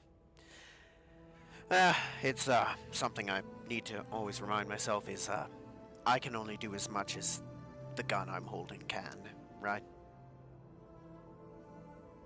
Or the mobile suit. That can do a lot too. Icy speaks up. You know the gigantic robot? Yes, it can. You're right. I'm getting down on myself just 'cause well, let's be honest, my pride was hurt. For what it's worth. Banksy, you probably could have taken him years ago, but now he's all freaky. Look at this. Cracked his neck twice. Yeah. And the dash, that was... He's a different beast even compared to when I fought him last and he broke my back. He's something else. Imagine if Malcolm fought him. Saris, Jesus, Banksy, come on. Malcolm wouldn't last 2 seconds, Banksy. I know. It would have been funny. Thank you. That actually does raise my spirits. Oh! Banksy imitating Malcolm. There's nothing you can do. Nothing can stop a Sasha, yeah. God bless Carter and Nick, but this is this clip is at first it was despicable. You never leave anybody behind, but as time's passed, it's whatever. It's kind of funny. since we know you're alive and well. And she plays a clip of Malcolm insisting to Carter and Nick that Ash is dead and they should leave him. And as they run up the stairs of this floating cathedral to track Ash's life signature, Malcolm starts breaking down, crying. Go. No. Cancer. Nate, please come back. Nate! You can't go up there. It's a trap. They left him alive as a decoy. Come now, we have to get back to the ship. Who the fuck is Nate? As they continue running up the stairs. Julius, tell them it's dangerous. Keep going, guys. Ash is up there. He's alive. I know it. And they continue running up.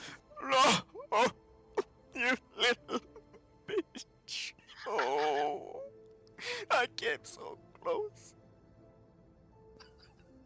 Sasha, he's sobbing like a baby. You hear from at the top of the stairs, Carter calling down, "He's still alive! Someone get like a stretcher or something." He won't make it to the ship. Come down, Cancer. That's an order. Oh, I'll come down when we get a goddamn stretcher up here. Now, come on. Oh.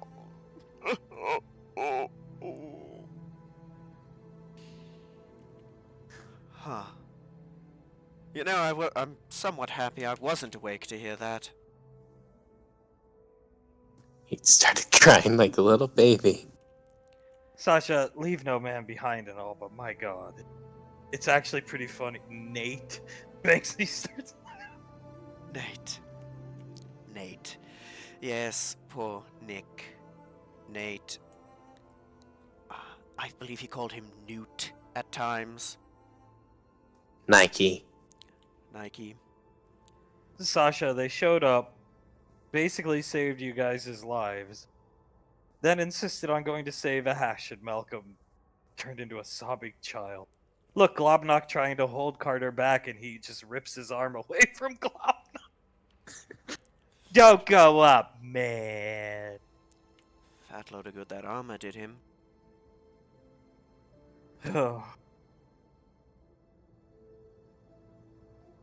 Well, I mean, Malcolm was like that a lot of the time. I remember one time I was late for like a meetup between everyone. I think it was during the Iron Circle when we were on that like station that they were based off of, the one that Malcolm bought all those slaves. The noodle barge, yes. Yes, the noodle barge. I was late for a meetup, and he said something like, I remember because you showed me the recording. Well, Julius is late. He must have been captured and probably put into slavery. We should just go.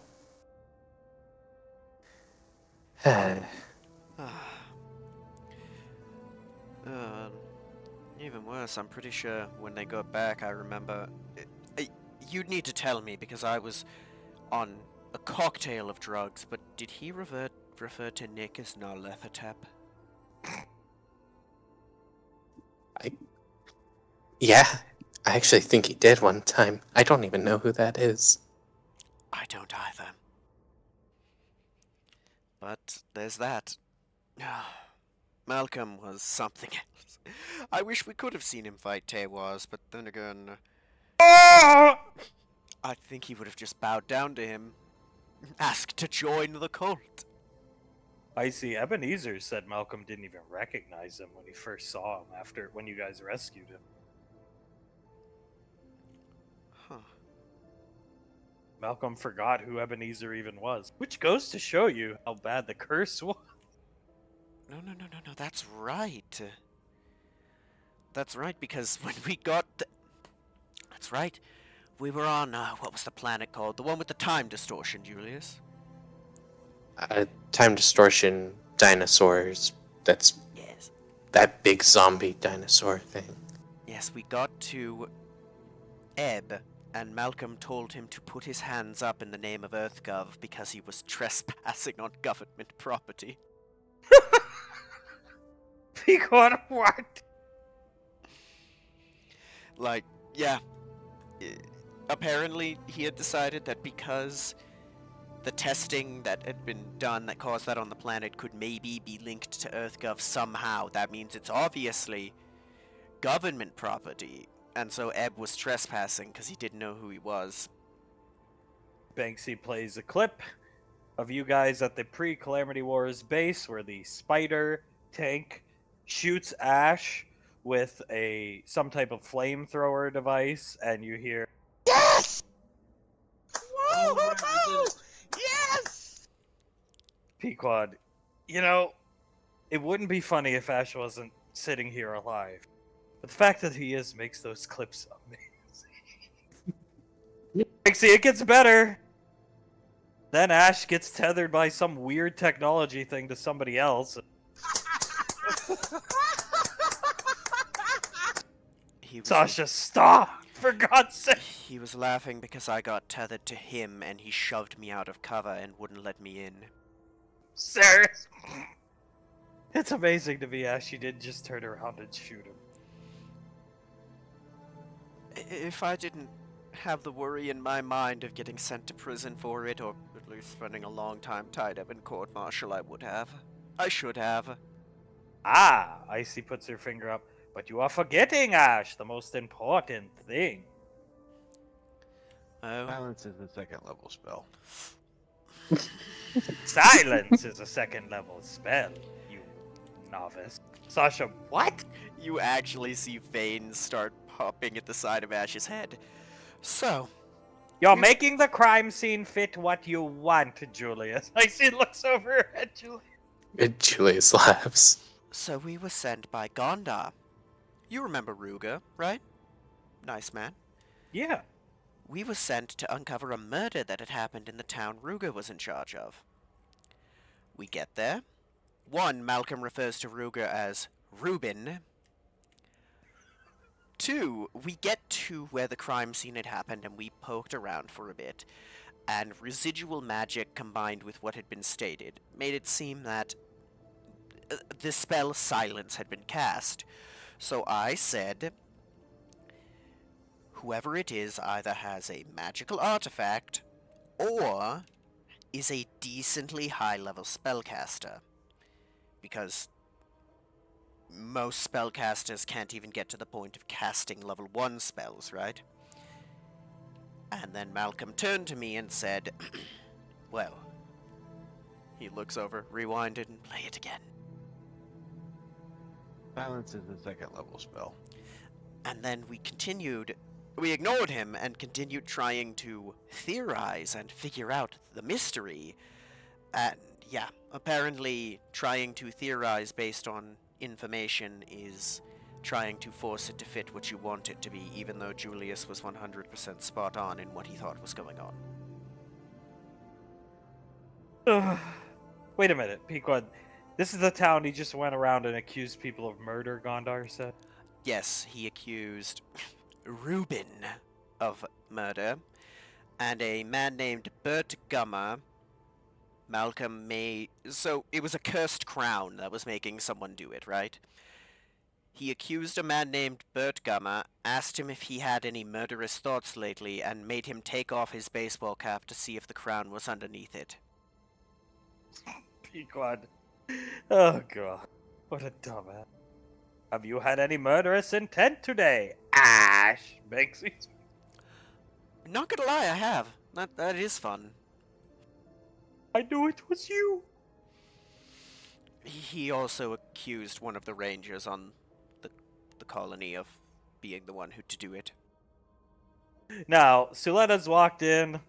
Julian, can you make Memory Ann a root beer float, please?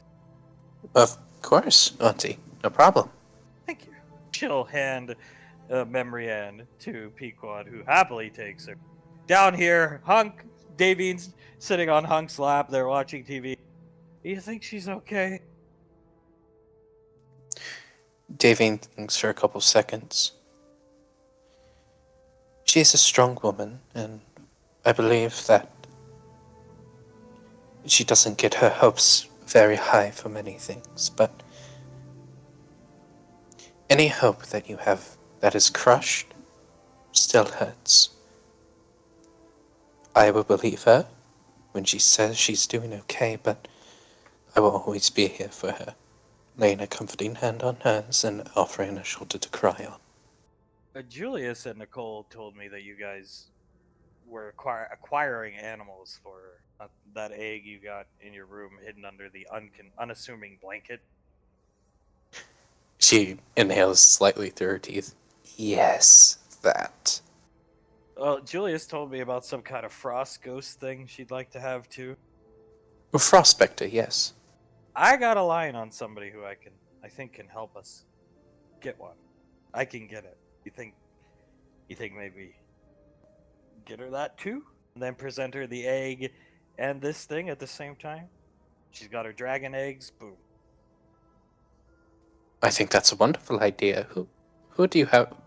Who's the connection? Tommy Wiseau.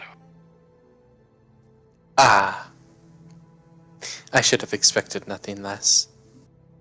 I mentioned it to Tommy when I was down there the other day. And Tommy said he can help me get one. Instead of you, Julius, Nicole, and Pequod going up on top of some mountain and risking your tails, I'll go with Tommy. Well, if it's a gift we're going to get for her, I would like to go too. Well, how about just me, you, and Tommy, and then we ditch Tommy after we get the ghost? Damn, that's a perfect idea.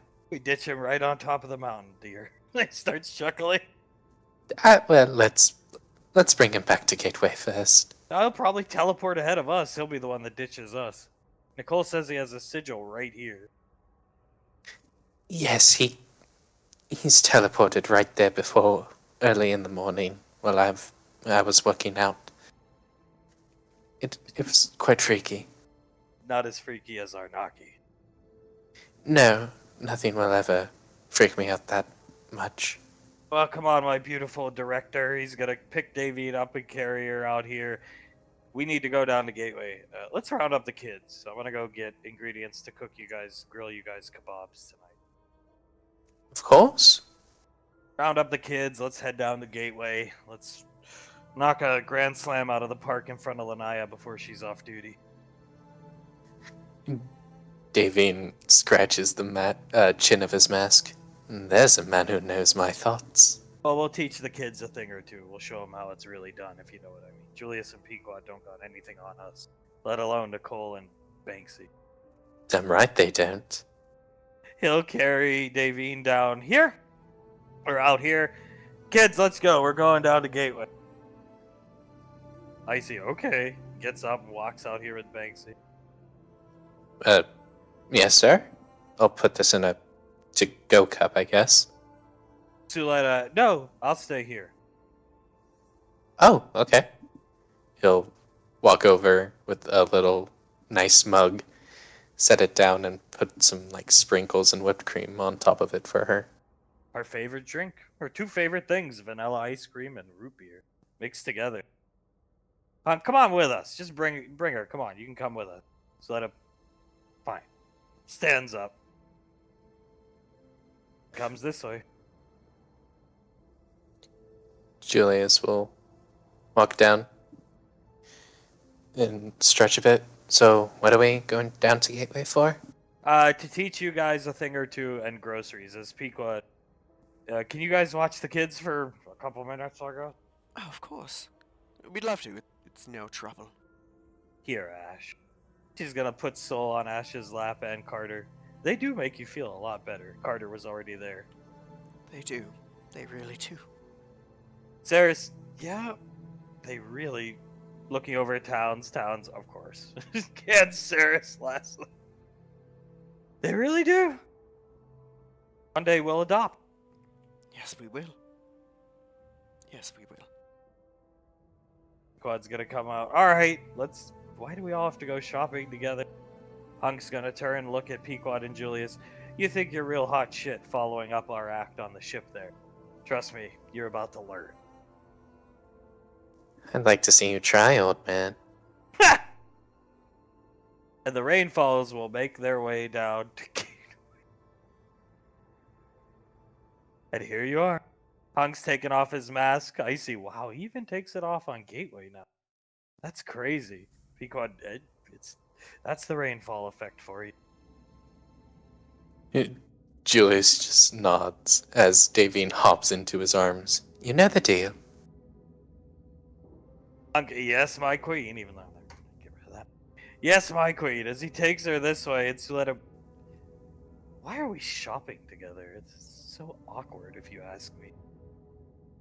I don't know. Spend time as a family, I guess. I mean, fine. I enjoy it. I just wanted to stay at the apartment to feel the presence of the eggs up in the ship. Uh, Julius pats her shoulder. I'm sure they'll be fine.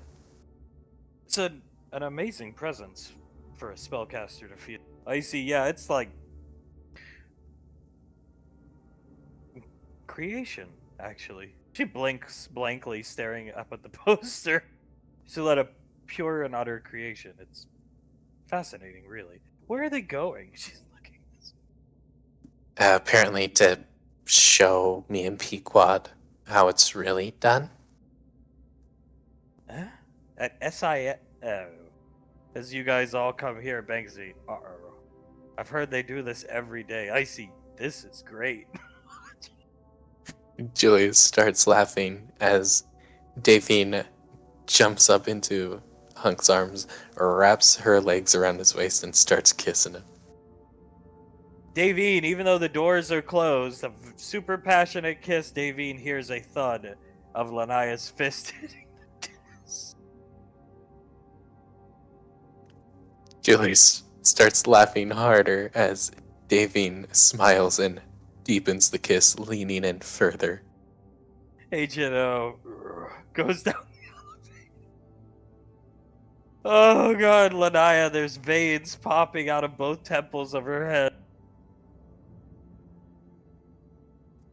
Davine is gonna... She's gonna cap it off by pulling back, pressing the button to put his mask on, and then pressing the button again to take his mask off, looking at Lanaya and winking. Lanaya puts a fist up and starts shaking it at Davine and Hunk. Blow on the... breathe on the window and draw a little heart, and then just put a dash through it. Wonderful idea. She'll breathe on the window, make a heart, and quickly put a dash through it. Aya standing up from her desk and Hunk, and we are out. It comes over. Suletta, really? That's what they dragged us down here to see.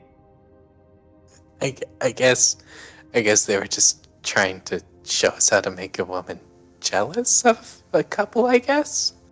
Jino has come back up into his desk. Icy, what's the thing Ash always says? Second verse, same as the first. And takes Banksy this way, Pequod. No. Oh god. And they're gonna do the same and imitate Davian exactly. Hunk, huh? Turns around, pointing at them. Oh god. Davine turns around. Oh shit.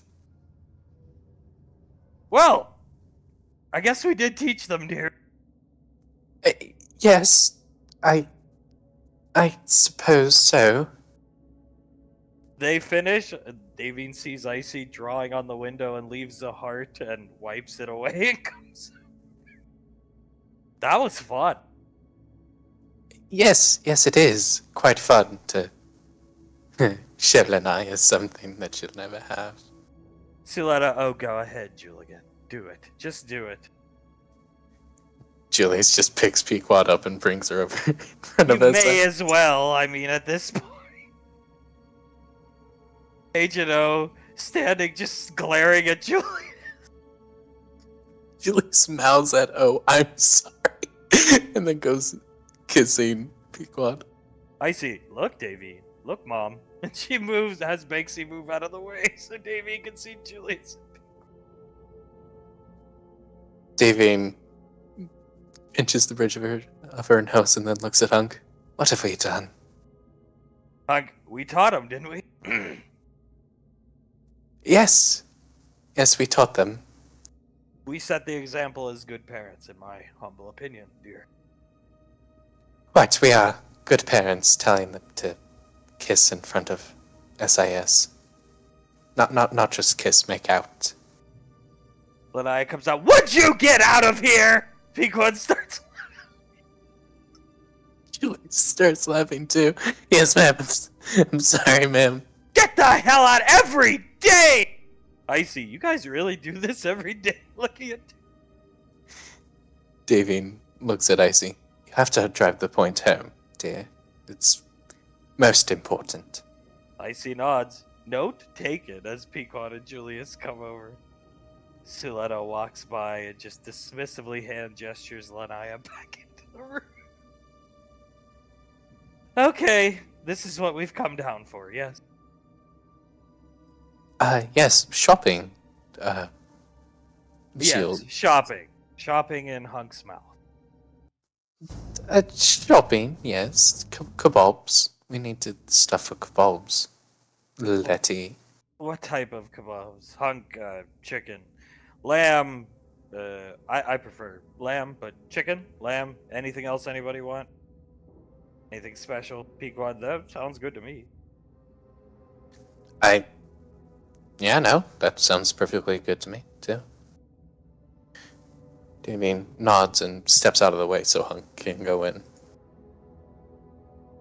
Before Hunk can go in, Lorelai's 2 guards come here. Rain falls. Julius is looking up at the ceiling, whistling, as Davine. Yes. How are you two? Good. You're all wanted with us. The general requests your presence before leaving for weekend leave. Of course, we'll be right there. You'll follow us, ma'am. Yes, of course. Banksy, well, my last name isn't Rainfall. Suletta, oh, well, would you look at that? Nor is mine. Yet. Davine glares over at Suletta. Yet, soon you will be included in these. This guard, Spartan, you're coming with us. Suletta, you're off the hook, so to speak. Suletta, wonderful. With Memory Hand in her arms, I will do the shopping. Go, see the general. Have fun, Davine. Oh, I will. Have fun shopping, Letty. He chuckles slightly. The guards lead you guys this way. Icy, I think we're gonna get yelled at for beating Jiren up. Yeah, I think so. Hug, well, just get ready to pull your shirt up, Julius. At this point, I think this is going to require more than just pulling my shirt up this time. Bexy, please don't pull your pants down in front of me. Hug, yeah, me too. If it comes to it, just fucking look away. Ah! You make your way down. They lead you to an office you've never seen before. They come stand at the doors here and just gesture with their heads to go in here. Julius nods and will step forward. On the wrong layer. Hunk, well, he has his mask back up. I'll assume all responsibility for this. He takes Davine's hand. You could say it was my idea. No, it was my idea. Leads them in here, and Sasha's here too. General Lorelai golf claps 3 times. Julius salutes. Ma'am? Beautiful, huge office. Beautiful round desk. Take a seat, Julius, right here. Yes, ma'am. He'll take a seat. The rest of you stand in a single file line, no hiding behind the children. Hunk takes 2 feet up this way. Lorelai is going to slam her hand down on the desk right in front of Julius and just start staring him down. Julius stares right back up at her. She does not say anything. She keeps staring, trying to make you sweat until you sweat. Julius keeps staring at her, I can do this all day. and he starts sweating. Lucky for you, I just like to see you sweat. With her hands still down on the desk. So, in the military, oftentimes, in times of war, battlefield commissions skipping ranks is quite common. World War II, many wars. Nowadays, it is not very common. That being said, in special circumstances, it can be approved. Sasha has put in a request, and so has Icy, who's grinning at Julius, that you receive a promotion. And regardless of my attraction to you, I agree. Your performance a few weeks back against the black armored individual and those armed men, and your performances in the past. She lifts her hand up. You are prepared for this. There's a captain insignia under her hand. Alpha Niner is a unique squad, let us put it that way. From my understanding and Nicole's admission, she looks to Sasha and you and some others, Ash, to call the shots at time. Congratulations. Yes. Thank you, ma'am. Pequod's just slack-jawed, staring at the emblem. Julius's hands start shaking. May I stand up, ma'am? Of course. He stands up and gives her a salute. Congratulations, Captain. Rainfall has a nice ring to it. I mean, of course, Nicole is Captain Rainfall, but she was Winters for the majority of my time knowing her as a captain. Yes, ma'am. He looks at Sasha and Icy. Thank you so much. Sasha, you earned it. I see, exactly. If your mother were part of the military, she would get a promotion as well. Nicole relies on her. She relies on the entire squad, but given the triangulation data center fight that happened, I think you've proven your worth to the military. From staff sergeant, bypassing lieutenant, though technically speaking, you were promoted to lieutenant for approximately 12.9 seconds, and now you're a captain. Thank you, ma'am. I won't let you down. She smiles. Sasha winks at you. Icy grinning, giving a thumbs up. The way I see Crimson Squad, she gestures over to Banksy. Let Asherion be in charge of training them. They are going to be shooters, highly trained shooters, much like Asherion. Sporting their armor, they will be effective. Though don't neglect their training in CQC with Hunk, but leave it to Asherion to train them. I think it's good for him. He'll need it, if you know what I mean. Of course, ma'am. I would never neglect their training. That being said, on missions from here on out, you have a fair say, and you now outrank Ash. That is not something I would have ever thought I would hear, ma'am.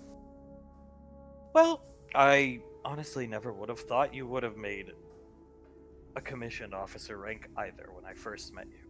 But looks can be deceiving. Thank you, ma'am. All right, Julius! Hunk's clapping. Lorelai looks over at him. Yes, all right. She starts clapping with it. He just rubs the back of his neck, pins the captain rank on, and gives them all another salute. You've earned it. Your field reports, you've finished filing all your field reports from the Headhunters, the Malcolm days, and now you've truly turned it around. Your salary will go through the roof, not that it matters. She looks over at Pequod, but either way, congratulations. It's still a nice perk, I'll be honest. Thank you. Now, Captain. Yes, ma'am? Just tell me. I know it was you. It was you who assaulted Jiren, was it not? All of you?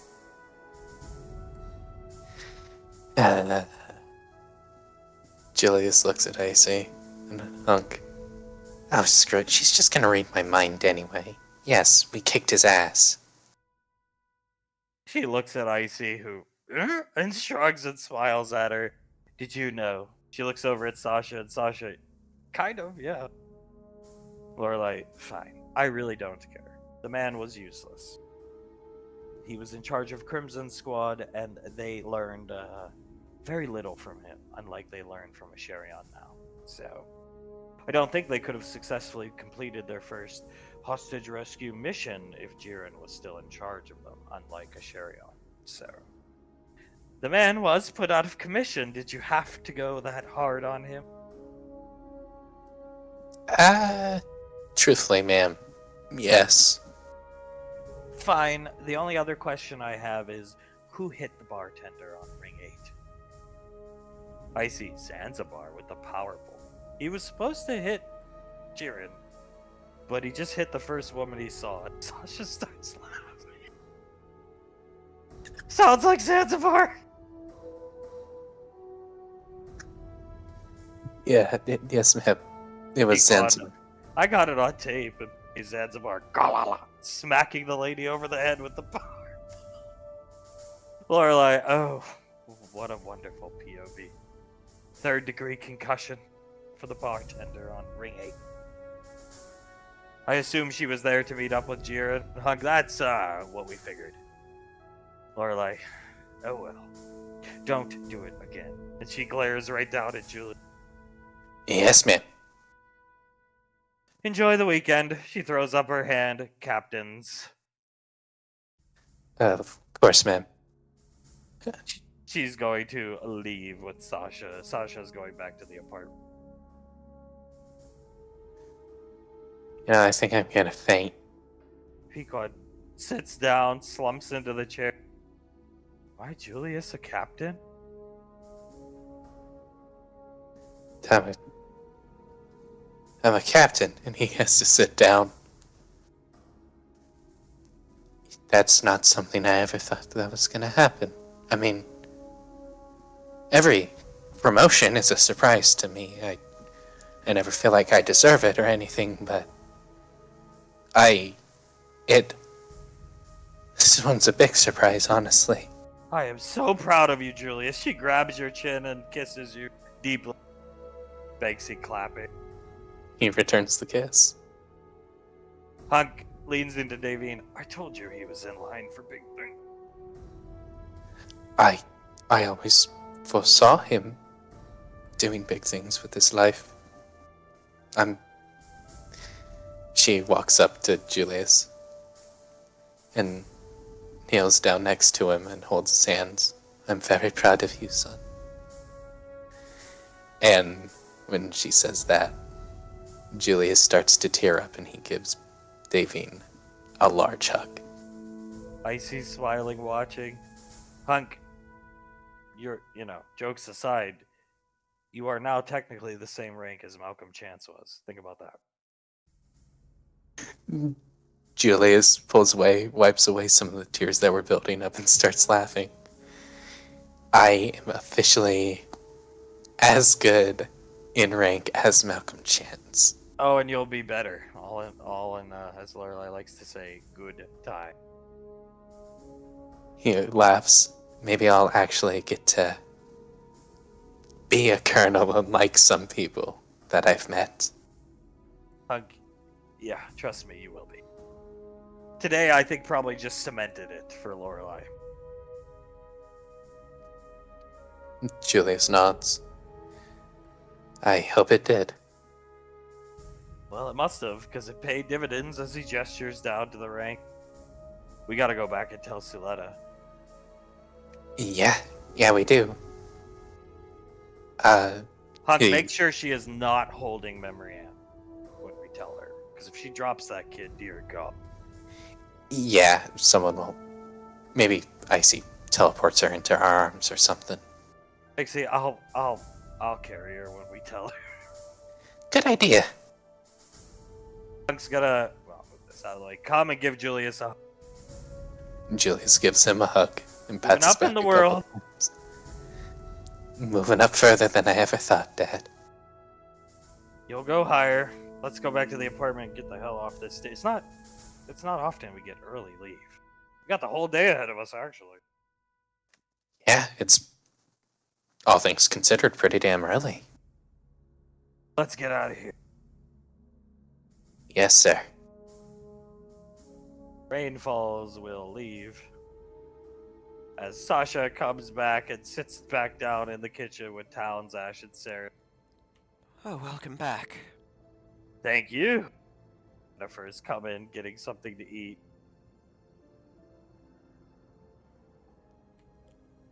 What were you doing? Oh, just having a little fun. Sasha, Towns, get me a cup of coffee. Towns, yep. It starts getting her a cup of coffee. Fair enough. Not an easy day. Jennifer, looks like it, Ash. Yeah, I got messed up again. Here's what it is. Always a bigger fish, and I'm not a particularly big one to start with. Always a bigger mobile suit. Zap comes and sits down. Yes, there is. Once we're finished with it, I'll make 'em pay. Suletta has come back with the groceries and Memory Ann. Sets the groceries down. Sits down with Memory. Hey, Auntie. Hello. You okay? I'm doing fine. I got ditched by the Rainfalls. The rest of the Rainfalls. They got called away by General Lorelei. She shuffles Memory Ann in her arms. I was excluded from the punishment. I Oh? assume it has to do with beating Jiren nearly to death. That's probably a safe assumption. It couldn't be too bad. I doubt she'd really go in on them. Suletta nod. He has a soft spot for Julius. So, And Icy. yes, you are correct. They did set the base on alert, though, I assure you. That Oh, cost they Earth did. Gov a lot of money. Yes, they did. Whatever happens, happens, right? Well, Suletta, I think she was on to us on the ship ride to the dragon's birthing ground. Oh, I think she knew. I think she knew. She probably knows. Like, we weren't exactly convincing. It's fine. Suletta throws her hand up. She knew I slapped Jiren, so. Fair. Fair point.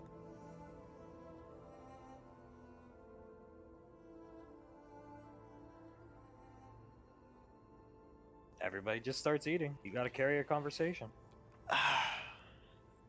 You know, this, I don't even know how to put it. This has been a rough time period. But, for everyone, just, I know you might not want to talk to me at the moment given things, but if you do ever need to talk, Auntie, I am here. Duly noted. I'm okay. As long as I have... She wraps her arms around Memory Ann. I have her. And I have the Rainfalls. And I have Rainfall Weekend to look forward to. Prior to Rainfall Weekend, it was sitting alone in my house. Though my house wasn't destroyed back then.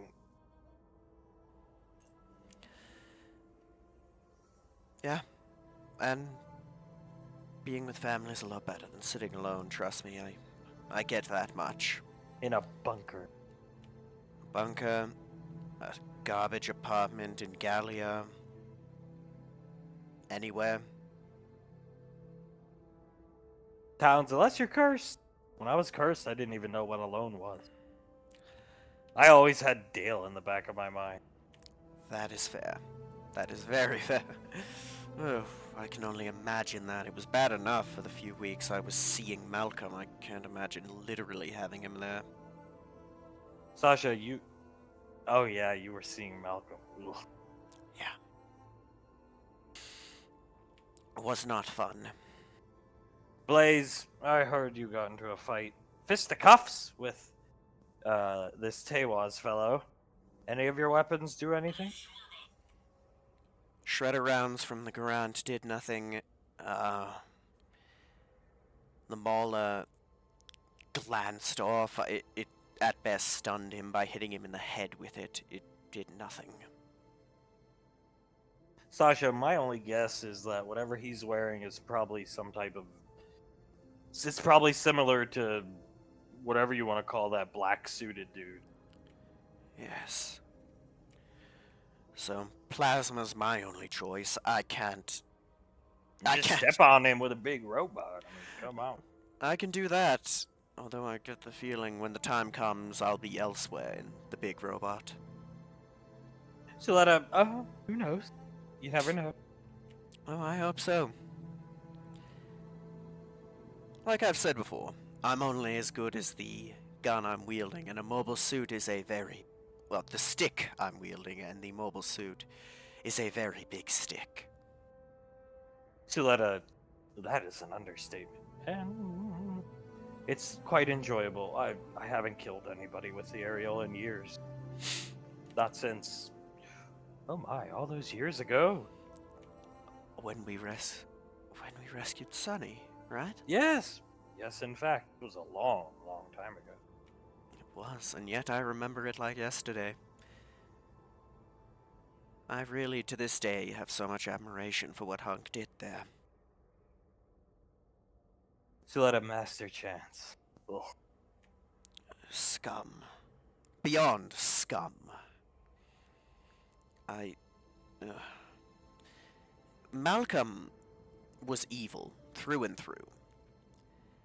In a way, I see Master Chance as worse, because he saw everything Malcolm was and everything he did, and not only pushed for him to be in that position, he protected him in that position just because he was blood-related. Master Chance had power. And pool. A great deal of pool. Suletta speaks. I can only imagine. Him Not and I always got along fine, but I can't say I was ever a fan of his. Well, I'd assume your relationship with him can't be too different from Hunk and Jiren. Yes.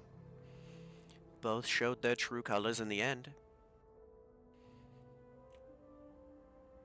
You know they beat Commander Jiren so bad he'll probably never return to the village. He starts chuckling. Blaze, Julius must have been angry as he gets up and makes Suletta a cup of tea. I can only imagine. Nice. I only wish I could have been there. Sasha, God, starts laughing at Scott. If only he weren't an actual asset, I'd be even happier. Sasha, don't eat too much. We're gonna go out for tacos in a little bit. Zap, trust me, baby girl, I can pound down the food like no other. Blaze hands Suletta a cup of tea as the Rainfalls have made their way back. They come in, they file into the kitchen one at a time. Banksy, thank you. Takes Memory Ann from Suletta, who's got her on her lap and the tea. What? Well, fine, you can hold her and takes. So, how badly did you get chewed out? Not at all, actually. Oh? I got promoted to captain. You what? That looking right at you. A captain? Boom, baby. Julius, I'm so... Come over here. I'm not allowed to get up right now. Doctor's orders. Come over here. He'll walk over. Ash is gonna pull him down and give him a big, tight hug. I am so proud of you. Sasha, that's where I went. Lacey and I put in the commission request, and Lorelai deemed fit. It's a long time coming. Look at you. From a little punk kid to a captain. Thank you. You're amazing, little brother. Nice! Scar just speaks up. Thank you, Scar. He stands up straight and looks around at everyone. I wouldn't have gotten here if it wasn't for all of you, so thank you to you all.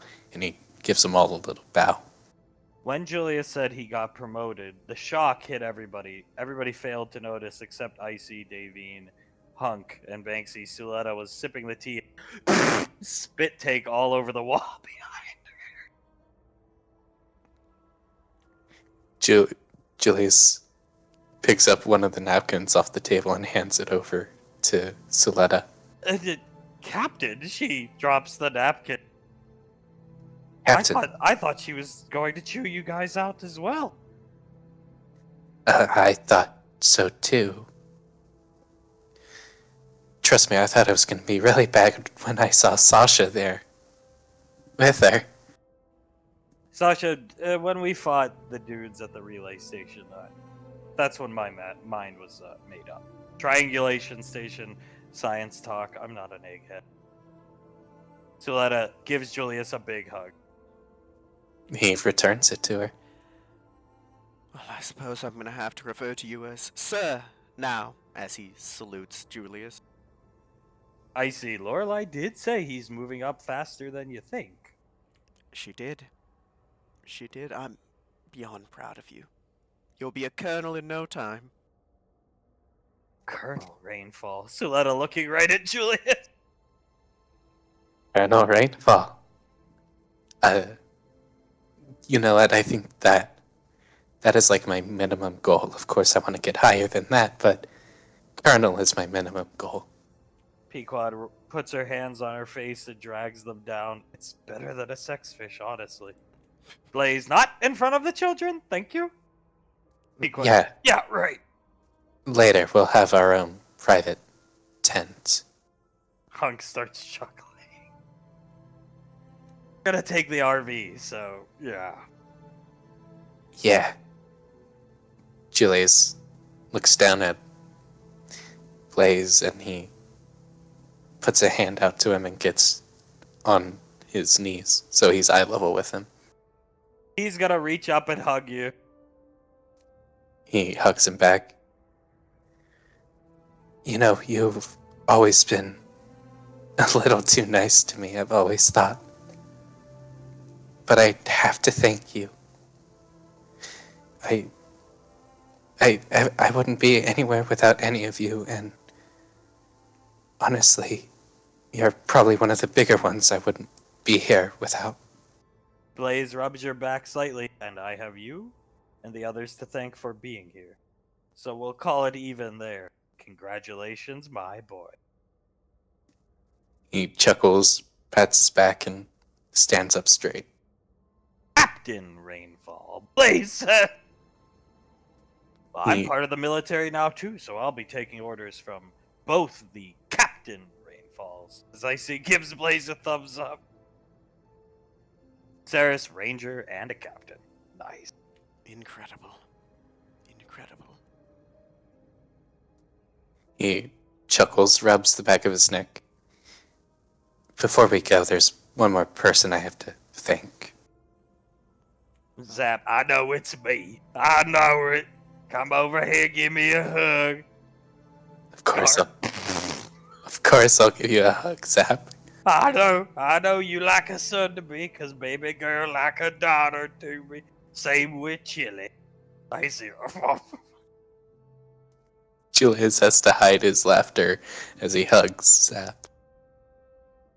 Commander Integra making her way down, putting out her cigarette because she knows where the children are. She's on her way down. Scar gets up, shakes Julius's hand. Nice. Very nice indeed. Towns is gonna come up, put his hand on your shoulder, shake your hand, so I could ask you what to do now in combat too, not just. I mean, you always could. Thank God. That's good. I need more people to rely on when I get a little confused here or there. As Commander Integra comes to the door. Quite the congregation! Celebration. Julius doesn't say anything as he walks up to her and gives her a hug. Oh! How are you doing today, Julie? He pulls back from the hug. Very good, ma'am. Uh, you're the biggest one I have to thank, because For what? I'm a captain now. Ah! You see her grab her forehead and fall right backwards, and Banksy, Christ, catches her. Suletta! Oh, Oh, maybe I should have let her sit down first. Suletta! Oh, just like God! Oh my God! Oh, Jesus. Blaze, Uh, carry her to a chair, opening a little med pack on his chassis. I have smelling salt. yeah, of course. He'll carry her off into one of the chairs. Blaze will stick the smelling salts under her nose. Ah, Captain? She's looking right at you. Yes, ma'am, a captain. Congratulations, Julius. She gives you another hug. He gives the hug right back. Just like good old dad over there. You're even a captain of an arcane council godforsaken strike team. Just like dad. Yes, ma'am, and I plan to continue following in his footsteps. General Rainfall. I see. Now that sounds good. Pequod, oh my god. I'm sure at least one of you is going to get that rank. Commander Integra, both, perhaps. Pequod, that would be awesome, actually. Wouldn't that be something? Yeah, just to negate any confusion, when we're in battle, just call us Julius and Icy, not Captain Rainfall or anything like that. Sarius nods. Yeah, probably for the best. Makes sense to me. Good. I see. Honestly, I don't really like giving orders. Not in combat. I really like the paperwork. It doesn't bother me. But I like having... I couldn't rely on the last elf, and I had Golcha. God bless Golchan's soul. I miss him, but I couldn't... You guys ever hear about the ranger I had on my squad who was a sniper but only threw grenades? Punk. Oh, God. Ah, yes, the one Vincenzo, right? Yeah, I see nods her head. You met him, I think. Yeah, and I phoned him for help on a mission once on how to assemble a railgun. I eventually had to just figure it out myself because he told me to put the capacitor in, the magnets and the capacitors in inverted, so the thing would have blown up in my face. I see shakes her head. Commander Integra. Julius. What do you plan to do to celebrate? Yes, well, you're coming on Rainfall weekend. Right?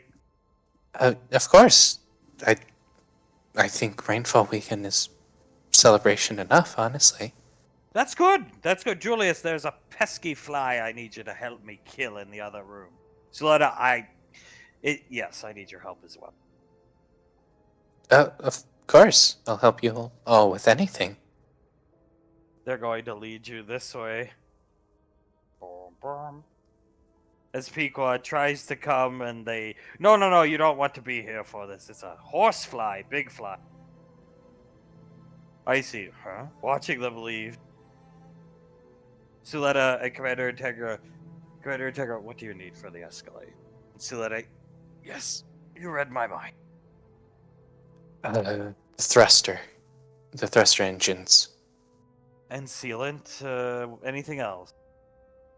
Internal wiring, what do you need? Just tell us, Commander Integra, what you need, and it will be your gift for Patricia.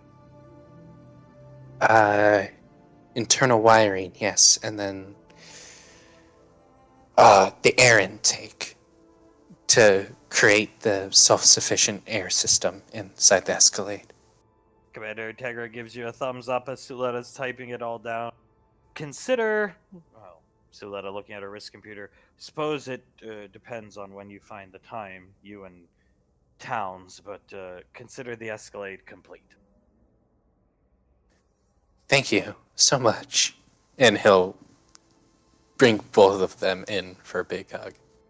You won't have to rely on Tommy. Suletta's crying. He'll start chuckling. You were such a hooligan when I first met you. Oh, let's all be honest. I'm still a bit of a hooligan sometimes. You need to be at times.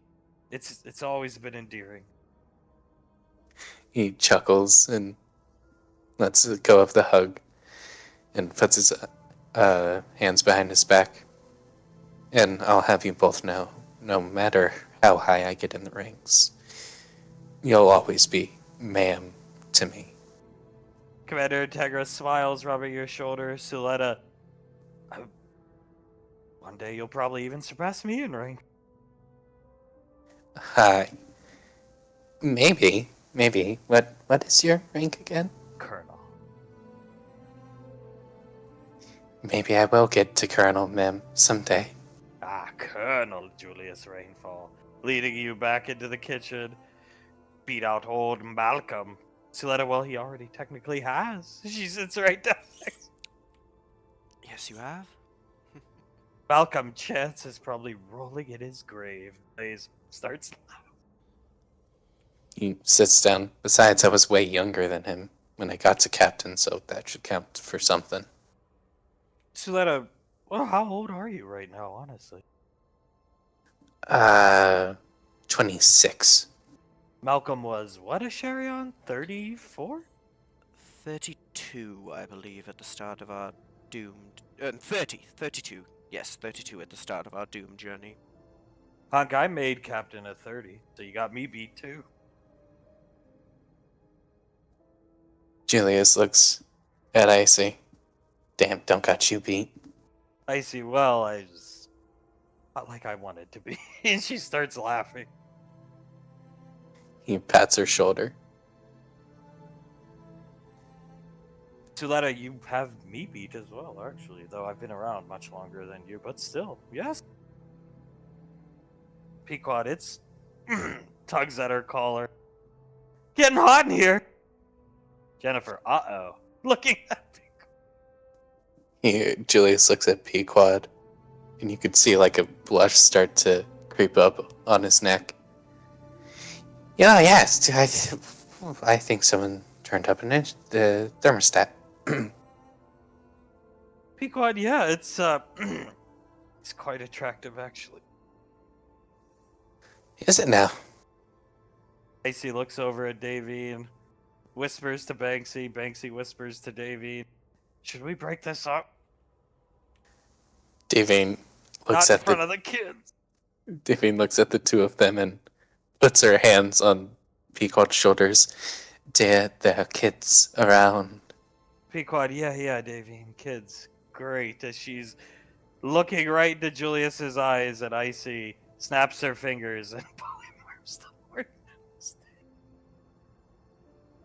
Pequod, Jesus! Oh, Christ! Sorry. Looking around the room. Julius jumps back far enough that he almost lands into Blaze's arms, and he sits back up. Who in Jesus. the fuck? Blaze looking around. That's Lord Nemes Day. What in the hell is going on here? The fuck? Looking right down at Lord Nemes Day, who's looking up. Julius stands up and sits him. Arcane Council Strike Squad or not, what the hell is this bastard doing here? He's got his hand on his laser pistol. He's not... Icy, come on. Hey, man. Rico. Oh, hi, Nicole. How you doing? Banksy. Get out of the way. Banksy. I wanted to come congratulate you personally, Julius. Thank you, sir. I have nothing to do with these promotions. Since your relation to my daughter, it has to be approved by High Command, which means military political bureaucracy. But they approved. So, he's gonna start shaking your hand. I just wanted you to know that. Because the assumption would probably be, oh, he got it because of Rico. It's not how it works. Trust me. Of course, sir. Nepotism is famously looked down. You earned it. Through and through. Thank you, sir. What the hell? Why is she polymorphing into Nemes? Go ahead. He's looking down at Nemes, just looking up at him. Go ahead, I'm sorry. It's just so distracting.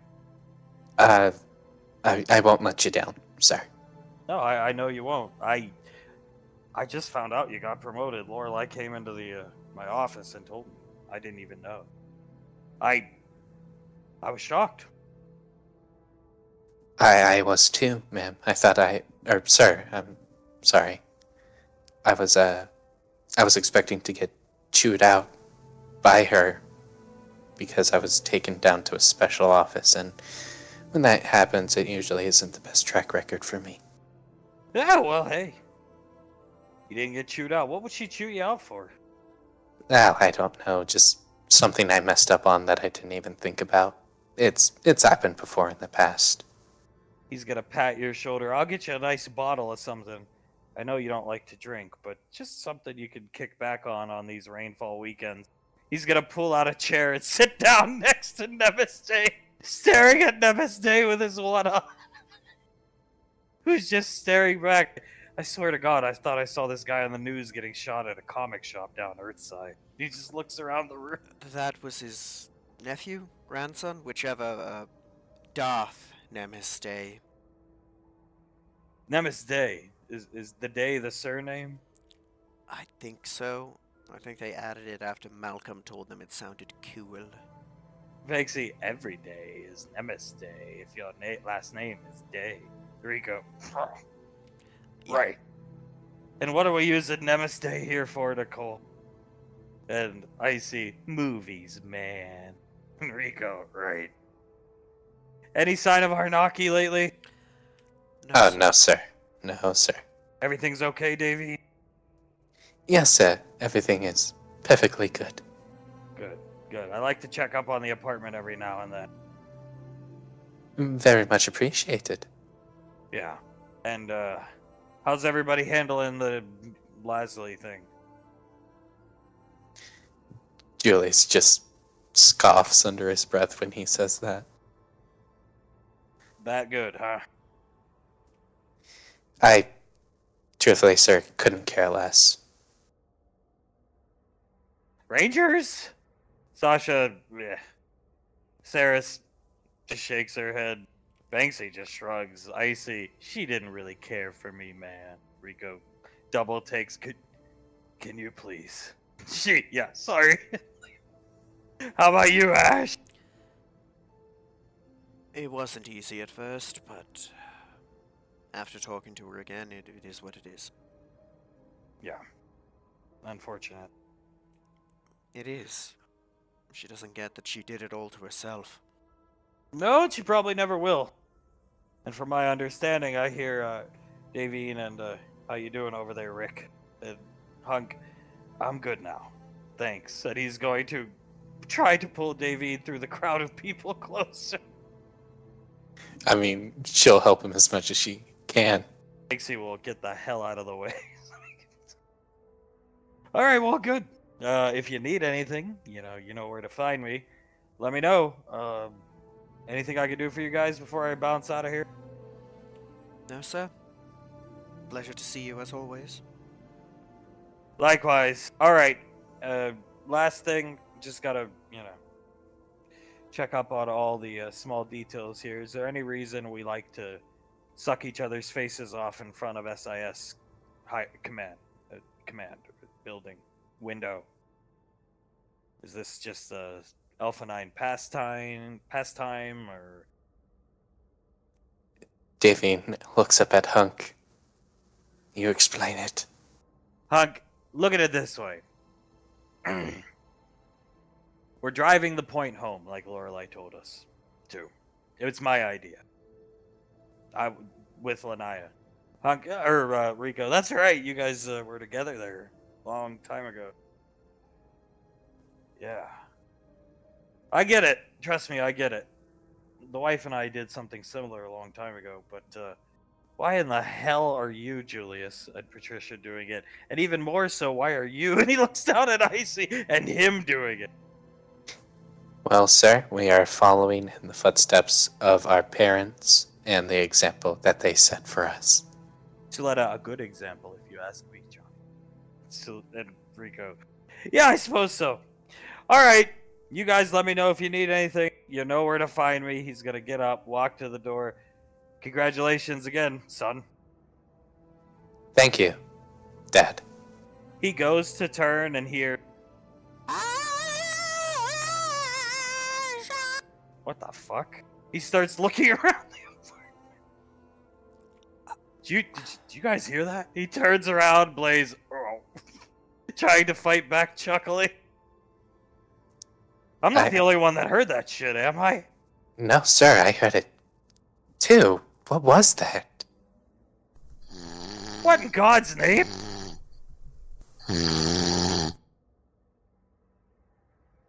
Was Is this that some kind of game you're playing or something over the intercom coming from your recreation room? I see nobody's playing any games, sir. No, sir. I'm not sure what it is. I sounded like an Indian battle cry or some shit. You know, we got a report of some fucking Native American guy chucking a tomahawk at Lorelai's window. You guys hear about that?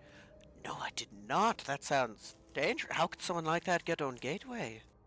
I have no idea. Clearly, the docking guards are failing their duties, if you ask me. Of course, clearly. Is he still here, I wonder?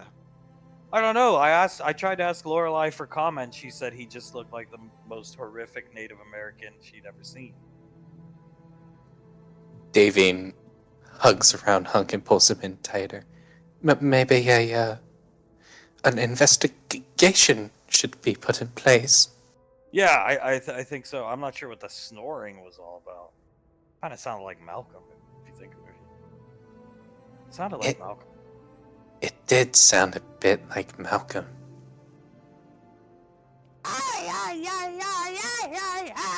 He looks around the room, hand on his holster of his laser pistol. Does this happen often? Suletta, all the time. Sometimes I hear it when I'm trying to sleep at night. Oh, really? He looks right at Davey. It's quite terrifying when it comes out of nowhere. And it always sounds like it's right next to your ear.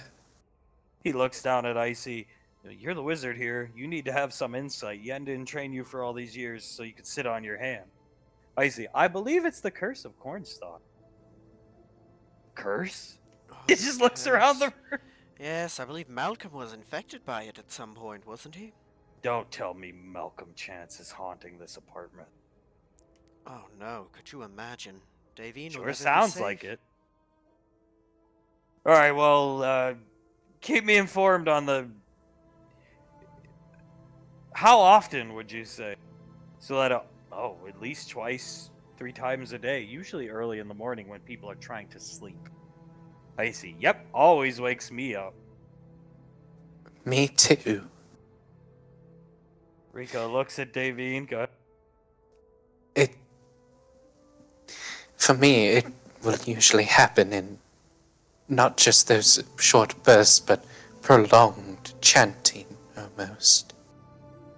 Alright, well, I'll get to the bottom of this. Nicole, you think it's the curse of Cornstalk? I see. Absolutely. We should consult Master Yen before things get out of hand. General Rico, I'll get on it after the weekend. It's weekend time for me. Even General Rico gets a weekend. He's gonna come over, embrace his grandchildren. Pequod is fighting back laughter, leads into Julius. His eye patch didn't pop off. Well, yeah, there's that at least. He embraces all the children. Alright, enjoy the weekend. Have fun at where you going? Pequod, Niagara Falls, then camping. Alright, have a good weekend. Pleasure to see you again, Miss Davine. Hunk, you lucky fuck.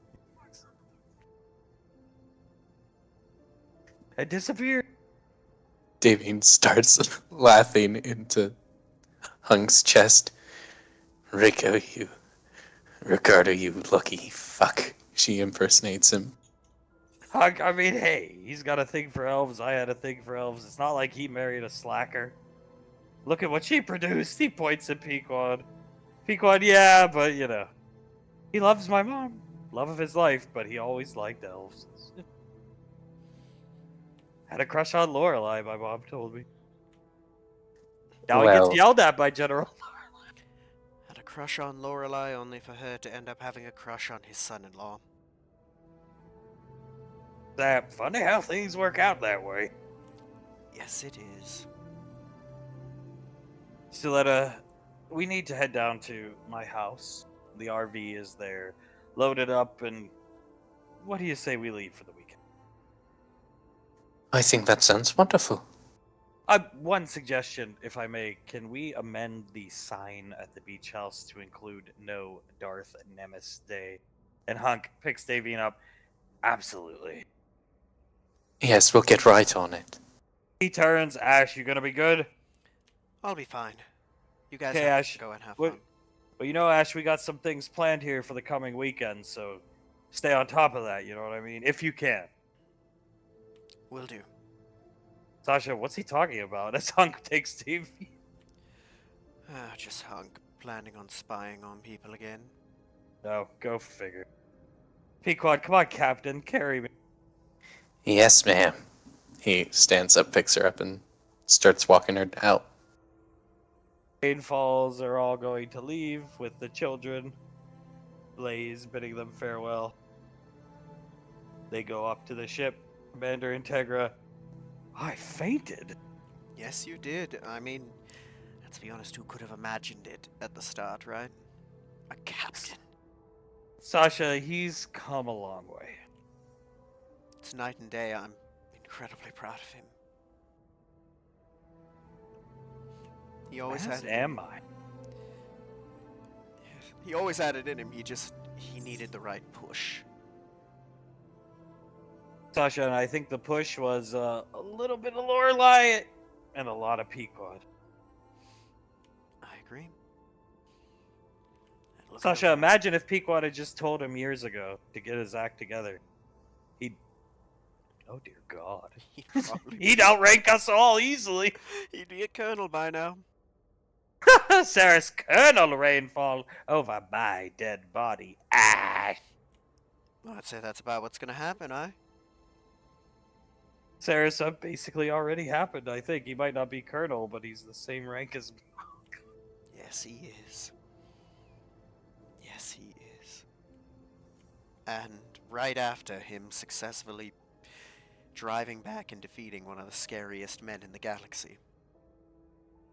Sasha... Yep. I think a long time ago, I liked hanging out with you guys. I did. Good company, good times, but I'd be lying if I said I wasn't distancing myself, given Julius sucking everybody down around him. That being said, he was different after the Majestic. It's been talked about enough, but I always had faith in him after I saw how he changed. He put up with Pequod screaming at him on a daily basis.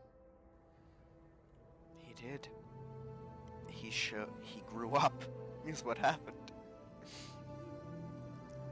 He's grown into such a nice young man. Nice young captain, Commander. Nice young captain. Blaze, if only Major Idiot was here, ex-Major Idiot was here, she would most likely, not be proud. Never mind. I think she would be. She just wouldn't want to admit it. Well, too bad for her. She'll never be here. They banned her from Gateway this go-around, Blaze speaks. She did it to herself. All because she couldn't admit she was weak in some way. Scar.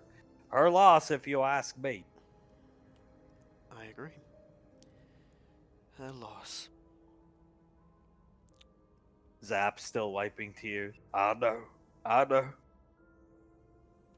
It's so sad, but happy at the same time. Blaze, you cared for ex-Major Leslie. Zap, no, I'm talking about Julius getting ranked up. I don't care about her. She had a nice set of tits, though. Scar, quiet. You sure you took your medication? Zap, well, they did tell me I'd build a tolerance over time, so I'll need a higher dosage in due time. Thinking that may be the case. Zap, at least nobody choked the fuck out of me this time. That's true. That is things. Improvement, right?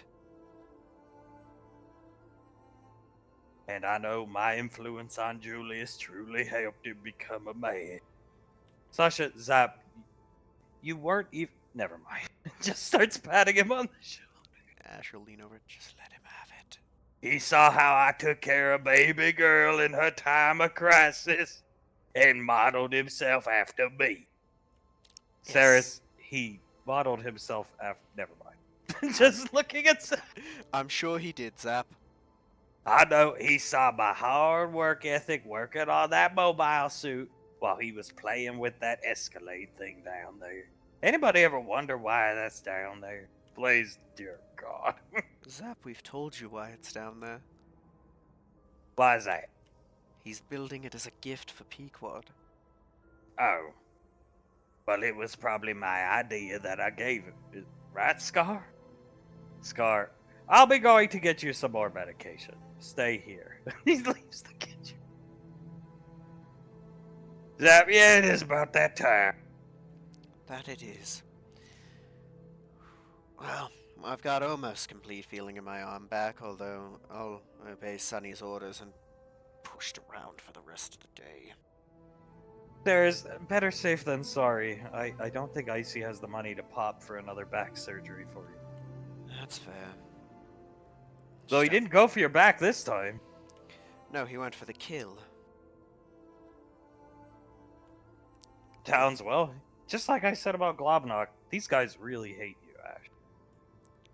That they do. Seems I've, had a habit of rubbing people the wrong way. Sasha, you can use it. It can be used. Sure, it was used against Globnock. It was, and, well, I used it against Jiren, didn't I? Yeah, Towns. Yeah, you know, I saw that footage down in it, and I kind of knew it was Julius. I mean, come on. Who else out there could beat up Jiren? Oh, you could tell. I can use it. Taunt him into doing something foolish. Sasha, I guess he won't be leading the Army's team in the EarthGov games next year. Starts chuckling. Who's it gonna be? Who can even lead it at this point? Sasha, I mean, there's tons of other decorated officers, so I'm sure they'll find somebody. Either way. Meh. Either way. Ah, the EarthGov games. Good times. Be interesting. Sasha, maybe you'll lead a team one day. Maybe. That would be something else, wouldn't it?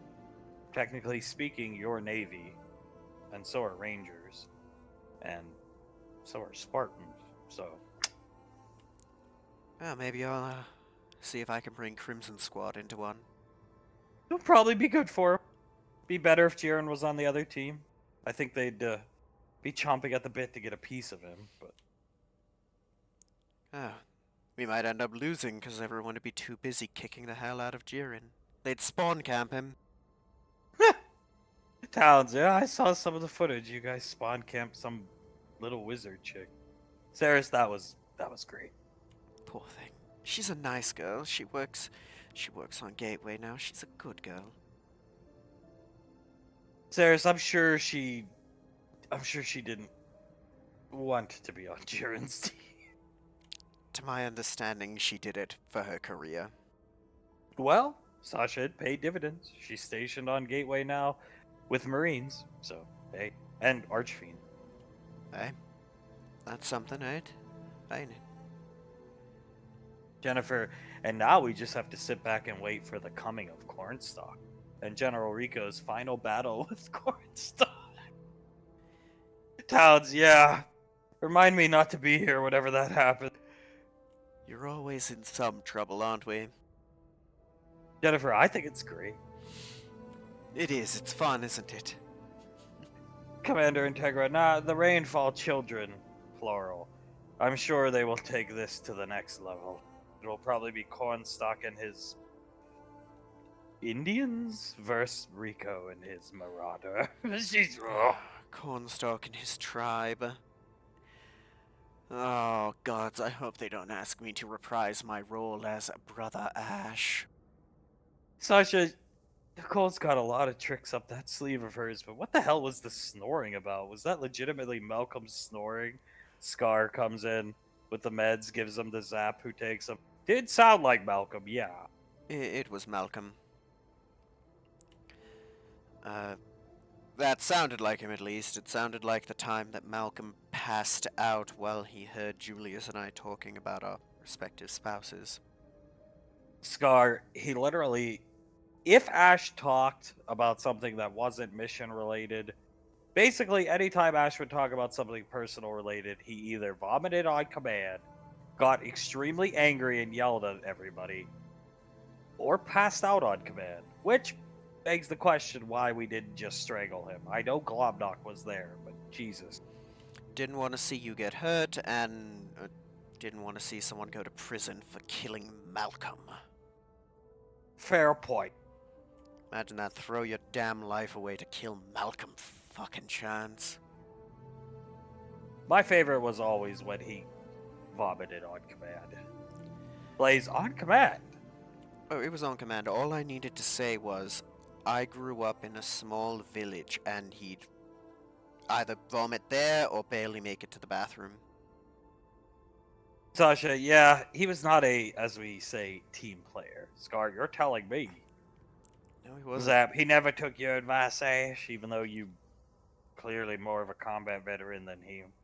No. No, anytime I tried, he'd basically tell me that I am a fighter, not a thinker, and to buckle down, shut the fuck up, and do my job. Saris. So this is my plan, Ash. We don't need to talk to anybody. Towns what?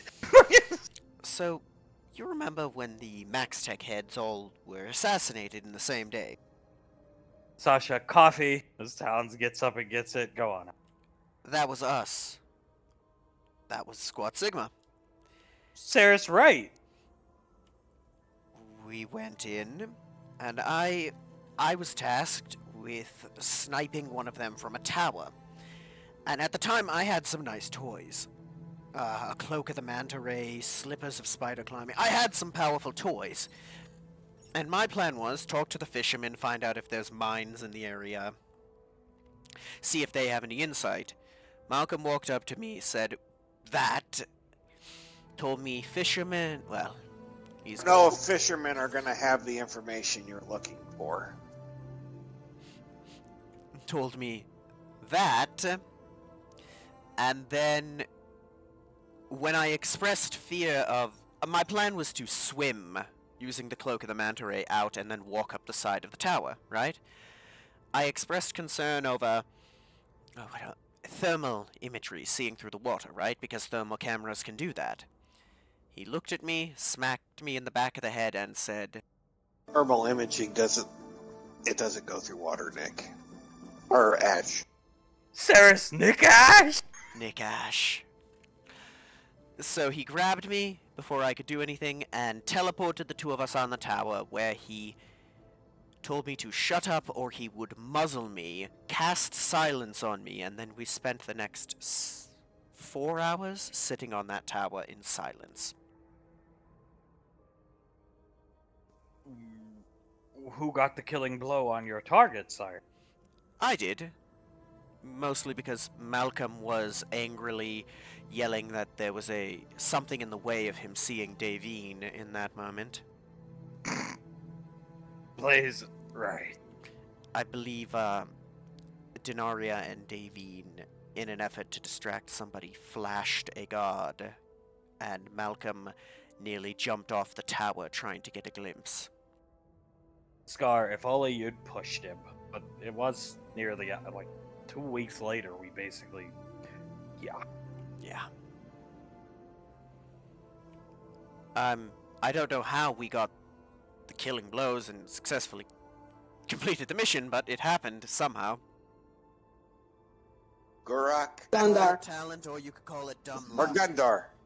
Gundar? Saris's... Gondar. Jennifer, Gondar as in Lorelai's wife? One of the most famous bounty hunters ever? Yes, I was there turning in a bounty, and he walked up, and he called him Gundark. And then Denaria corrected him and called him Gundar. Blaze, well, Miss Denaria clearly had severe amounts of brain damage. So, yes. He also referred to him as Grundark. And, oh, there was one more I'm trying to remember. He referred to Gondar as a great many names, let's say that. Sasha shakes her head as down here at Suletta's house, the Rainfalls are Hunk and Banksy are loading everything into the RV. Suletta is holding Leslie, watching, and boom. These two here have Soul and Carter. Memory Ann sitting reading a book, looking at her favorite animal. Julius will walk over, sit down next to her. You really like that one, don't you? She nods her head and hands the book to Julius as Pequod and Icy go inside and start looking around. Davine will follow them. Icy looks amazing. It somehow looks better than before. They don't realize that Davine's right behind them. Pequod, yeah, before Davine trashed the place. And Pequod, la, nah, yeah. Icy, la, nah, yeah. They don't realize. Davine nods. La Naya. Icy, oh, dumps and Pequod. You are way too quiet. Turns around, looks at Davine. Trust me, I've made a killing out of it. What do you say we get a shirt, Pequod, with Soul that just says La dash Nai dash Ya? I'll get it for all three of the kids. One wears the la, one wears the nai, and one wears the ah. Excellent idea. Pequod, I'll place the order very soon as the robot's going around. Pequod, you guys really threw down in here, huh? Yes, yes, we did. She looks over at where Solita tackled her. That's a damn good tackle. Icy starts laughing. But you won the fight, right? I mean, I was holding back. Well, of course. I didn't want to actually hurt her for most of the fight. Pequod, did she give you any good punches? Your nose looked kind of messed up that morning. Oh, yeah. Yeah, she has. Don't ever tell her that I told you this, but she has a damn good left hook. Icy starts chuckling. Well, all's well that ends well. The place looks amazing again, and we can come here next weekend or whatever. Yes, of course. Maybe we can go out fishing. I could try to teach Siletta how to fish again. Something like that. It might be good. Pequod, you taught her well last time. You reeled in Booker M or whatever his name. Yes. What a lucky catch that was. Isn't that right, Nicole? Icy puts up her finger. Am I to assume Darth Nemesis is banned from polymorphing on weekends too? Yes, you would assume correctly, dear. Understood. She nods her. Davine just squints at her a bit. It feels too easy, I'll be honest, but I'll trust you for now. Can I at least have old lady Denaria? She inhales and then exhales. 2. You have 2 uses of Old Lady Denaria over a 2-minute period. Understood? Crystal clear. Very good. They're gonna walk out, lead Davine out, and come stand over here with Memorian and Julius. Julius is reading to her a bit from the book. And he looks at her. Do you like any of the other animals in here, or do you really only like reading about this one? Aha. She's gonna get up and start tugging on the door, leaving the book. Julius will stand up, carrying the book with him, walk over and open the door for her. She's gonna go in and come out with more books on this species. Oh, Sets them down. Icy, she really likes those things. Wow. Yeah, she does. He kneels down next to her, opens one of the books up. I'll read from these to you if you ever want. She nods her head. Pequod is gonna lean down. Icy can hold both the kids on her own. Pequod, it's theorized these things consumed large amounts of raw mana and then could just turn it into basically a hyper mana beam. That's scary to think about, Icy. You could punch a hole through a power armored guy with something like that for sure. Like that guy we fought a few weeks ago. Julius lets out a long whistle. Well, it's too bad they're extinct. We could definitely use one of these. Icy, they look like they're related to dragons in some way, but way more primitive. Yeah. He'll start looking for a little section to see how, big they grew. They grow extremely big. So let's use they can grow up to the size, full maturation. The males are the dominant of male and female. To in our world, a Boeing 747. Given enough mana consumption. Julius blinks a couple times. Yeah, they definitely seem like primitive dragons. Wyverns might be a closer comparison, maybe. Quite it. Oh, they're her favorite animal. 4 different books on them. Maybe we can go to Anova one day and get her. It would be kind of sad if she had a fossil. Yeah, that would be extremely depressing, I think. I see if Monkey Boy could be cloned, then these things could be cloned. And if not cloned, then animals are a lot easier to resurrect through magic. I don't know how to do it though. Not yet. He nods. Simpler minds, I suppose.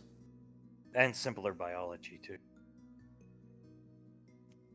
He nods again and looks at Memory Ann and rubs her head. Yeah. We'll get you one of these days.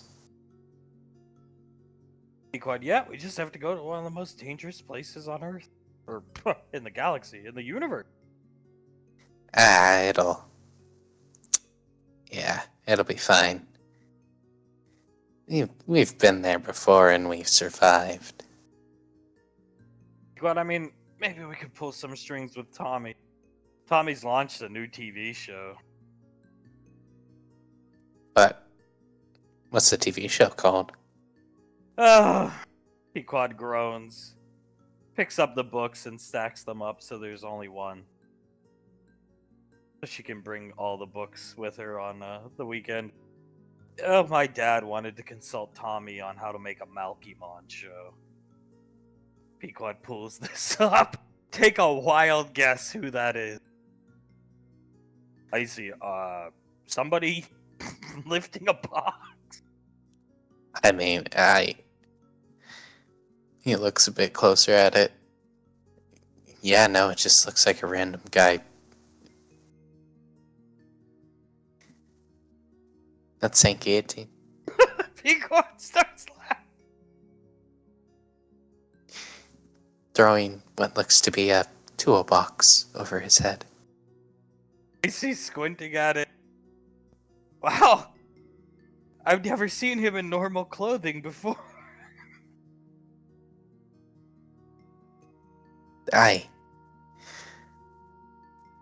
Saint... Who's that Malcolmon? It's Saint Guillotine. Apparently, all the Malcolmons are. Take a guess. Oh, all of them are Saint Guillotine. This is Tire Iron Mon. As you can see. I see. Oh, tries not to laugh. Julius will pick up Soul. I can't say it won't bring at least a little bit of revenue to EarthGov. I see. Those look like old pictures. Pequod, they're back. They're old from. Saint Guillotine's apparently really old. He's like he said, he's been battling the menace for hundreds of years. So they're back from 2016, I think. Tommy told my dad. Oh, Jesus Christ.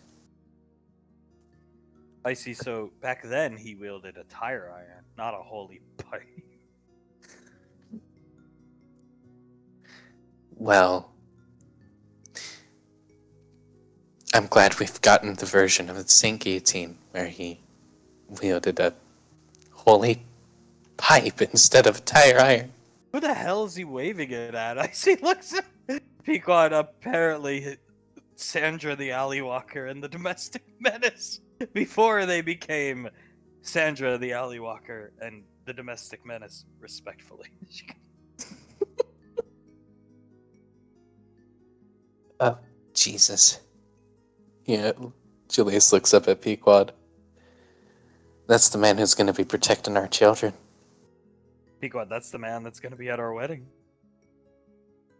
That's the man who's going to be in his full saint garb at our wedding. We'll leave the chapel with the saint's blessing, Tommy has told me. How many people can say that they left the chapel with the saint's blessing? Pequod starts chuckling. I'll return his artifacts to him for the wedding day. Yeah, I don't think he would be able to do it without them. He's gonna come up behind Davine. What's going on? Oh, they're just talking about the new Malcolm On show and how St. Guillotine is most of the Who's That Pokemon pictures. Who's that captain? Julius looks up and winks at Hunk. And Davine turns around. So, is everything almost ready? Yep, Banksy's loading the grill and we're almost ready to hit the road, burn some rubber. Just putting Banksy to work as Suletta comes over and Leslie. Good. She looks at everyone. So, I've never really been to, any waterfall really, is it? They have like a viewing platform with railings and everything, right? I see, absolutely. You don't have to go near the edge. Hunk, I'll be there with you. She holds Hunk's hand. If you're there with me, I'm sure I'll be okay. Pequod, you could stay in the RV if you're too scared. I'll be fine. I'll be there to spend time with everyone. Suletta, it's a lovely sight, but not something you can look at for very long. It is just a massive amount of water falling over a cliff. That being said, it's very loud. It's hard to even hear. Is that so? Yes, the drop is so significant. We're talking hundreds and hundreds and hundreds of feet. Davine just takes in a really deep breath and holds it in for about 5 seconds. I And then see. you Stop! Go ahead. and then you just hear her let out a little squeak. Suletta, and over the years, many drunken morons have fallen to their demise. You would not survive a fall from that height, even into water. You're traveling so fast from top to bottom, it's like hitting cement. Splat! When she says splat, Davine jumps and lets out another squeak. Hunk. Yeah. I've been meaning to ask. The fear of heights. Where did you get it exactly? If you can remember. She looks at Hunk. Well, believe it or not, I was quite adventurous when I was younger. Connection to the woods, what else, the whole deal. And I would love to climb trees. Where I grew up, there were these gigantic trees that rose above the skyline, and they were beautiful, truly. I would probably compare them to the redwoods, if you've ever seen those here. Yes. Well, I would climb them quite regularly. and I was pretty good at it until one day I lost my footing and fell about 100 feet and broke one of my legs. I can see why you have a fear of heights. Nicole and I and Julius have been talking. If you ever want to get over that fear, I got an idea or two. And I'd be there with you. So would Nicole and Julius and Pequod and Suletta. Suletta, that's right. I'm not afraid of heights. I would love to hear it. No good. Rock climbing.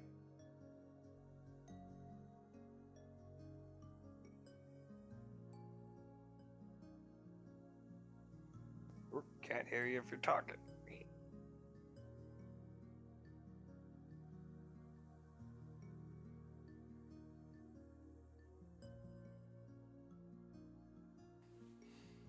Julia?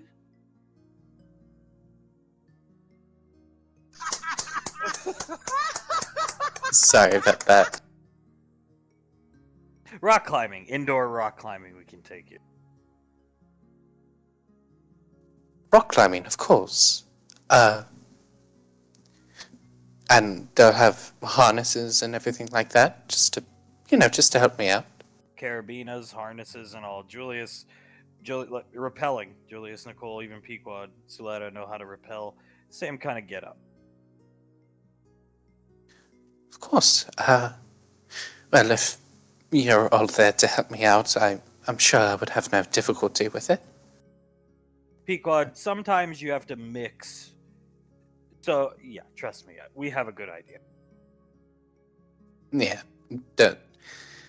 Yeah. Don't worry about it. And Davy nods.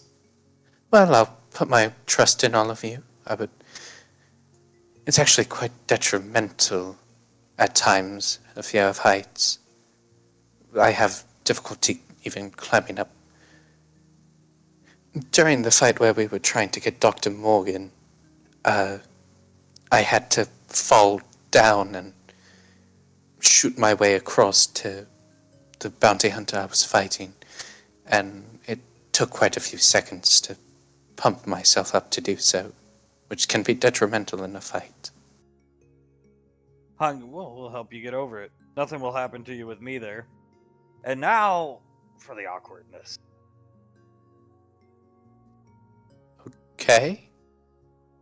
So Lorelei, Blaze is correct. Look, I don't want that woman raising my son trapped in a bunker. Lorelei's willing to get my son out of there.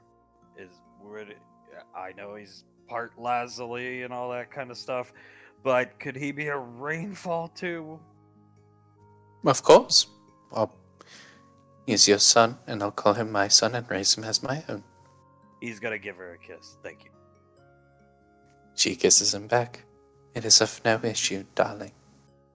Suletta, the current plans are Asherion will not be the one to take the child away, but Asherion will be accompanied by me and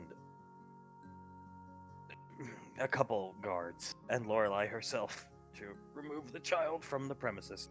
Not that I take pleasure in crushing her, but she has no business raising a child like that, in my opinion. Of course, I understand. And besides, I feel like Asherion still has things to get off his chest, so in due time. I'm sure he does. There are a few things that I would like to say to her, but she shrugs. That's not going to happen. Hunk, then of course, I think pretty soon here we're going to go back to where I grew up. Would you like to meet my parents? I see they are very nice. Davine gaffs, turns around, stares right at Hunk. I would love to meet your parents. What do you think, Julius? I mean, like, I'd finally get to meet these mysterious grandparents I've never gotten to. I would love to. You can meet them, show off your new captain bars. I'll take you around where I grew up. It'll be a good time. We can definitely have some good food. There's tons of good street food there. Davine whispers to herself, oh, good to see his room. What was that? Nothing. Nothing there. And she'll pat his chest. All right. Well, what do you say we burn rubber, get out of here, hit the falls, and then I want to get out into the woods. Enjoy the weekend. 2 days go by quick. Yes, sir. Beats the hell out of being trapped on the station all the time. It's nice to touch grass. Yes, it feels good to be in the forest every now and then. Come on, Boom Mike. And Banksy, Boom Mike. Looking at can they walk this way? Pequod, best Boom Mike holder ever. Oh, he'll do just great. And Julius looks at all of them. Wait, so he gets to hold a boom mic while me and Hunk have to be shirtless and sweaty all the time? I see. He doesn't like being in front of cameras. He likes being behind them. But he doesn't really want to learn camera technique, so Boom Mike. Pequod, Boom Mike, Julius. Julius sighs, stands up, gently takes the books from Pequod and puts his hand out for Memorian to hold. I'm going to the damn RV. She takes your hand and walks with you. And we're gonna return to the apartment as the rain falls. We'll be burning some rubber. Still, everybody making small talk. They're not really keeping track of time. Talking about Malcolm and the Majestic. Towns grabbing his stomach. Oh, hungry. It's getting to be about that time, isn't it, Sasha? Sasha, yeah, we can go down to Tommy's if you'd like. Towns and I will, oh, crap. She looks at her wrist computer. Yeah, I'll go get Sonny and, Rolly and Zap's kids. We gotta use the first Millipidian movie star to our advantage. Maybe we can get Tommy to close the restaurant down. It is dinner time. Yes, it is. Maybe we can. Let's see if we can. I'll go get him. Meet you guys down there. All right. I hate to be a burden, but I can probably wheel myself at the very least. Saris, I think you can probably walk now. If you want. What's up to you, though? Well, do you think we should ask Sonny, or do you think I'll be alright? Just stand up and see if your equilibrium's good to go. He's gonna stand up and see how he feels. You feel okay. Enough to stand. Good. Gonna try to walk a bit. You're good. A little wobbly at first, but... Okay. Scar, he really did you in, didn't he? You wanna see the footage? Scar, no. No, unless it's Malcolm being whatever he did to you. You remember the punt kick that he did as Malky Orton? Vaguely. Oh, actually, yeah, I remember seeing him do it to the mime. Tewaz legitimately did that to me. Jesus, Ash. Yeah. Take it slow, Ash. I'm trying to. I don't want to see the day where I have to give you medication. Hopefully that won't come. Hopefully. You guys are going to make your way down to Tommy's. Some of the guys sit right down at the bar. Towns is not sitting at the bar, though. Zap, Jennifer, Scar, Tommy. Ash, how you doing today? What, Ash, you bring everyone? Yeah, we thought it'd be a nice time to go out. Very good. Very good. Taco Friday. Scar, isn't it Taco Tuesday? Tommy, here is Friday, Scar. Accept it. Right. Yeah, how are you, Tommy? Doing very good. Planning for a great deal of many things, Ash. Much on my plate. Really? He's gonna sit down at the bar. What's on your plate? Sirius will sit next to you. Oh, great deal of many things. Planning for Carter and Soul's wedding in the future. I heard about that. Do you already know who he's gonna marry? Yes, I do. But I cannot tell anyone, because it could change the outcome of events. Alright. It is a secret. Can you see mine and Saris's kid getting married? I will not say anything. All I will say is you will birth a beautiful child. Birth? Looks at Sarah's birth. Saris, I think you got your wires crossed, Tommy. Tommy, no wires crossed here, vampire goddess. Tommy, Ceres can't have children. And this is what you think. Very soon, the solution will present itself. He puts his hand up. Okay, Tommy, you've never steered us wrong before. Let's, I hope you're right. Wouldn't that be something? Say guillotine giving Scar a beer.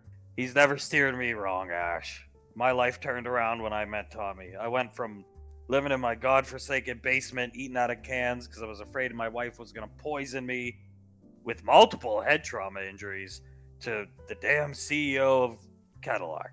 So, I think Tommy referred to something called the Garden City Civil War at one point. oh, thank you, dude. Yeah. That was something else, let me tell you. That was, the Garden City Civil War. Well, which one? There was multiple over the past 600 years. Looks at Tommy. The first one, right? Is what you were talking about? Tommy, yes. It was a cataclysmic battle in Garden City between the domestic menace at full power and Saint Guillotine at medium power. The saint bestowed power from a holy source, facing down against the unholiness of the domestic menace for the fate of all the good citizens in Garden City. As he's saying this all dramatically, Sasha walks in. Why do we come here? Looking right at I mean, really, Towns. Like, come on, as Towns was holding the door. Towns, this is the best food on Gateway, and he's entertaining. Fine. Good friends, right? I guess. So, where did the first Civil War end? Oh, well. Oh, he's got to get a glass of seltzer water, because he doesn't drink anymore. Start drinking. It ended with me being arrested at my sister's home by the FBI and the police. State police. Michigan State Police. I'm sorry. If I may, can I get a little context as to what led up to that? Of course. I've So, I've heard of the FBI. They're kind of similar to SIS, right? yeah, Federal Bureau of Investigations back then. They were under the command of, what the hell was it even called? Tommy, United States government back then. Think 18, right, yeah, the United States government. Yeah, they were like, basically federal cops, if you want to, but they, they had like special, I don't know, they were special agents. That's what they called them, but I got arrested. The FBI got involved because, let's just put it this way. The Garden City PD, as Frost and Flavor come in. Jennifer's gonna get up and go see her boyfriend. The Garden City PD weren't known for their response time, and the melee name, they would hear our name over the radio and just look the other way. Fair enough. So, Garden City PD dragged their feet. By the time Dearborn, another county, PD got involved, the menace was too powerful for anybody to deal with. Now, the crux of the menace was he wanted to have sex with my niece. Sarah's, what? Just looking right at this. His cousin, your niece. Yes, he was under the impression it's the truth, the royal heir of Stonehenge. And, yeah. And he wanted to consummate with Aaron at Stonehenge. Tommy giving drinks to Rolly and everybody. Okay.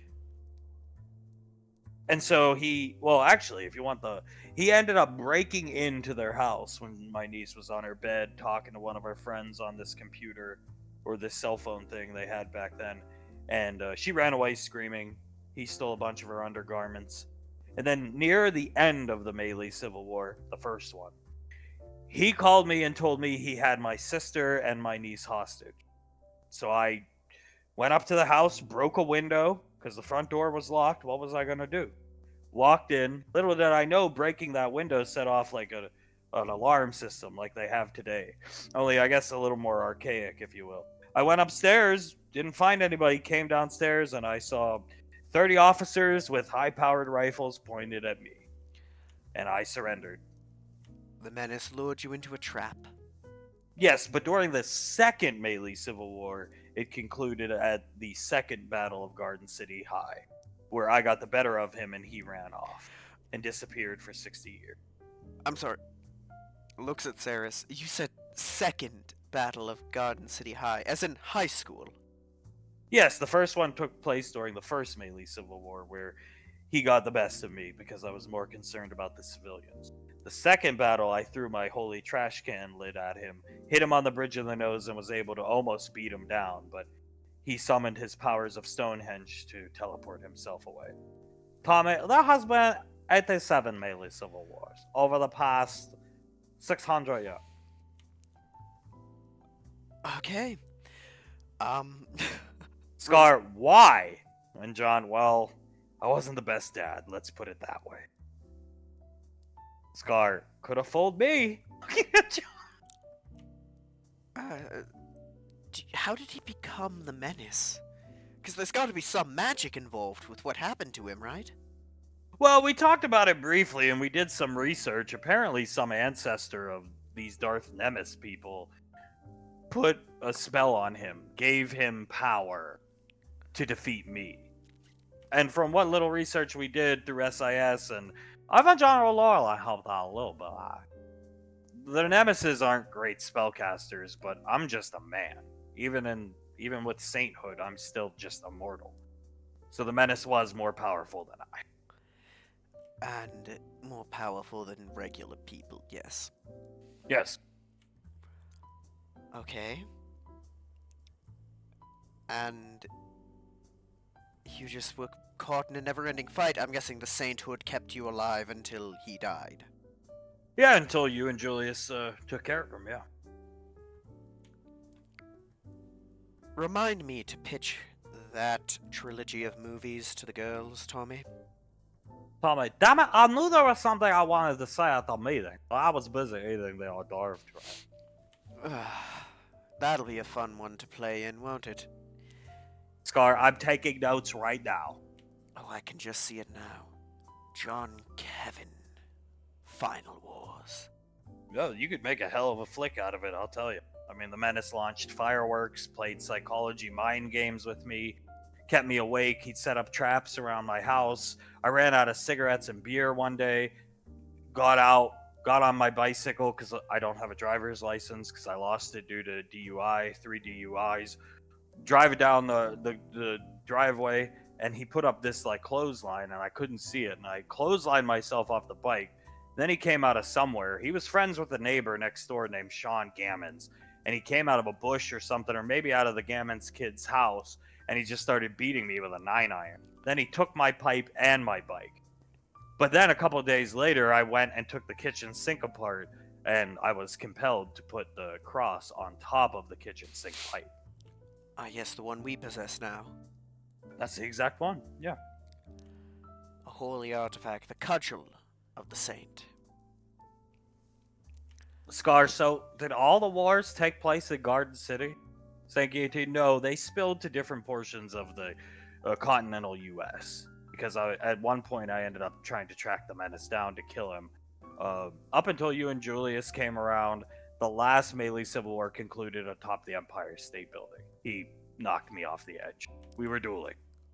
Alright. And then... the Empire State Building. And then you tracked him down again and were engaged in combat in... where we met you. Where Julius and... At the shopping mall, yeah. That's what I was doing. I was a traveling saint, a nomad. Right. Funny how life works out that we ended up stumbling upon you there. Tommy gives Commander Integra some tea. She's gonna go sit down with the young girls and their boyfriends. Tommy, yes, it's strange how things like that work out. But the saint is one to model yourself after. He never give up.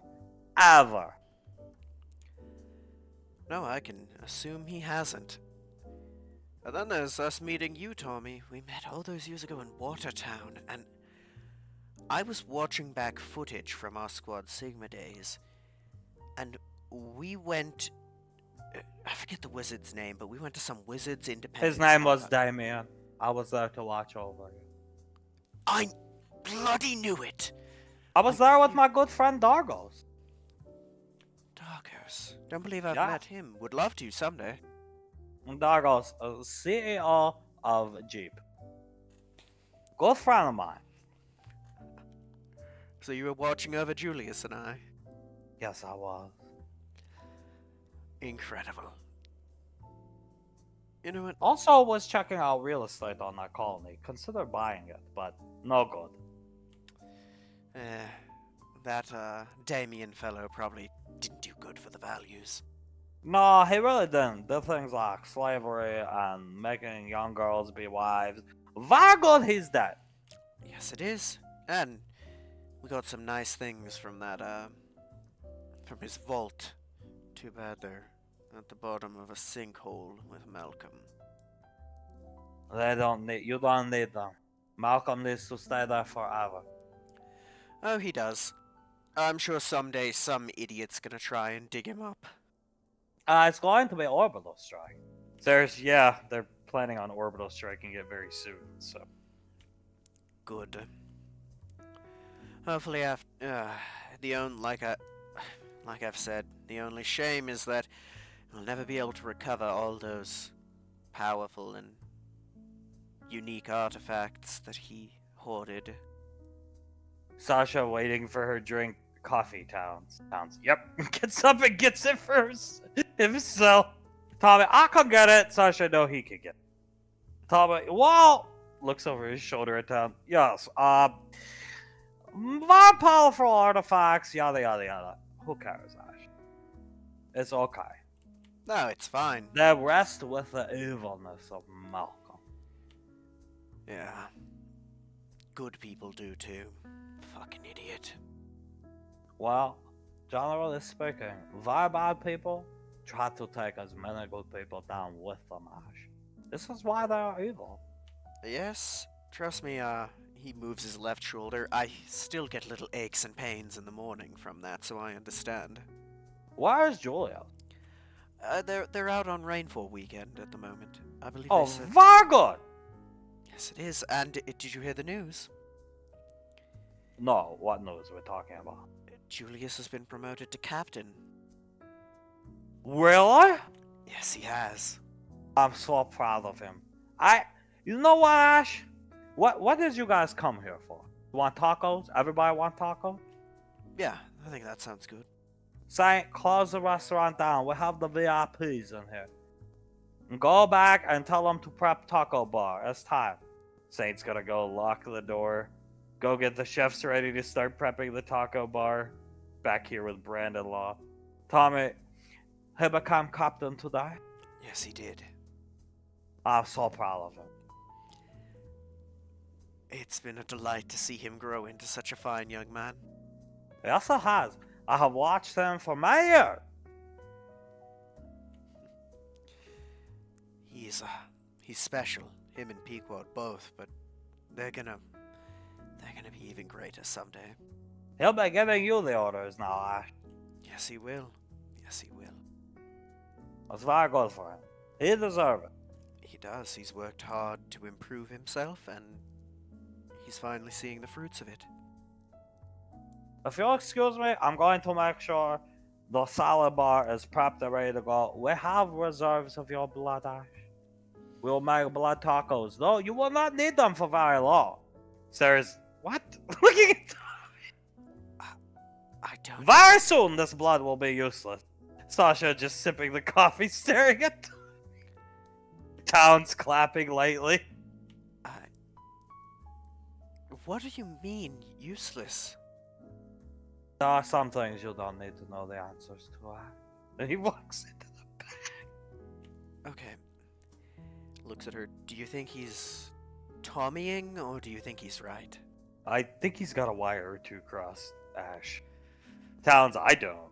Sasha just drinks her coffee with Rolly. I mean, he is always right, though. That's the scary thing. Scar, if I had to put my money on it, I'd say the man's right. Zap, yeah. Never led us wrong. No, he hasn't. What would you do if he was right? Sirs, I have no idea. It'd be nice to be human, not gonna lie. I mean, you could have a kid, I could eat food, it'd be nice in my opinion. Probably get the hit off my back. Yeah, it would. Imagine that. Towns, from what little I know, Lanaya and Agent O are pretty much closing in on ending that. So that is, of course, when Lanaya is not seething in anger, looking out the front door of SIS. Yeah, that's just not nice. Not fair play. Sasha, all's fair in love and war. Be that as it may, distracting them from their jobs is... Sasha, it's not in our nature, Towns, but you should try it, Ash. Saris, go face in front of... You go suck each other's faces off in front of SIS ICOMs and see how it goes. Looks at Zaris, only if you want to. I mean, we could try, but I don't think she'd really care if we do it. I think it's just TV. That's true. Probably just piss her off even more. Knows we're making fun of her at that point. That is true. Do you think she'd actually try to fight Davine over it? Saris, I don't know. I really don't know, Lanaya. Towns, I don't know. Sasha, nah. From what Lorelai said with imprinting, Davine's the dominant. She's just exerting her dominance. And that's how it goes. That'd be a fun fight to watch, though. Although I heard there was another fun fight that happened with Davine. Sasha, yeah, ruined Suletta's house from what Pequot and Icy told me. Yeah. That I wish we could have seen, because seeing Auntie Suletta get into a fist fight with Davine, that had to have been a sight to behold. Sasha, they were fighting over a wrist computer, so unfortunately no footage exists. Sipping her coffee. Damn. As we shift back here to Niagara Falls. And Julius's wrist computer starts to go off. Julius looks down at it. Julius, I am so proud of you. Pequot, oh my god. Thank you, Tommy. You didn't even answer. I heard you, my captain, right? Ashes here right now having a lovely dinner. That's wonderful, Tommy. And yes, I did. Thank you. You should be very proud of yourself, Julius. Pat yourself on the back. I am, Tommy. Don't worry. Good. Very good. I have much planning to do, Julius. Do you need anything from Tommy? No, not currently. I will get you a special gift very soon to celebrate Captain Ryan. And so will the same. We are planning many things.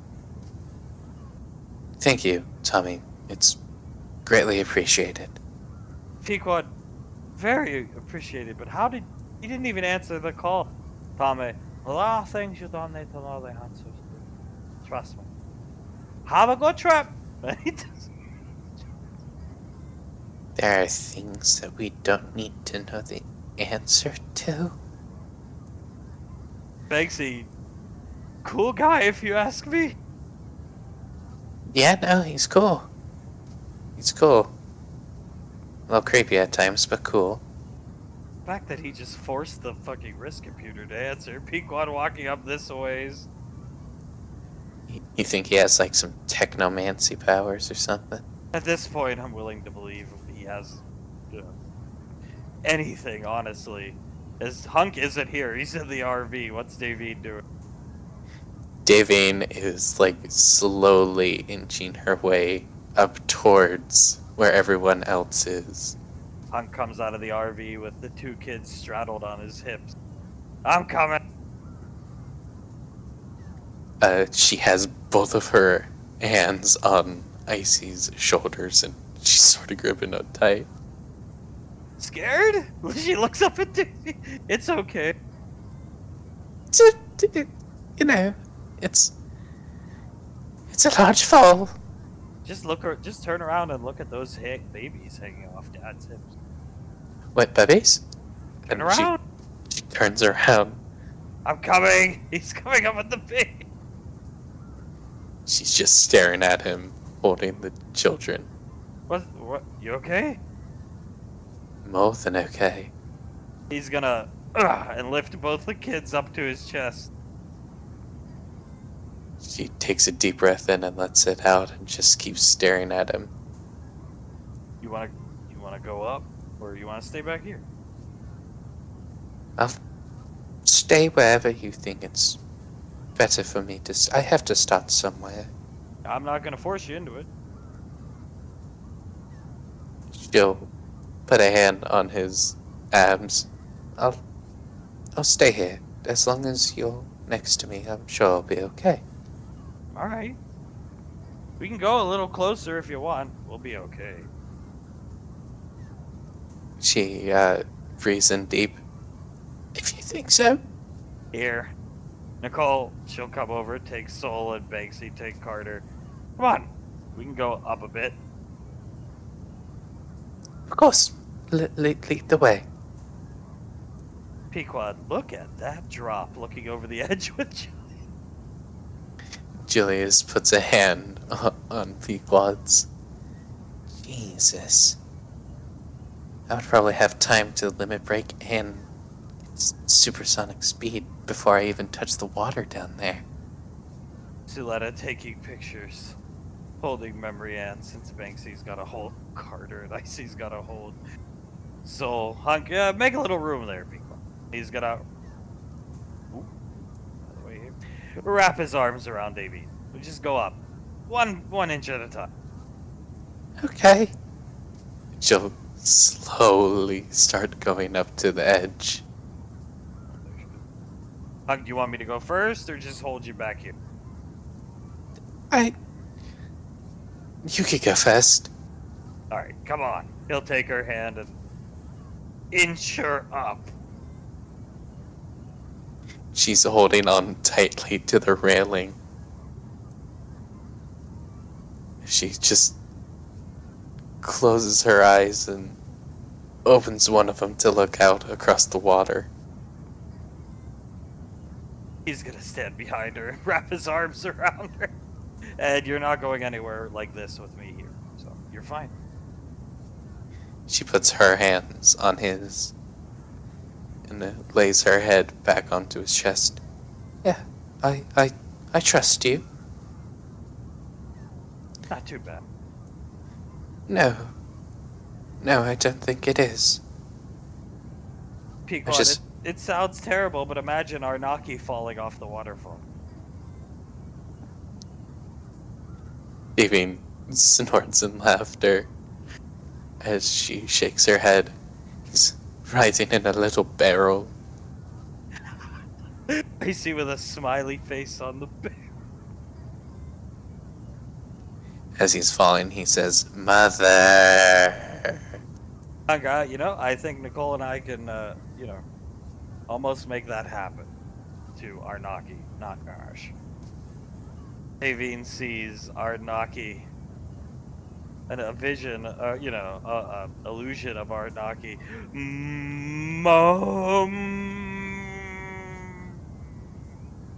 Down the I see, and we're gonna make movies and be rich. Well, richer, I guess. Evie starts laughing hard. Yes, we will be even more rich with your skills, I see. Suletta, is it just I am not a fan of Malcolm movies, but personally, I think I can play Arnaki if you ask me. I can polymorph into him now. Asherion's talent shouldn't be wasted behind a polymorph. I see. You're probably right. He plays a great villain. We'll find other roles for him. Suletta, I kind of always wanted to polymorph into Arnaki. I'm like, go ahead and give it a shot. Oh, not in public. No. I do want to learn Lord Namaste myself. I see, and I'll teach you. Devine lets out a little snicker. I'll get to direct Letty as on Naki. Suletta, Asherion's talents are wasted behind the visage of a polymorph. Am I the only one that thinks this? Banksy, I agree. What I agree, it's just we slated him to play Arnaki because in roles where Arnaki has to fight or hold guns or do stunts, that's Ash, right? Guns, Ash. Soletta, I can handle guns. It's not that complicated, trust me. Unlike my sister, I know how to shoot them and keep up to date with EarthGov's current shooting standards and weapons. So Yeah? I mean, I would love to see you play Narnaki. I shall play Arnaki. I see. Good. I wanted to play Old Lady Denaria anyway. So let us start. What? Who? Who would you even play in, like, any of the movies you've presented so far as Old Lady Denaria? I see. Well, we're gonna write her in to most of the. We have to do major rewrites for a lot of these movies. I mean, The Matrix alone, Morpheus is gonna be standing next to. She gestures to hunk Neo, shirtless, 99. You're gonna be there in the climactic fight versus Agent Adoption, just standing there watching it happen, shirtless. Pequod, Lorelai has good taste. Thank you. This doesn't surprise me at all. Banksy, wait a minute. Neo fights Smith alone. Morpheus is out of the Matrix at that point. I see, that's right. Pequod, in our script, Julpheus will just be standing there. Watching as Neo gets his ass kicked? Get my ass kicked.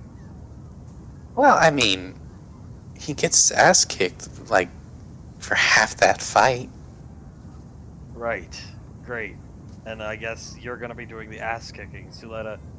No, Asherion should play that role. He's not going to be our Naki-fied, is he? And I see, I was thinking, no, we just call him Agent Adoption. It's a Hugo Reaving role. Ash will do good at it. Suletta, okay. The other agents could be Arnakis. Suletta, works for me. And I see, and there's an evil guy on the ship we want Ash to play. Pequod, Cypher. Yeah, we want Ash to play that guy. Yeah, that dickhead. Banksy, Ash's villain performances have guaranteed him basically 2 Academy Awards. It's kind of impressive if you think about it. Yeah, he's good at playing villains. Which, So, I wish he would have finished the Lord of the Colonels movie. I find Asherion in a white robe with a white stick. Just hilarious. She starts laughing.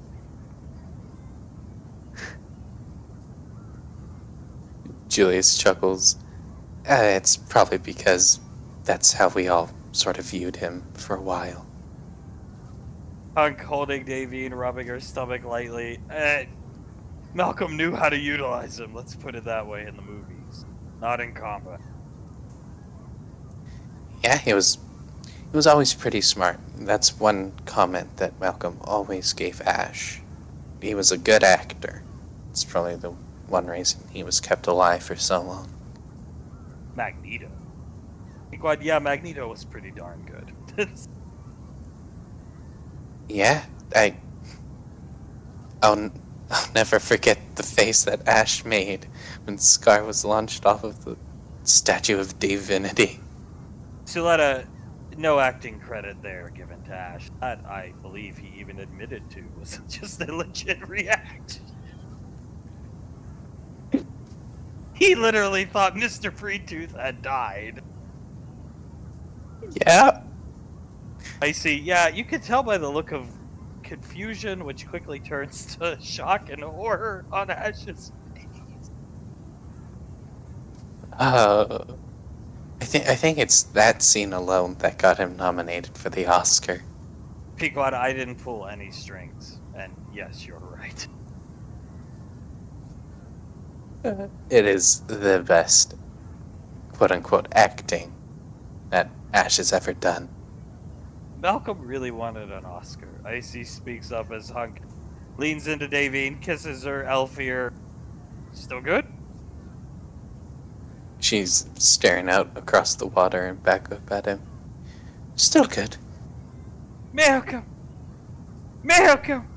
Malcolm!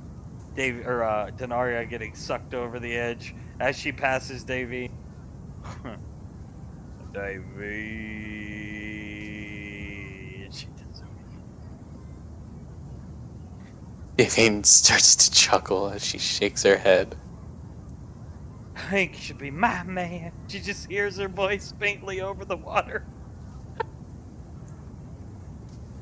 Davy laughs louder, takes Hunk's hand and gives it a kiss. Yeah, that is one woman I never want to see again. What? You don't find old lady Denaria attractive? No, thank you. Not at all. It reminds me of my God rest my grandmother's soul. She looks a lot like my grandmother.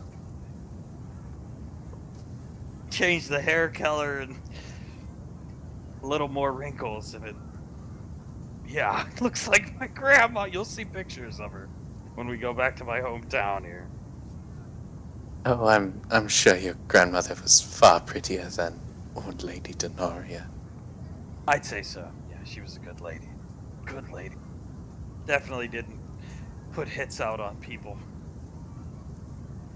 Have them use garlic salt and a metal cross. A lot of good that did her.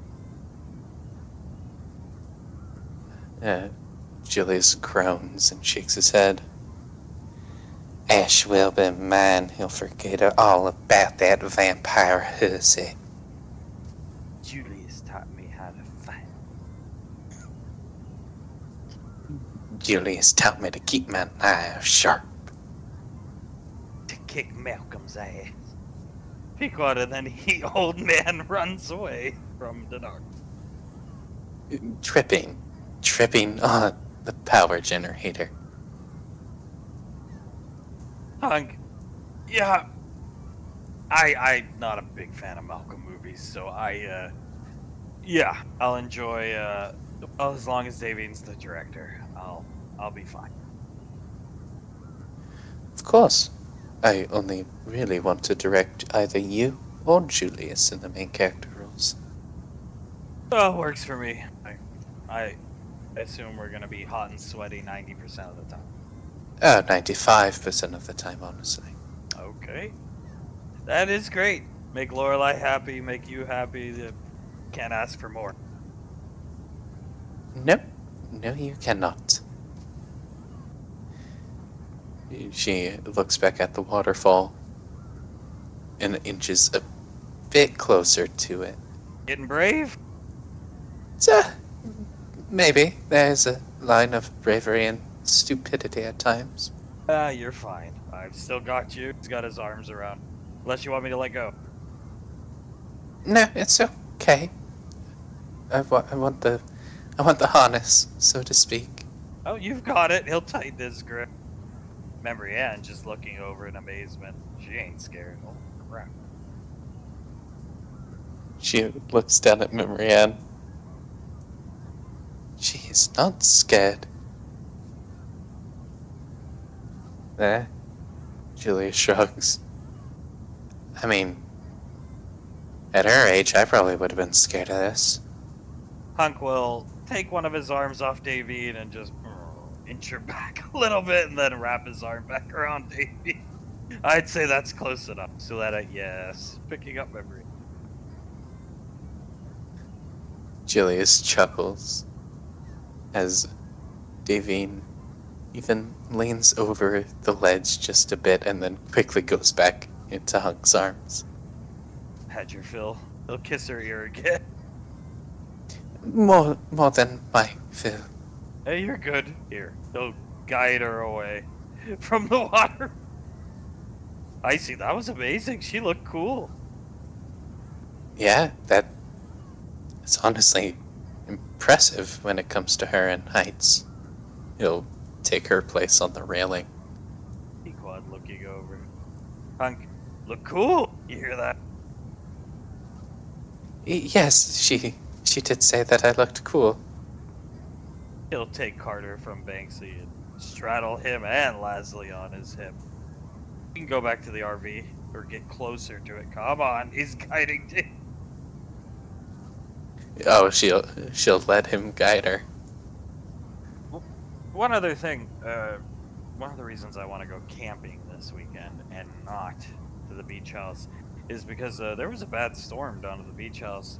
No damage to the house, no flooding, nothing like that. But some of the houses in the town got pretty messed up. Some of the storefronts, and I got to make a new sign because the sign's missing.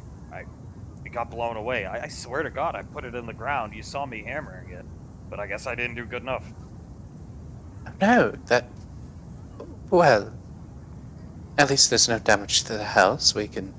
It's pretty simple to make another one of those signs. Think of a three-way one that says no Arnaki, no Nemes, no Cornstalk. Hell, four-way, no Denaria. I'm allowing her at least Denaria. If not, she'll probably get cranky about it. Softy. Ha ha, I'm just trying to be nice to her. She used to polymorph into me all the time. Now that is an impersonation I would love to see. Ha! He chuckles. Oh, wait, no, never mind, I've already seen it. She used it against you. Yes, when I was very much in my throes about not being able to be with you, she polymorphed as you, grilling for all of us. He's gonna look at her. She knew what was best for the two of us, so. Yes, that, and I think she just really wanted us to get together. Yeah, yep. When we have a kid, she'll probably faint for a month, so. Oh, I'd bet more money on a month and a half, honestly. We'll have to take her to Lorelei to wake her up. Oh, God. That'll require a favor from Julius. Maybe a shirtless picture of him. Oh, jeez. You know, these two kids, they really look up to you. You see Julius's reaction today? When he got promoted? Yeah, She starts to tear up thinking about it. Started to tear up. Think about it. They really look up to you. Goes to show you did something right with both of them. But yeah.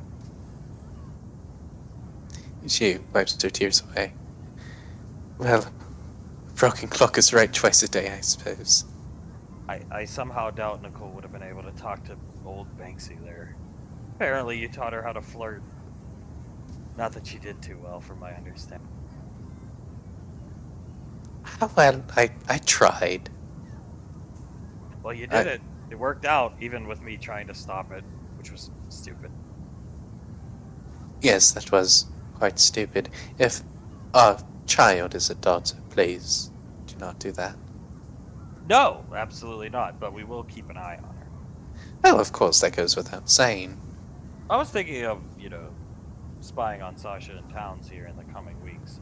We all the Rainfalls could do it. We bring Ash, not on a weekend thing. We get a day For off or the something. bet, I'm assuming. Oh, come Yes. on. Come on. They're like so. I just gotta know. They're so, hands off private type. Dear, lets out a sigh. I give you full permission to do so. I want to know too, obviously. Well, why don't you join? I've got a hell of a nice latex stealth suit. Very tight, form fitting. Yeah. She pulls him in close and gives him a kiss. If you really want to see me in it, I'll wear it for you. Yeah, we should definitely do it. Not on a weekend, or maybe to start a weekend off or something, but yeah, hopefully Ash can dig up some information on where the hell they go. Yes, I agree. Well, yeah, I'll come with you guys. Good. He's gonna give Davine a kiss as everybody else is filing towards the RV. You guys are heading to the campsite back at the restaurant. Tommy has brought out, and the Saint, the taco bar. Everybody's gotten their tacos and sitting down eating. Tommy leaning into Ash, looking. What are you looking at? How are the tacos, Ash? They're delightful, some of the best I've ever had. Very good. Much better to come here when my chefs are here, Ash. Always remember this, and never do drugs. I'll try with both of those, Tommy. I'm sure you don't think cigars count as drugs, though. No, you enjoy one or two after a hard day's work every once in a while. No big deal. Good. You know what? Can I get a beer? Absolutely. It's been one of those days. The whole big one for you. He gives you a Yingling. Fair enough. He's just gonna pop it open and take a big drink. Beer and tacos used to be some of my favorite food. It's a damn good way to unwind at the end of the day. Yes. Yes, it is. Now, if you need anything else, the Saint and I will be back. We have much planning to do. For their weddings. I need not say any more. I can't divulge any, puts his hand on his chest, information. Or the outcome could be ruined. And I will not say this happened. Very well, Tommy. If you see anything really bad through that eye of yours, though, just tell me, please. Only good things. Julius has done much for the Saint and me. We will make sure his children have the best of weddings and the best of relationships.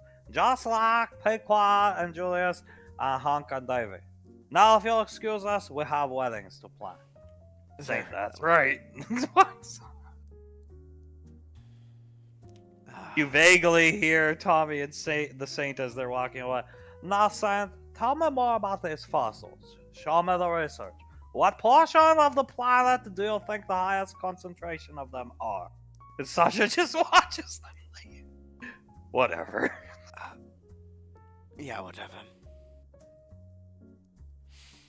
Sarah's just What do shrugs. Drugs, yeah. You think Tommy's on any? Oh, she shrugs. Oh, sorry. I thought you said it's drugs. Oh no, that guy doesn't take drugs, trust me. Oh, So what do you think about everything that happened today, Sasha? Sasha, it kind of seemed like a weird storybook to me. Finding dragon eggs when, by all accounts, dragons have been extinct for a long time. But pretty cool, all things considered. A bunch of dragons that answer to Icy. She does the OK sign with her finger. Works for me, as long as they're happy to help. Agreed. I think it'll be good. And it's not often you get the chance to bring a sentient species back from extinction. No, it's not. I only assume that thing has been laying all those eggs over the years. So that's a lot of eggs. It's enough to possibly kickstart a species, yeah. I lost count at around 45. I think there was a couple hundred in there, right? Sasha nods her head. Yeah. By all accounts, we thought it was male, but perhaps it was female. I don't know nobody knows much about dragon biology. Female. Time will tell. Maybe I don't even know. Maybe it was female. Maybe there's some quirks of dragon biology. Who knows? Coffee, Towns, gets up and gets some. Hunk is losing that bet. Sarah's bet? As Towns sits back down. He's gonna whisper, Hunk thinks that Towns wears the pants in that relationship. Trust me, he doesn't. I know. Don't know much about what they do in their free time, but he doesn't. Agreed.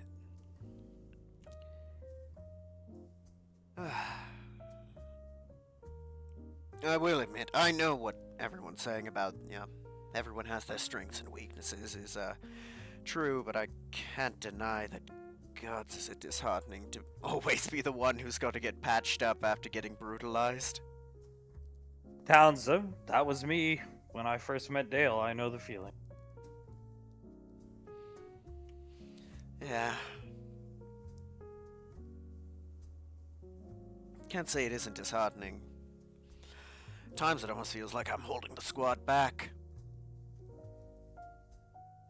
Seriously, I don't think you are. Sasha, if you were, you would have been replaced. You're right. Maybe it's just frustration, right? Well, I mean, that guy, you owe that guy a bullet or two in the face. You've known each other for, well, I wouldn't say known, but you've had run-ins since the headhunter day. He threatened to kill Julius and Pequod in front of you. Basically killed Pequod in front of you. I can understand wanting to give him what he's coming to him. So. Yeah. And, to see... I could have taken him. As I am now, I could have taken him back in the... when I first met him. He's left me in the dust in a way I almost don't want to admit. Sasha shrugs. Ultimately, at the end of the day, it's not really about you. It's about stopping him. And however we stop him, that's all that matters. If you see some of yourself in him, go get a psych evaluation. She sips her coffee. I used to. Don't think so anymore. I did shit I'm not proud of. It's in the past. Who gives a damn? I was a stupid kid lashing out. It's not who I am now. Rangers look forward, right? Sasha nods. As long as we stop him, it does not matter who's. I mean, I can't stand up to him. I don't care. I just care about doing what I have to do to help stop it. Whether it's Julius or Davine or Icy or hell, even Pequod. Now that would be sweet to see, given all the horrible things he said about her and done to her. Her dropping a missile on him from the Nova. I'd walk a mile over broken glass to see that.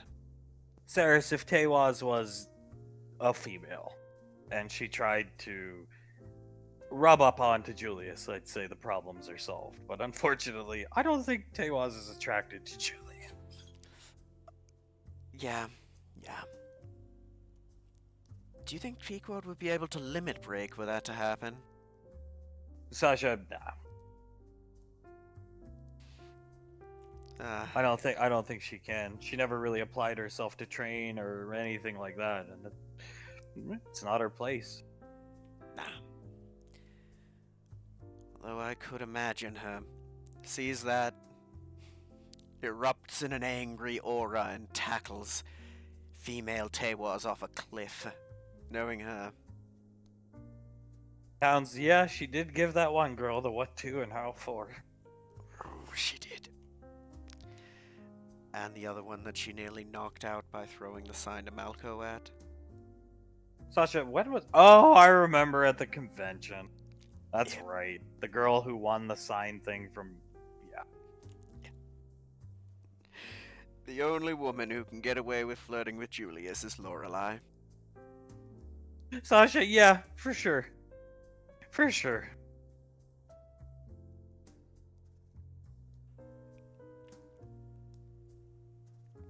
You know, I do appreciate the advice, Sasha. It's nice to be able to really get advice from someone. Normally I'm the one having to give it, right? Oh, yeah, because for the most part, you were the older and the wiser, but I'd say not so much anymore. Julius has spread his wings. He's good to go. He is. I'll He always... came into himself, so... Never gonna stop giving him advice, but he doesn't need it. No, at least not right now. Who knows in the future? Nah, I don't think he'll need me in the future. And if that's the case, then I did my job. Kept him safe and helped him develop into the future of EarthGov. Sasha, the squad will stay together a couple years after we beat Tavos, so still some time. And then everybody will bounce off in their own directions. You taking over the Rangers? I don't know when that'll happen, but yeah, whenever. I'm fine. Be interesting to see what they have in store for me. I got no clue. Well, maybe you should talk it over with Lorelai one of these days. Maybe. Davine's gonna get the academy. She gestures over to these two who are eating, and this one. Gestures over to Rolly. Oh yeah, and all of them, probably. Spartans are gonna end up Pequod's bodyguards, essentially. I don't know. I never really thought about what I'd do next. Never really done much other than either make things or shoot people. So it's hard to think about what you do after, right? You should get out on the frontier. You'd probably enjoy it. Frontier. Whew. Yeah, you can lead a squad of rangers, small squad. You're away for a while, but rotations are rotations. 40 days on, 40 days off. Just depends on where you're going, but you're a ranger, so it's. I mean, after it's all said and done, you'll have to pick your specialization. I wouldn't be opposed. Be interesting to actually get to experience the frontier this time. Yeah, and unlike the Malcolm ship, you'll have easy communication access back home to Saris or whoever. So. I'd have to really think about it, but that doesn't sound bad at all.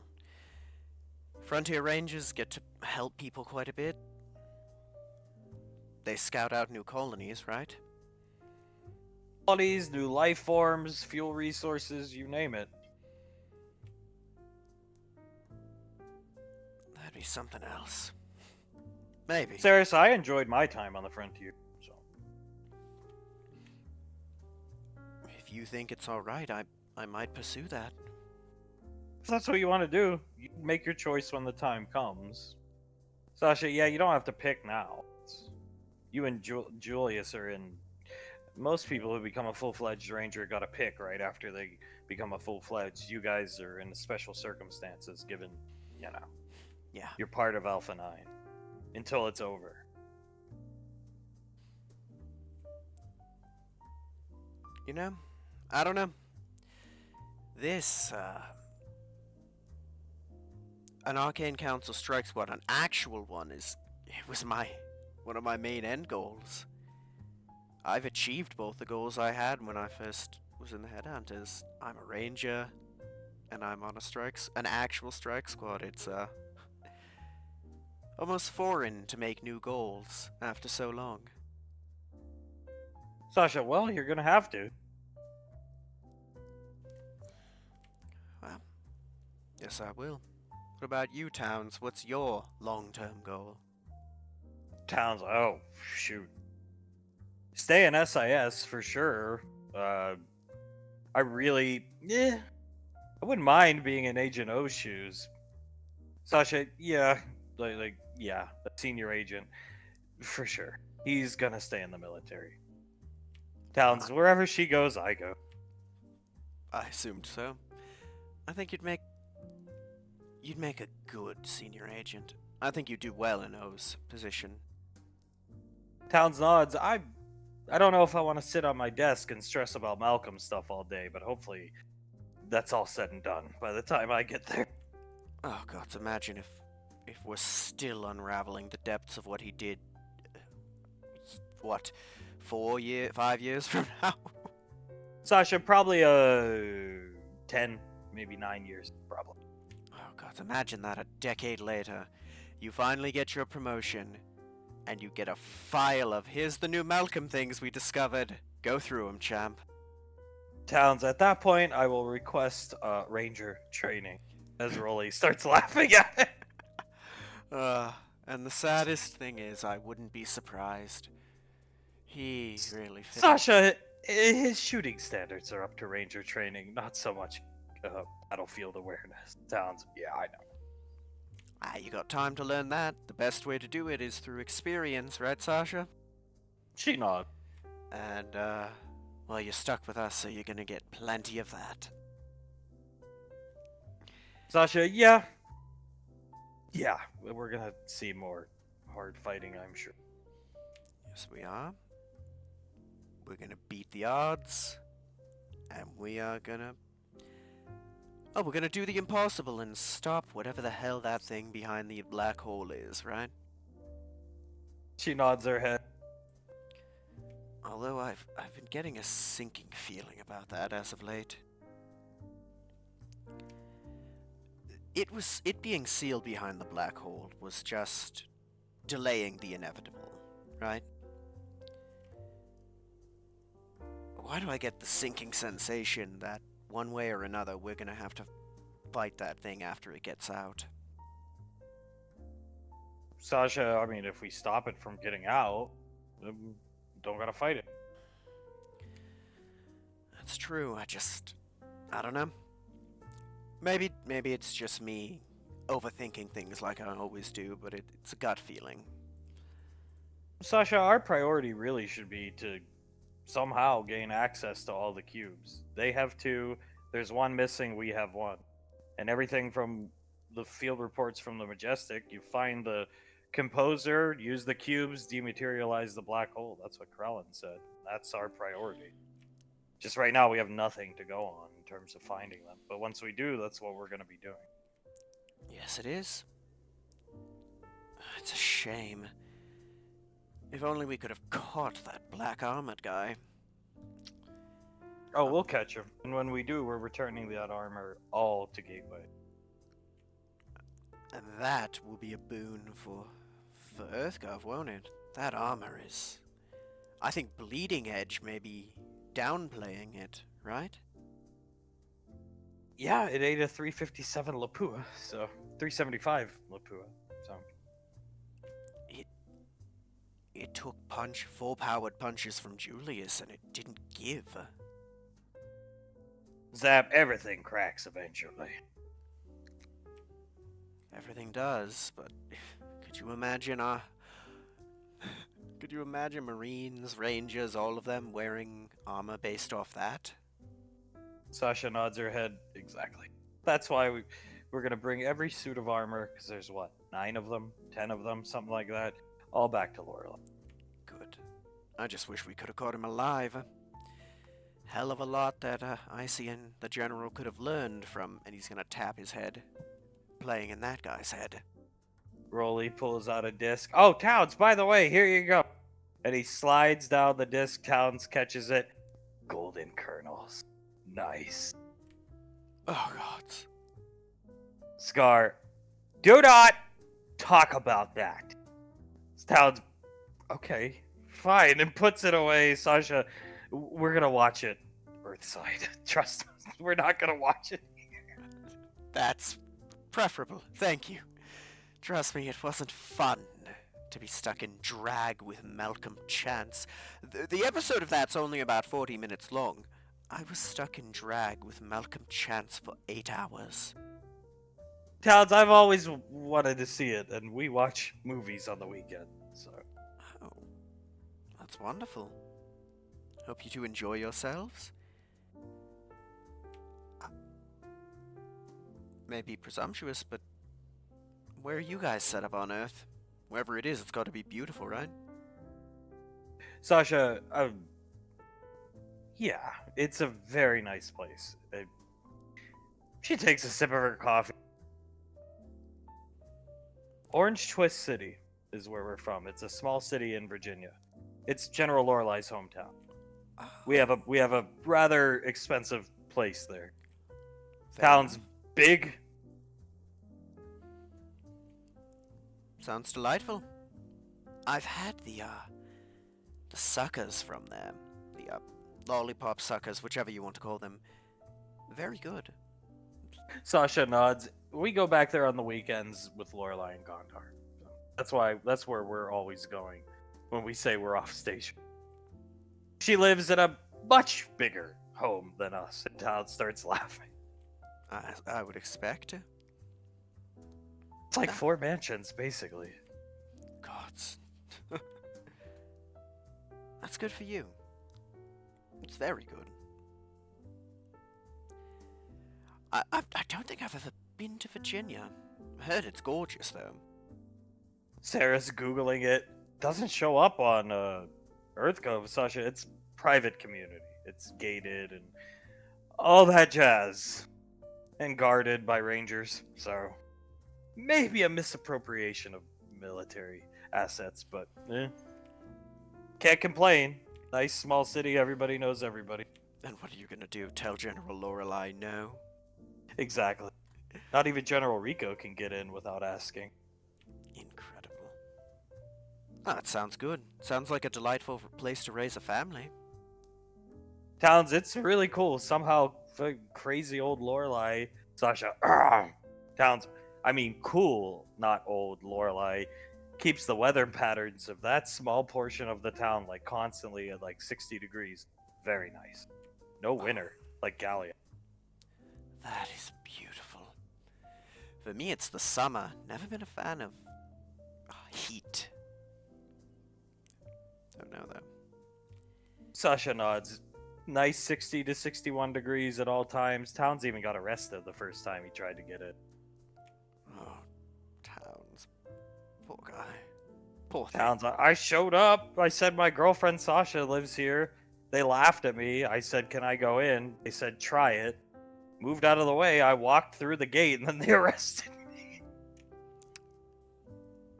Oh, buddy. They laughed at me for hours until Lorelei and Sasha came to get me out of the drunk tank. I wasn't drunk. No, you weren't. Although, from their point of view, I can see why they may have thought that. That sounds like a hard place to get into. Sasha, extremely. Also makes it sound quiet, peaceful. The opposite of the apartment. Quiet. Sasha nods her head. Peaceful. Nods it again. Serene. Nods her head. No drama. Not a fan of it, I assume? No, not really. I don't think anyone reasonable really is. Just comes with the territory of family, right? If the juice is worth the squeeze, then I'm fine for it. Just like Davian and Hunk. But some of the other stuff that's happened over time, not like Pequod and Julius, overreacting. That's all it was on Pequod's part. And foolishness on Julius's part. Yeah, Sasha shrugs, but either way, it all worked out. I'd say, if we look at everything as is now, I'd say the juice ended up being worth the squeeze. Absolutely. We're very fortunate. Any other squad would be scattered to the wind and sent to many different divisions or frontier places, planets, for causing as much problems as we have. Which is why the Major Lasley issue burning itself out was about as good as you could ask, as far as I'm concerned. It was. And I do need to thank you about that. What you told me the other day was true. I just didn't want it to be. Towns, wait till they take our kid away. They're actually going to. Sasha, yes. Looking over at town. I can see him look a bit conflicted before shaking his head. I just, again, don't want to say it, but it's what has to happen. Towns, isn't Ash gonna be there? Sasha, yes. Okay. She's not fit to raise that child. No, She lost the privileges. If she had left on good terms and lived a normal life, I don't think General Rico would have approved. But Lorelei presented with Blaze the circumstances, and Rico approves. It's It's strange military getting involved in civilian activities, but Is what it is. And they're right. I basically told her as much. It's no way to raise a child alone in a bunker with no one else around him. You're begging for someone to be emotionally stunted. Sarah, so she doesn't know about Davine and Hunk, right? Sasha, I mean, I doubt it. Not Well, yet. then that coupled with losing the kid will probably be lights out. I think so. And it's up to the silver-tongued devil to tell her. Sasha, well, I think Lorelai wants you to do it because you're still somewhat conflicted. Get everything off your chest. Because it might be maybe not the last time you see her, but at least you probably won't be welcome there for a long time. So. I think so. And I do have a lot I need to tell her. I don't hate her. Even after everything, I don't know why, but I can't hate her. Or even dislike her. I don't know why. Sasha, I don't think anybody here hates her, but she made her bed. I think more than anything, I pity her. If she had tried to get help and failed, I would find pity for her. Sasha nods, but in her current state, no. She doesn't get it. She could have had everything she wanted, everything she was jealous of. Well, rainfall weekends are too much to bear, Ash. Sasha drinking her coffee. Oh, I know. I mean, think about it. You're stuck here with me because of them, Sasha. I mean, what a horrible thing. Sasha shrugs. I'm sure Julius would have went out with her whenever she wanted, but One has to make the effort for someone else. yeah, one has to be around. So yeah, she was hardly around the past month and a half. That's also true. And, I think we got to it the other day, but let's face it. Unless it was actively benefiting her, did she ever make the effort for anyone else? Sasha, maybe Julius here or there. She did help Julius out with Pequod, but ultimately, Julius did most of the lifting there. Yeah. In her sick fantasy world, I guess Julius and Pequod and the grandchildren who are spellcasters, because bigotry would be living in the bunker with her, Blaze, Hunk, and I suppose Icy could come down once or twice a month. Yeah, they're gonna choose that over what they currently have. A beautiful family, a wonderful job, the ability to be heroes and save the universe. Yes, I'd much rather the bunker over that. I'm sure they would too. Sasha shrugs. For the Rainfalls, it's all well that ends well. Agreed. And to be perfectly honest, I think that's for everyone here. It's all's well that ends well, because as much as I do still love her, she's, as Lazuli is, she's no good for anyone. Well, she could have been. She can be. Just chose not to get help. She thinks she knows better, and she'll know better as she covers herself her own grave with dirt. Yeah. And Sasha sips her coffee. Go ahead. even if she does, it's too little too late. She nods her head, sips her coffee, and we transition to the camping site. Boom! Hunk setting up the grill. Banksy setting up the drawing table with Pequod helping. Icy sitting with Memory Ann. And Julius and Davine have exited the RV. Solette is still inside. Daving pats Julius on the head and she goes up to sit next to Icy and Memory Ann as Julius goes over to help Banksy out, setting things up. Oh, forgot this. Hunk has an amazing fire going as well. Nice and warm as night is falling. Julius rubs his hands together.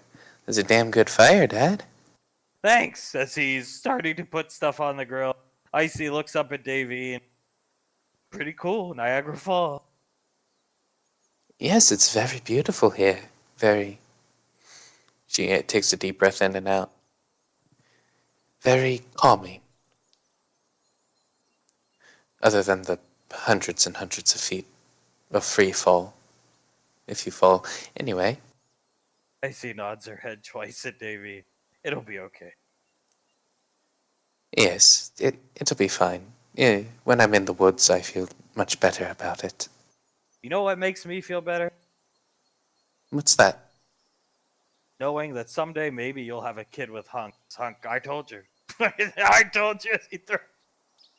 You should have one. You should. Not now. You can't get pregnant. But definitely have one. I mean, look at these kids. She points to them. Look at her with a soul in her arm. You two will make amazing children. Or if you just want one, make sure to have one. Davy laughs. Oh, I'll make sure we do. Don't worry, sweetie. Tommy told me you most likely will. On Tom, I'm never wrong. Tommy is never wrong. As she looks. Just remember never do drugs, Davy. What? Oh, yes, Tommy, of course. I'll keep that in mind. Julius helps finish setting up the drawing table and pats Banksy on the back. Banksy, and the guitar's here. We can move it a little closer to the fire. He's gonna move it up. Pequod, perfect. As he's moving it, like right here, Pequod, he's gonna be so helpful in the future, Julian. Your own personal hit squad. I wouldn't say hit squad, Julian. She looks at you. Oh, let's Maybe be. rough them up squad? He looks down, raises an eyebrow. So you mean a hit squad? Yep. Uh-huh. He looks at Banksy. Just go easy on him, will you? Pequod, of course. I have his best interest in mind. All of the Spartan kids. And we'll take good care of them.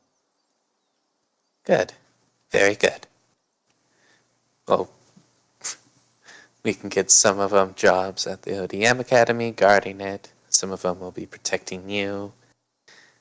I think that's perfectly adequate. Pequod nods her head.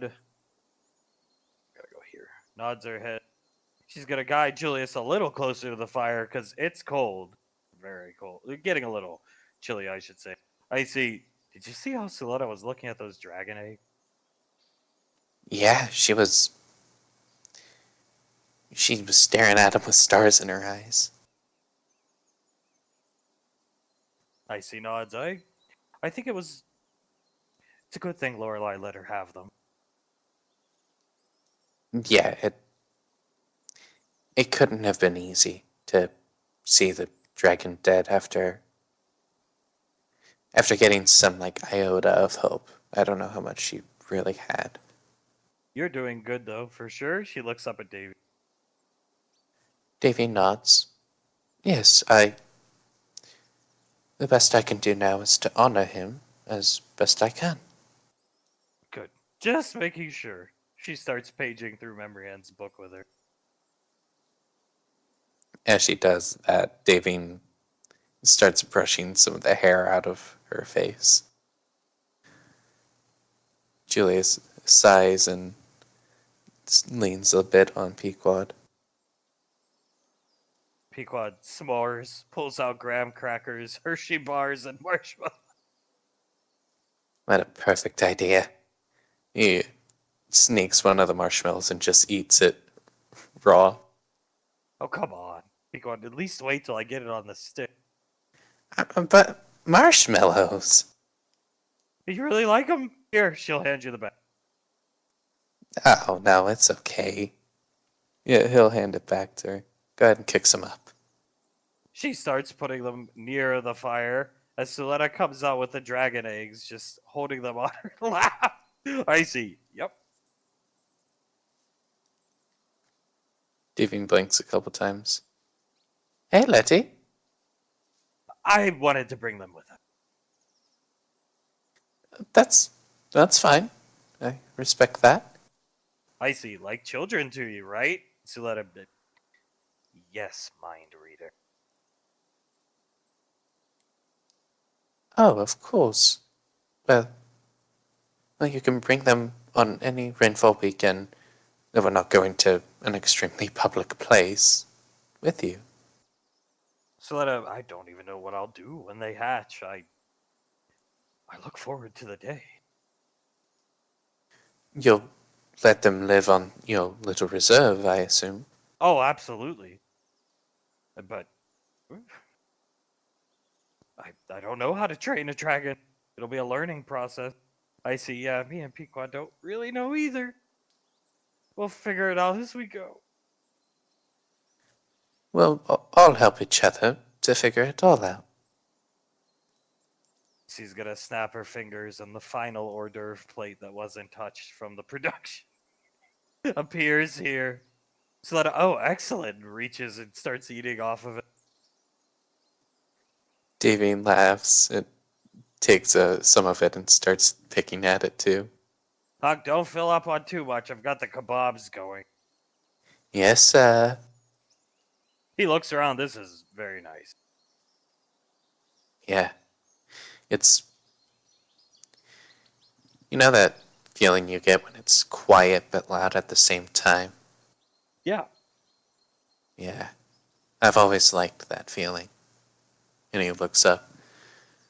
I've always liked the stars too. Camping's pretty calming to me. Oh, we could do it more. If anyone else is up for it. I see always. You like camping too, sis? She nods her head. Yep. Beats the heck out of being on Gateway. Suletta, as mana users, we prefer to be, looks down at her feet, grounded. Near Mother Nature, so to speak. Exactly. He nods. I can understand that. Pequod's gonna guide Julius as he's talking to the desk. I want you to redraw the furry porn drawing. Oh, yes, of course, dear. He'll take some pencils, some paper, and start sketching it out. He's gonna sit down and just start stringing the guitar lightly. Davine starts bobbing her head along to the strings as she continues to pick at the hors d'oeuvre plate. Pequod, Rainfall Lane. Rainfall Lane. It's got a nice ring to it, honestly. Yes, home of Captain Julius Rainfall. Yeah, you got that right. It still honestly doesn't sound right when you say it. Basically, I really thought we were all gonna get in trouble. Yeah, I was gonna get another classic Lorelei chewing out. And he sort of shivers after saying that. Hunk, she stuck it to us on the ship, Banksy. Yeah. She was probing for information. I think we did pretty well, all things considered. I see, me too. She was none the wiser. Pequod, yeah, right. Just looking at it. Well, Pequod, darling. Oh, what are you talking about? Me, Nicole, Hunk. We're all the best liars here. Pequod, better than him, points at poor Banksy. And her, points at Suletta. Suletta, as I said, it was his fault. I kept my composure. Even when Zanzibar appeared behind us with the bloody power pole. Julius looks up. So you're telling me if you tell two truths and one lie right now, I wouldn't be able to tell? She looks down at the eggs. Yes, but I'm preoccupied at the moment. you see here. Oh, of course. Yes. He shakes his head, chuckles, and continues drawing. I mean, you should give it a shot, though, sometime. I would love to try and pick your mind, as it were. Perhaps when I don't have my hands full, Captain Hooligan. Yes, of course, Colonel Rainfall. I see. Do you think those dragons will grow up to have an inert hatred of Malcolm? So that I hope so. You, Davine chuckles, like father like son, or mother like son. Nothing can stop a colonel. That's what I should have said when we got into our fight. Oh, yes, that. Davine starts laughing. If you said that, I probably would have actually tried to hurt you. Oh, my Memory Ann. She's looking over at Memory Ann. Called Tommy Wiseau. It was more surprising to me that It was intentional. Memory Ann starts snickering. Davine pats Mary Ann's head. It was more surprising to me that Tommy was awake. Who knows what Mr. Wiseau is up to at 4 a.m.? The fact he answered the restaurant's phone. Memory Ann likes his voice, so she chose to call Tommy instead of Uncle Hunk. Julia starts laughing. Maybe he was planning Carter and Soul's weddings. Hunk, yeah, maybe. I don't get it. But yeah. Julia shrugs. I mean, he's never led me wrong before. Sure, he's told some lies before, and those were pretty funny, honestly. Remember the one time he said he was a Said he pro? was the first man in space, didn't he? Hunk looking at you. Yeah, he did. I can't remember though, but I think we proved that one to be true. I see. Oh, by the way, I got Tommy Texas Ranger. She pulls out the DVD and hands it to Davy. The 5 episodes. Oh my god. She holds it up. We're gonna have to watch this later. Suletta, there is an excellent television in the RV we could watch. Well, then it sounds like a plan. I wonder what the fight scenes are like in that episodic television show. I see. Tommy basically said it's just shots of his fists going into people's body parts. Him making noises like "hiya." Yeah, so, a Malcolm movie fight if I wasn't around. Peacock, wait a minute. Is he wearing like cowboy boots like Chuck Norris and tight jeans? I see. Well, I think so. If you Google pictures of the show, yeah. Peacock, oh my god. Walker, Texas Lazy Eye. Walker. Oh god. What if what if we make a couple movies where Tommy plays as like Clint Eastwood characters in old westerns? The good, the bad, and the lazy eye. Exactly. I see. You up to directing him, Davey? Davine looks at Icy. I'm sure I'll be able to. I see. What's that movie where he like get off my lawn? Malcolm tried to remake it. Oh, Gran Turismo maybe? I see. Gran Torino. That's it. Yeah. It was Colonel Lino, I think it was, for Malcolm. Get off my lawn, Ash. Get off my lawn, Arnaki. Pequod snuggling up to Julius with the guitar. Yeah, put that one down, Icy. And she got it. Suletta, I'll help with the rewrite. I'm sure Lorelai will approve. Oh, I'm sure she will. I mean, especially if you get me to pitch it to her. The outlaw Tommy Wales. Tommy the Kid, like Billy the Kid. Dirty Tommy. Who was that couple in like the 1950s? Bonnie and Clyde, Tommy and Clyde. Who plays Clyde as she speaks? Julia shrugs. Ash? Oh my god! Pequod, there was a good movie with what's that guy's name? They play the Texas Rangers that are hunting Bonnie and Clyde. Kevin Costner, I think it is. I think that's his name. Yeah, I think so. Can't remember the name of the movie though. See, I'll look it up. Julius leans back. The Highwaymen. Icy points to a wrist computer showing Davine a picture. Right, the Arnaki men. Got it. I see. Here's the well. What do you think, Davy? What do you think, Mom? Mom, she just Davine leans forward. Well, that one can be Tommy, and then a hunk you'll need to play beside him on this one. All right, so I'll play Woody Harrelson. Got it. Yes, exactly. All right, Tommy. and Julius gets to play who? Davine thinks for a second. I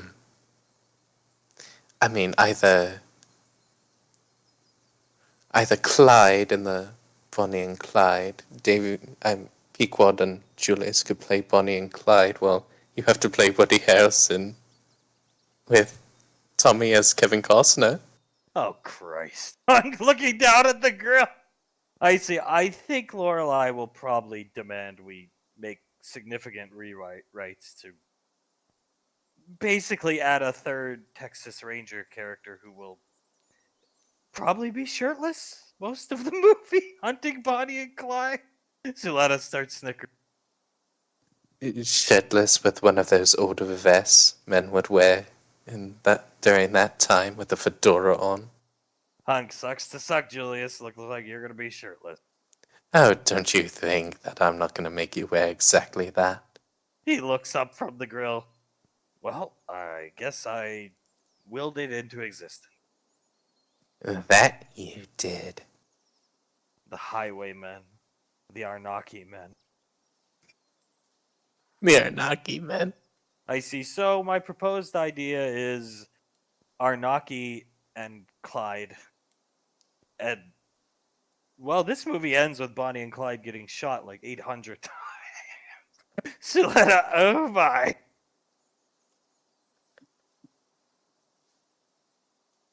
So it's a perfect ending for an anarchy movie. I see nods. Yeah, I think so. Leans against Davy and yeah. Davine will take some of her coat and put it around Nicey. Soletta, I quite enjoyed the production meeting. Hunk, yeah, no boys allowed. Thanks.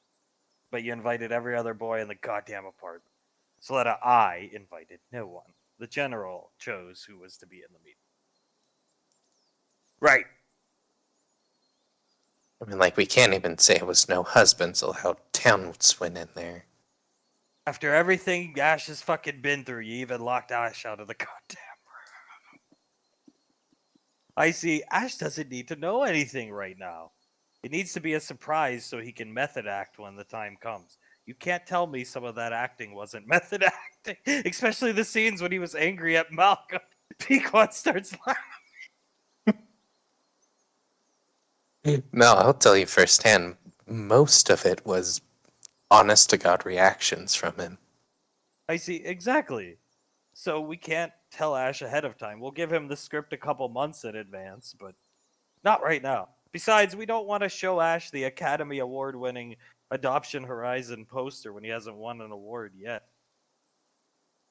Wait, you put the fact that he won an award before the awards have been done?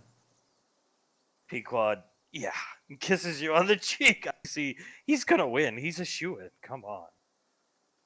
You're gonna win for sure. The fight choreography and Spider Chance alone. Fair enough.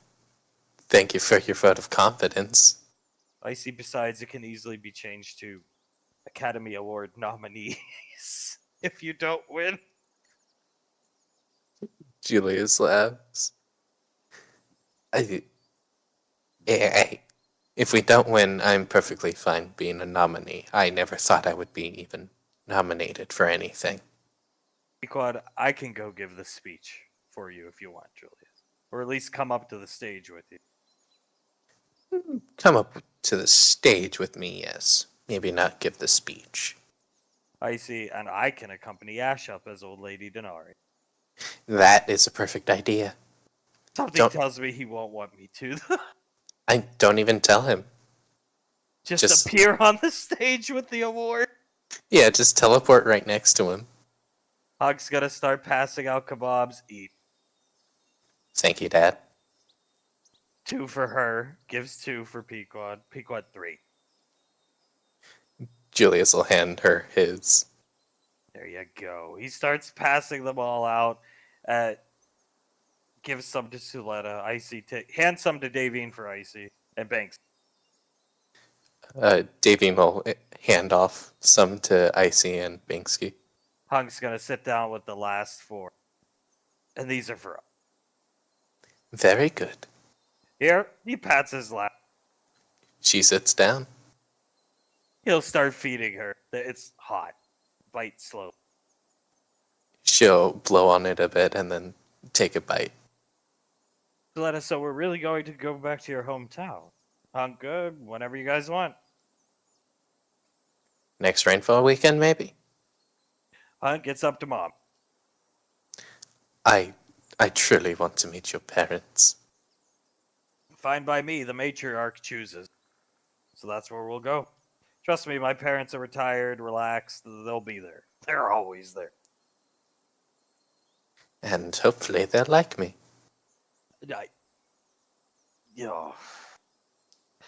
Yeah, they will. They didn't believe I was married. Suletta, If you don't mind my asking why? Hunk, I'm not proud of it, but look. You remember when I would say things like, Laz is visiting my parents? She never went to meet my parents. That's what she wanted to be said. Ah. So they thought you were just pulling their chain the entire time. They thought he was pathetic because he wore a ring and pretended. That's exactly what they thought. Hug. Yeah. Then I came back with Julius Jr. and they just said, "Oh, nice, another child the Arcane Council gave you." They love Nicole. They just assumed it was another, adoption. And I look like an idiot. Twice. Davine chuckles, looks up at him. If you want, I'll wear a ring and tell them that we've been married the whole time. No. Don't worry about that. I've got that covered. Oh, okay. And she'll take another bite off of the kebab. I've got that covered. Don't you worry, Mama. Oh, don't worry, I won't, Daddy. Just waiting for the right moment. Oh, Of what course. the hell? He pulls it out of his back pocket. Davine looks at it, blushes. and There's no looks- better place. I know it's sudden, but I don't want anything else ever. He's gonna pull her. She's on his lap, but he wraps his arms around her waist. Davine stares up at him and just offers her left hand. He's gonna take the ring out of the box. I don't know. I didn't think you'd say no, but I thought some time should. As thud and Icy hits the ground. Banksy, ow. Good kebabs. Picks Icy up.